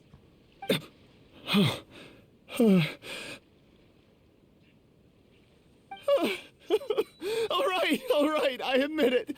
I was in the wrong. Oh, of course I know the difference between right and wrong, but I had no choice. I desperately needed the money. For what? I was an expert on ancient relics. Not only did I have a successful career, but a happy family too. But my son, I never imagined he'd turn out this way. Fell in with the wrong crowd and ended up shoulder deep in gambling. We had some savings, but he drained them away like a waterfall. Once he fell into debt, he had creditors regularly coming over to threaten and intimidate him. I'm his father. How can I just stand by and watch him suffer like that? It's always so rough when we hear stories like this because I think at some point in your life you're gonna, a lot of people will experience financial hardships. Oh, my son is about the same age as you are. If only he could have turned out more like you. That's the only reason I needed the money. Please, believe me. You... Please, kid, I'm begging you. Help me. I see you're from Natlan too. That makes us brothers. Please. Have mercy. That's a bit, I wouldn't play on that too much. I still have a chance to help my son straighten himself out. But only if I get back. If I go to prison now, he'll be doomed, I tell you, doomed! Not that people from Natlan have a very good community and stick together and stuff as well like that as well, but I think if Kinich does end up helping him or helping anybody, he's doing it out of the good of his own heart, you know? And isn't standing together and fighting for a better future what families do? Our fate is in your hands, young man. Please, have a heart. Something wrong, Kinich? Gone soft, have we? I don't believe a word you say. Wriothesley had you just about figured out. You're a gambler. Yes. Pure and simple. Yes, Risey did say this. A gambler? Me? Nonsense!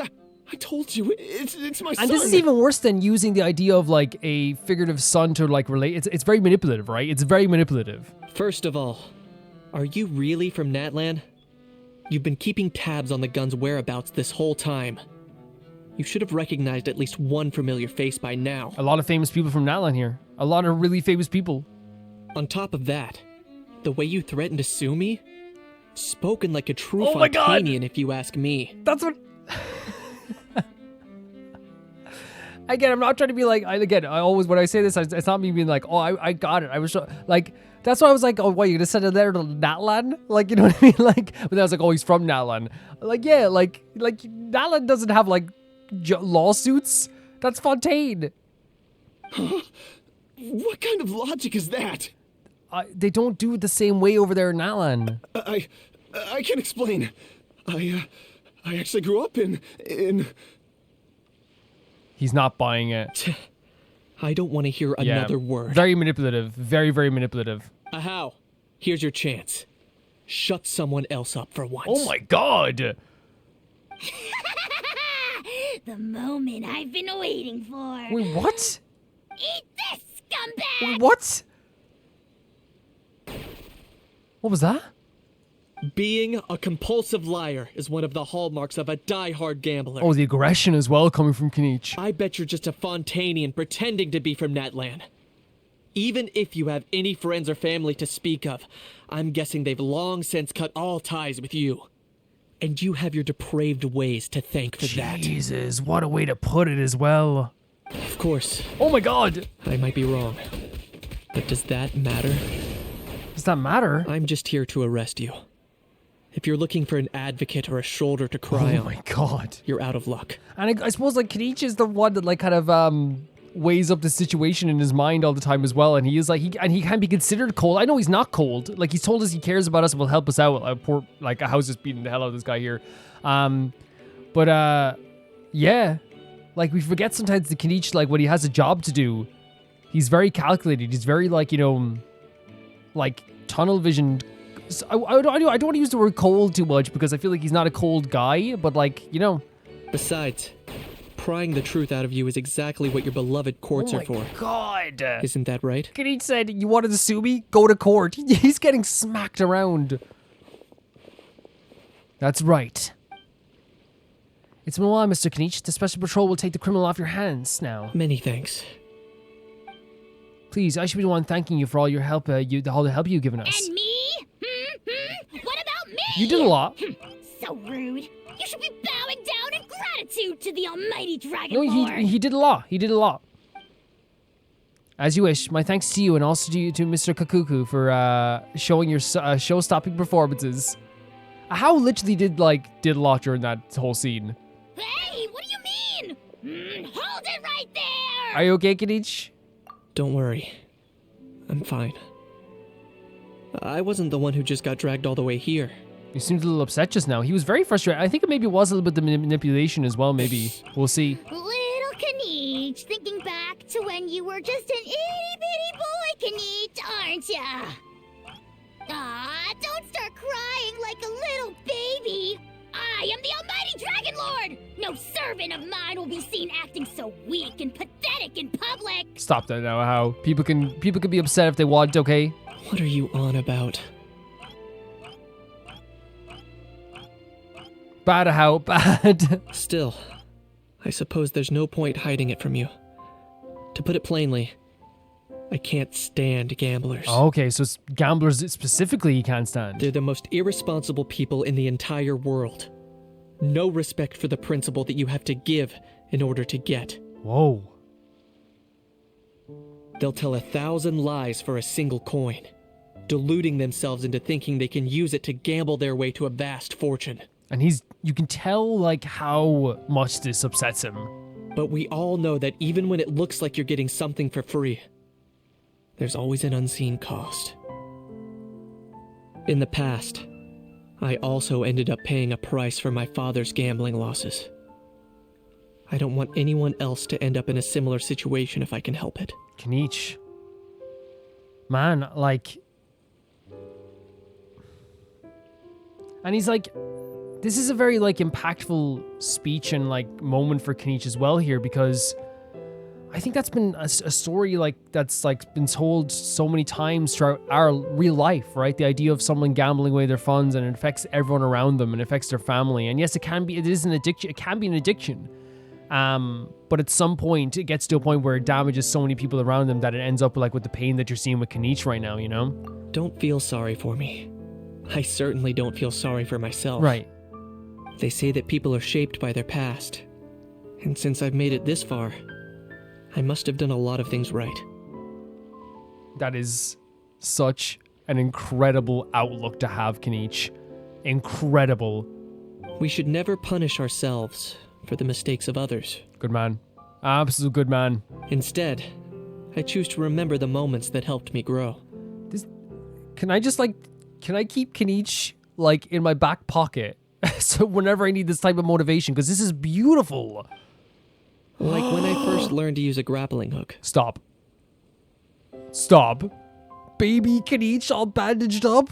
He's adorable. Or the very Stop. first time I No. yearned for knowledge. Oh my god. Look at him. He's literally a baby and he still had the same expression. I get it. No, I won't. Don't say I Yeah. get it. I believe you. I want to see more. I want to see more. Baby Kinich is adorable. Let's get going. If we don't head back soon, we'll cause more Baby unnecessary Kinich worry. is adorable. Absolutely adorable. Yeah, like I wasn't expecting that way to go the way, because like you know I was like kind of like, oh, like this is a very tough situation if this is, you know, if this is what's happening here as well. And like I know, like, you know, my default is always like, you know, maybe like you know, I would fall for situations like this or something like that. But I like obviously like I have my own suspicions with stuff. But I never know until like the actual, you know, very end there. But then like, of course, I forgot about the Risley aspect as well. He did say that as well, that he was like kind of like a gambler as well. But also with the stuff with Kinich there as well, like you could tell the passion in his voice for the situation as well. The idea of like his father affecting his life as well is such a big thing too. And again, it's such a true thing as well, because again, I think we talk about like how like you always give people the benefit of the doubt that they can get better as well, right? But Kinich's perspective, and I think it's totally fair for someone who's gone through that and has seen someone hurt him and hurt people around them for a long time. I think it's 100% fair to not have a lot of room left in your heart for everybody, right? There's only so much room left in your heart. I don't think it's a bad thing whatsoever. You know, it happens. And while like I personally, you know what I mean, you know, was ready to have like, if there actually was a son in some case there with this lad, I was ready to 100% have like, not even maybe compassion, but like, you know, to have a feeling of like, let's work this out, right? But then of course you caught up with the Risley thing, and we also did say about the idea of the gun as well.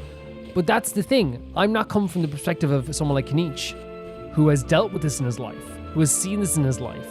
I'm not going to sit here and lecture him about like, oh, maybe you should have like put a how or sick to how on him. What happened here was he saw someone else that was damaging, you know, that had the potential to damage the world even more. That, like, no matter what, guys, that was a gun. That was a weapon that was being brought, that was being smuggled, right? That leads to some dangerous stuff. And Kinich was not having it. And yeah, the idea of like, there's only so much room in my heart, right? I think it's such a fair thing to say, you know what I mean? Such a fair thing to say. Look at the Rizlord right here.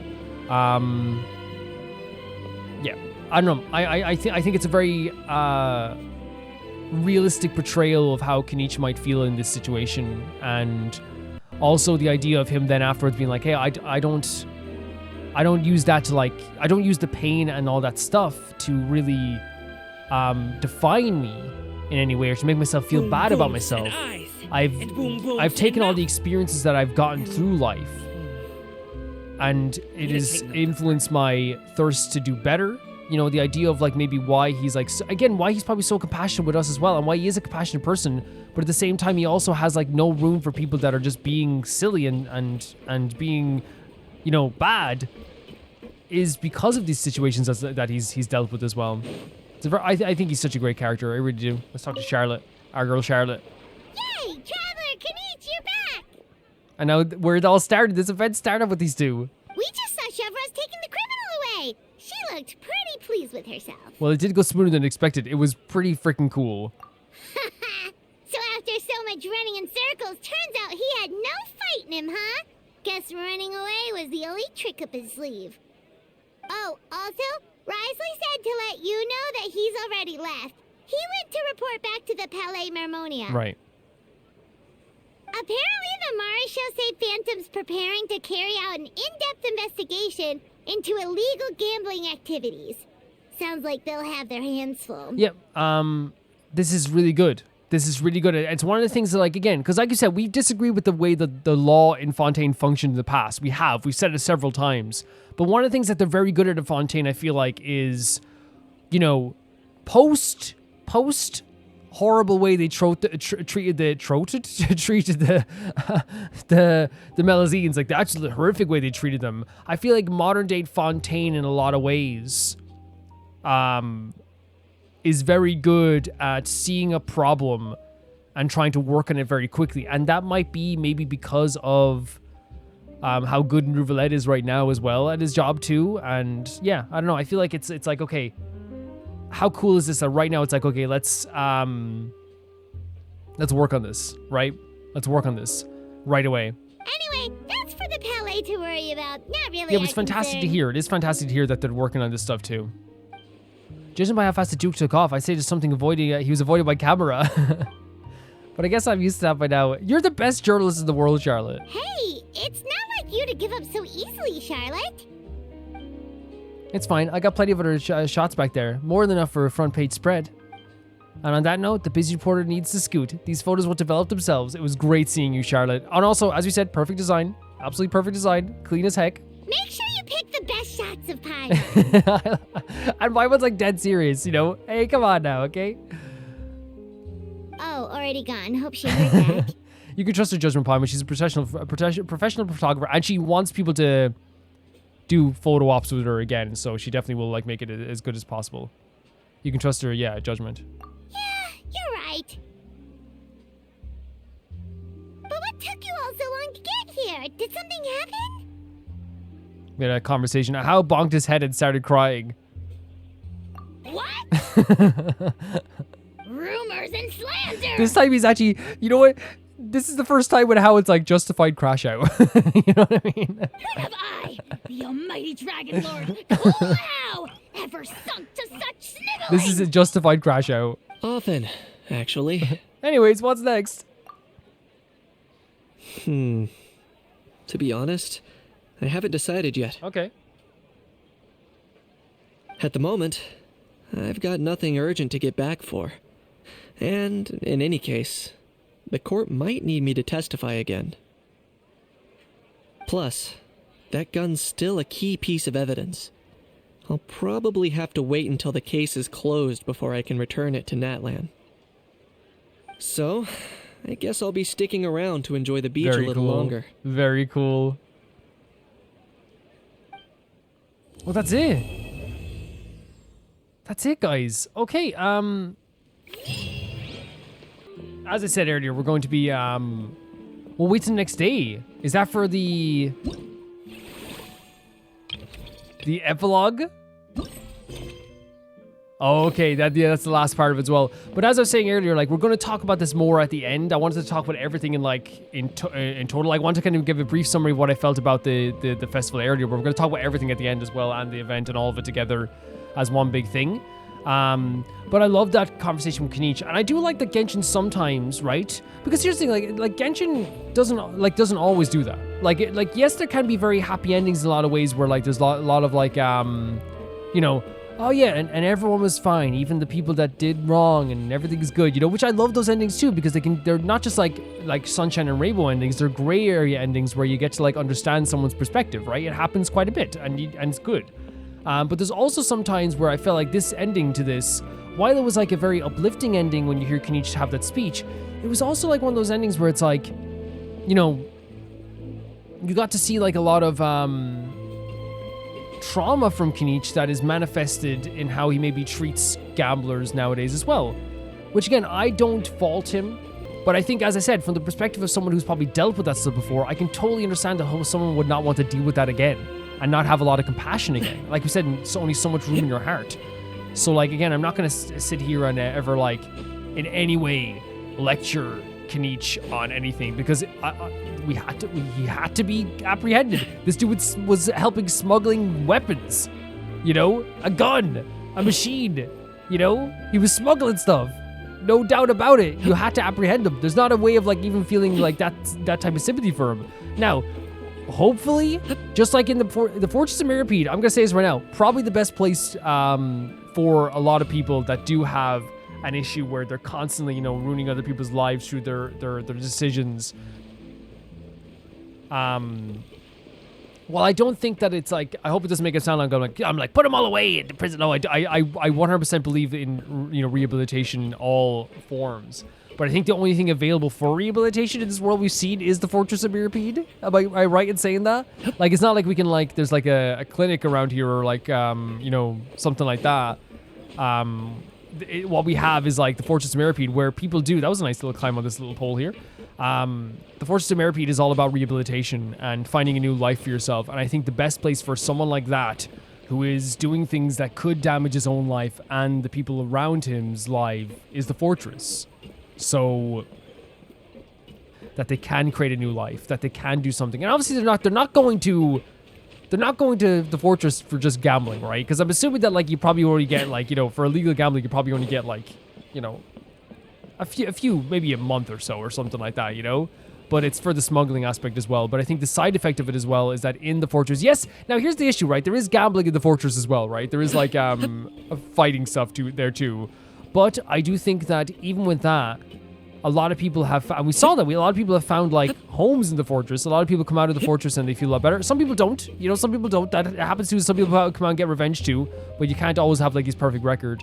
Hi everyone, it's Calvin from the future, and before we go any further, I want to just kind of like, I feel like maybe sometimes like in this episode, like my thoughts can get jumbled about what's happening with like this character at the end who's smuggling these weapons in. I think that they're trying to say it in a more kind of like a way that he's gambling with his own life, right? He is gambling with his own life, and it's not directly tied to the idea of like maybe that he is like addicted to gambling. But I think that the way that Kinich has described things is of his trauma was definitely like his father being like someone who was like addicted to gambling, because it is the idea of like advocacy. He mentioned the word advocacy or shoulder to cry on, to know these words as well, like and related to this. Obviously, that's what they mean. The idea of like shutting down gambling rings, the idea of Kinich talking about people's lives being ruined, which is something that like was happening to him at the time as well. And I think like I in this video, like I think like, you know, I kind of talk about the guy who was smuggling stuff in the same vein as like Kinich's father. I think that he's just like a symbol of like something Kinich is just not, you know, has no patience for, because he doesn't want to see anyone else's lives be damaged. But I think his more like gambling is to do with like gambling away. And maybe I've misinterpreted stuff, but I think it's a lot to do with the idea of like gambling with his own life, you know, not caring about like the, you know, who he hurts or who he damages. The idea of like, you know, he's going to do something that is like such a small risk of actually being able to be pulled off, but he's still going to do it anyway. And to me, that is like very much like what kind of probably like set Kinich off, especially since like Kinich, like, you know, was someone who went through a lot of this stuff and has seen all the old excuses and all the old arguments. So of course it's going to set him off in that way too. Earlier on, that lady with the pink hair took a picture of a Hao and Kakuku together. You sound a little disappointed. Were you hoping to be in it too? I was at first. Oh, Roran. But after seeing how awkward a Hao looked, I figured I wouldn't really fit in. Roran's like, I'm never awkward. And you didn't think of sharing this any sooner? I'd have cuddled your neck and smiled for the camera! Anything to get out of being in the same frame as that thing! He doesn't like Kakuku at all. Really? Well, no worries, you still can. Come here, give us a hug. And this is definitely genuine from Roran. Your face is ready, because it's about to get flamed! Not the face, anything but the Roran's face. I got your back, bro! And we know canonically now Kakuku could beat Ohio in a fight. Kinich, have you thought about maybe ditching that little rascal? Leaving him here for good when you leave? I have. But given that a Hao's also an old relic, that would probably count as international smuggling. There you go. Bring it back to the crime itself. I can't bring myself to knowingly break the law. Guess we all have our problems in life. Really cool. They all look at us at the same time. Yeah, really, really cool. I love the Aurora in the conversation as well. Yeah, to put a pin on what I was saying, I hope it doesn't make it sound like I'm saying addiction is a crime. I hope it doesn't make it... I know you guys know I'm not saying that, but there's always going to be passerbys that are going to think I'm saying that. Because even with this, they haven't even like mentioned that, you know, he had an addiction to gambling, but obviously they mentioned illegal gambling, advocacy, which is something that happens with addiction, with any addiction, and the idea of like... the trauma that Kinich has faced. Like, it's all like kind of like coming together with that in that way.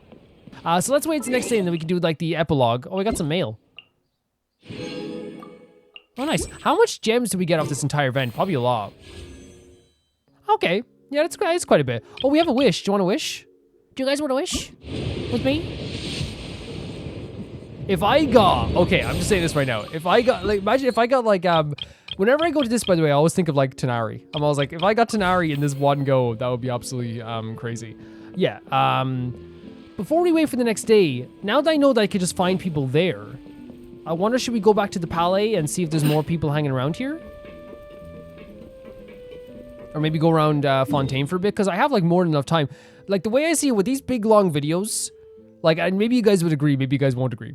But this is the way I see it. With these big long videos, I always kind of feel like once it gets to like the 5 hour or 4.5 hour mark, it's like, it doesn't really matter if it's 6 hours. You know what I mean? It's like if someone's watching the whole thing, they're locked in for the whole thing anyway. You know, it's because I always feel like if you're doing like a 2.5 hour video, you're like, oh well, that's like different. Like you don't want to get to the 3.5 hour mark maybe sometimes, but if you have to, it has to, right? Because if you're doing stuff, you can't just cut it off. But you know what I mean? It's weird with the timing stuff as well. Okay, so no one's here. Okay, maybe that was like the only conversation we had there as well. We could do a jog just quickly around Fontaine. Obviously, we can't go around the whole area. We'll probably miss something. But maybe like we should check around the actual area of the festival more. Yeah. But I hope you guys get what I'm saying. It's like if a video is like 2 hours, then like, you know, doing another 2 hours would mean it would get extra long. But I feel like once it gets to that like 4 hours and mark, it's like, okay, all bets are off. it's like this is a really long video anyway. So no matter what, it's gonna be long. Let's go. Let's check that here. And also, I don't know if you guys get this too at the end of like quests. When there's like epilogues or like you finish the actual main quest, like I feel like it's like it feels very dreamy. It's like, okay, everything's kind of settled. We're waiting till 8 o'clock the next day. We'll see what happens. I think that's always like a really interesting feeling. Yeah. Okay, let's wait till no. Let's check the festival event one last time. Because we saw a few characters there, but like I imagine that Nervalette isn't going to be hanging around here much at all. Maybe not. It's not just Nervalette, but maybe some other characters as well. Yep. Okay, let's wait till 8 o'clock the next day to get the epilogue that I believe you get. I think you get the epilogue from... Is that today? Will that count? Yes. I believe you get the epilogue from finishing everything. But I could be wrong. Now that things have reached this point, we should add... I love Farina so much. A pinch of salt? A pinch of salt? A pinch of salt? And I'm not insulting her ever. I love that, like, you can hear the hints of, like, the Scottishness in this character. A dash of pepper, actually. A dash of pepper? I love pepper. Brilliant. Taking some advice from Farida as well. You two aren't talking about a new dessert menu by any chance, are you? Pepper sounds a bit of a place in a dessert. Not desserts. Oh, we're talking about the script. The script? Eh? Oh, my dear partner, Look at her. Photographer, rookie director. Our creativity must keep up with the overflowing enthusiasm of our fans. Heck yeah. There's no room for dull scripts on my stage. Plot twists should strike the audience like a cloud of pepper, leaving them sneezing in surprise. Achoo. She's the most, how could she be like simultaneously like one of the most adorable things that ever existed? This adorable person, right? And then also like the most magnificent like star you've ever met in your life too. She's the brightest shining like movie star celebrity, while also being the most adorable person who ever lived. The same logic applies in catering. I once heard Miss Emily mention that pepper could be used in perfumes. Oh, wow. Perhaps I could find a way to make it work in desserts too. Maybe. I mean, Emily mentioned, by the way. A peppery kick to complement the delicate sweetness of cream, perhaps. Would that work? Wow, the two of them seem to be working together so well.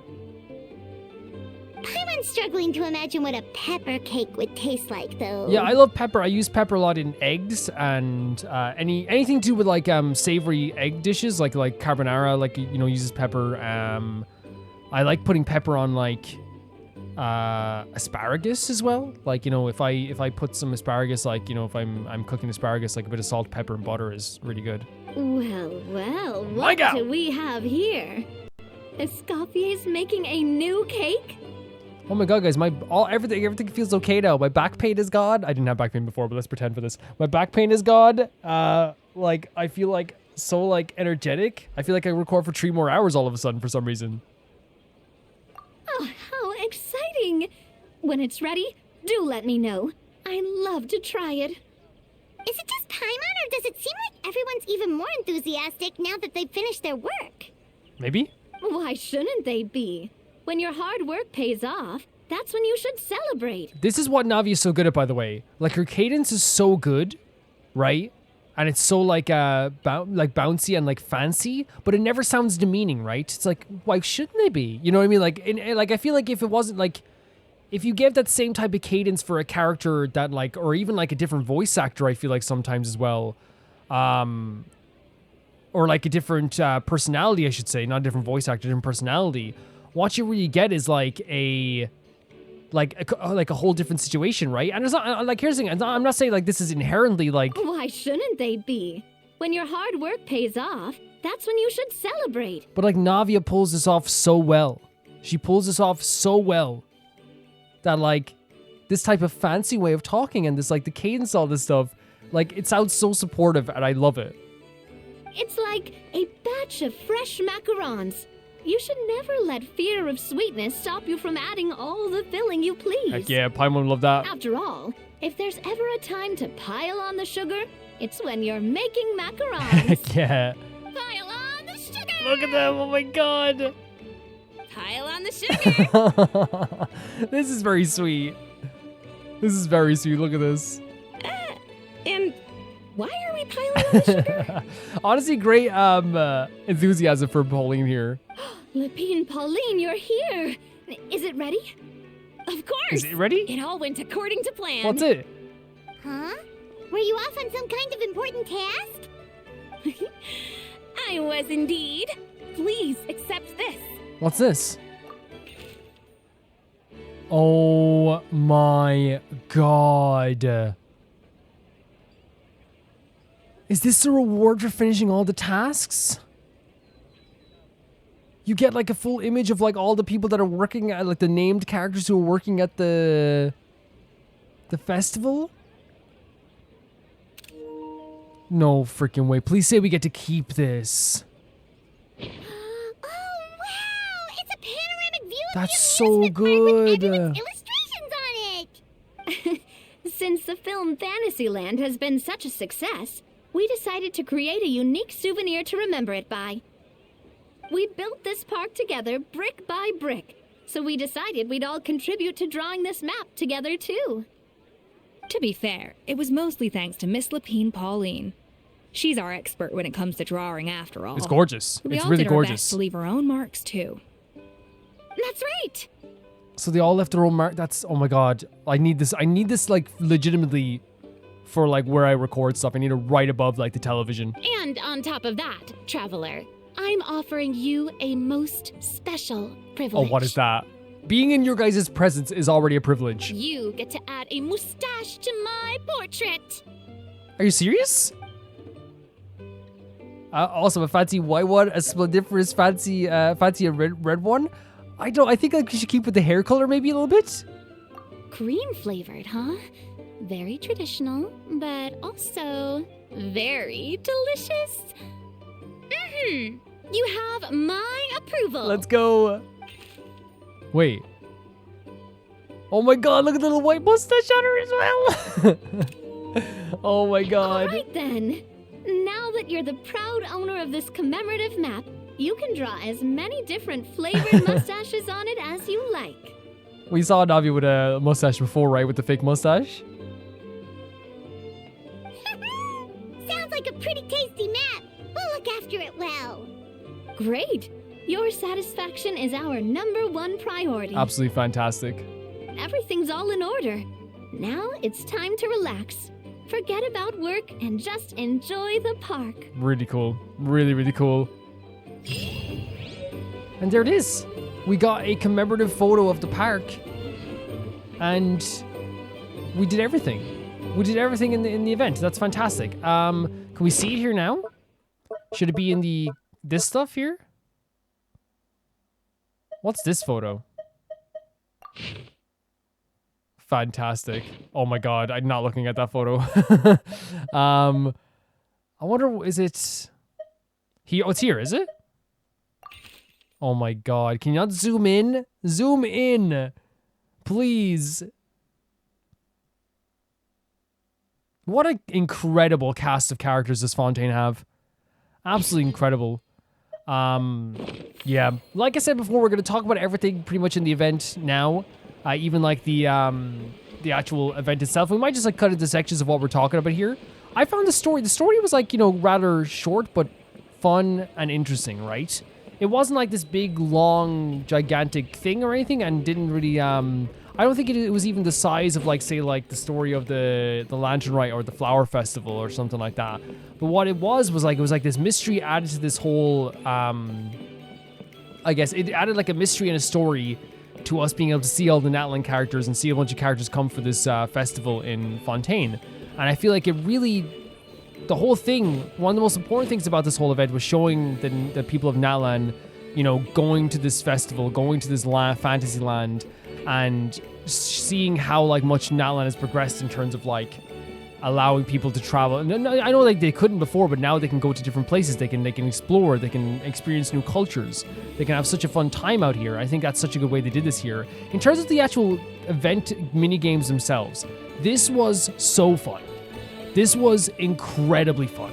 This would be a time, as I said before, a good time sink. It's one of those things that like if this park game, it feels like it was like one of those free games I would get with like the Vita every once in a while. I mean that as a compliment. Those were games like those little mini games where you have to like press a bunch of buttons, upgrade stuff and things like this. And I know there's games where you can actually do this on a much bigger scale as well. But like I just actually, you know, I don't play those games, so I don't know, like, but I imagine I would probably like those games. But I feel like the reason why I liked it here is because there wasn't a lot of like pressure. It felt very fun. It felt very like colorful and fun to do. I was having like such a good time doing it. And Genshin did such a good job of making this, again, it's a time sink where every moment is just so much fun. I had the time of my life doing this. I had so much fun. And I think what makes it fun is not only like the management stuff where like you have like a lot of numbers going up, which whether we like it or not, we can act like we're all like, you know, too proud to admit it. It's like a dopamine. It's like, oh yeah, more money, you know, way, yeah, like look at this. Oh, you upgraded this thing, yeah. Like seeing numbers go up feels good. You know what I mean? We can all deny it and act like we're like, you know, we like it for different reasons. We do like it for different reasons, but one of the main reasons is that it feels good to see things get upgraded and leveled up. It's a good feeling, and it's a good feeling to see everything change. But not only was there like a monetary change in terms of numbers, we also got to see like new exhibits open, like the expansion of like these animal visits. We got to see our friends come visit as well, which was such a big part of this too. Like the encounters, the friendly encounters. You know, Veresa, you know, Farina, you know, Lynette, Diha, Sijween, but even having like people like Aurora and I love the idea of Aurora and Aoife came here for the second day, because that was the day they were kind of like, you know, after everything was happening, they kind of like, hey, let's actually have some fun around here as well, you know? You know, we got to see all these characters show up here as well. I might actually, because I know, like, I don't want to, like, make you guys feel sick, because you guys know I like jumping around the place and stuff like this, you know, so we might actually sit down. Yeah. Yeah, all this was super fun. They had, like, a really, like, cool aspect to it as well. Like, the actual friendly encounters worked really well for me, because what we got was, like, a short bursts, these really well-paced situations. And like we said, we'd spend the whole day with Reza again. We'd spend the whole day with Farina, Sijween, Lynette, Linny, like, come on, we'd spend the whole day with these characters, Dia, like, if you asked us to. But I think what they were trying to do here was make sure that, like, the pacing of this, like, was on par with the pacing of the actual mini games, because I think design-wise, if you did like a bunch of mini games and you unlocked a friendly encounter and the encounter was like a half an hour, yes, I'd love the story. Give me a half an hour encounter. But then like it's like, oh yeah, now I have to go back into the mini game. It kept the thing flowing very well. Everything flowed very well while also giving us some great encounters as well, which I love dearly. It was fantastic. In terms of the story itself, I think that, yeah, like it wasn't like this massively long and incredibly deep story. It got deeper towards the end. But what it was like a investigation that Kinich was doing, a mystery that was unfolding about this like smuggled item from Natlan into Fontaine. And also I really feel like it, as we said, it showcased the people of Natlan coming here to Fontaine, but also let us see like a bunch of like Natlan characters interact with a bunch of Fontainian characters at the same time too, and show off like the skills that the people in Fontaine and our characters from Natlan really have too, and expanding on their personalities. Auroron is so funny in this entire quest.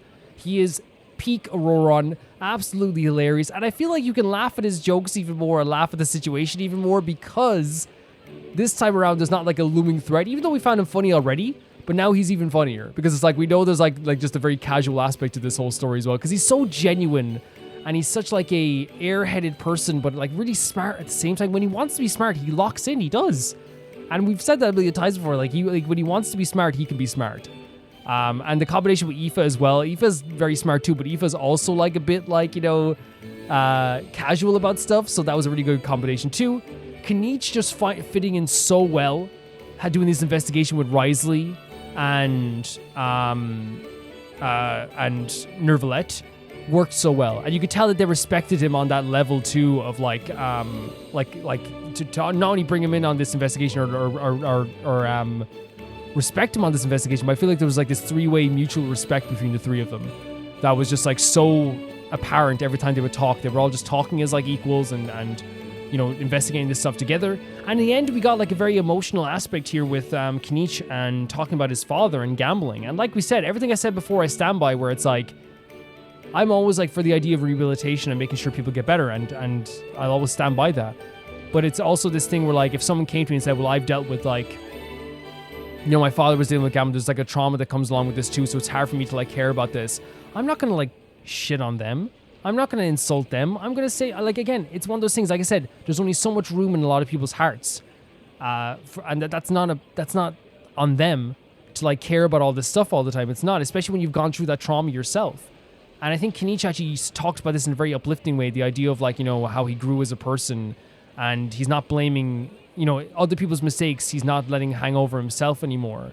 And I think what really kind of, like, ticked him off there as well was the idea of like making up the idea of a son. That's why he was doing all this stuff, like, and because it probably reminded him a lot of his father, and that would make my blood boil. You know what I mean? If I was in his shoes, and I can only imagine, because I haven't gone through that stuff, but he went through that stuff, that would like make my blood boil. So I can only imagine what Kinich was going through at that same time also. But it was really like a really beautiful way to like end that quest as well, because while it was like very like, oh my god, like this is really hard on Kinich, it also was like a very uplifting thing for Kinich, and it really let us see like those pictures of him as a kid were adorable, which we always love seeing them as kids because they are like the cutest thing in the world. But you know what I mean? It kind of like really all like worked out really well for everything in the end. We got to see Fontaine's action on this situation. When I say action, Fontaine was like Neuvillette and Risley and Chevreuse. Yes, as you said, we disagree with the way that the law has been enacted before. Remember with the Oratrice thing and all that stuff. But now I feel like Fontaine is in a situation where like they are almost like they have this down to a T, right?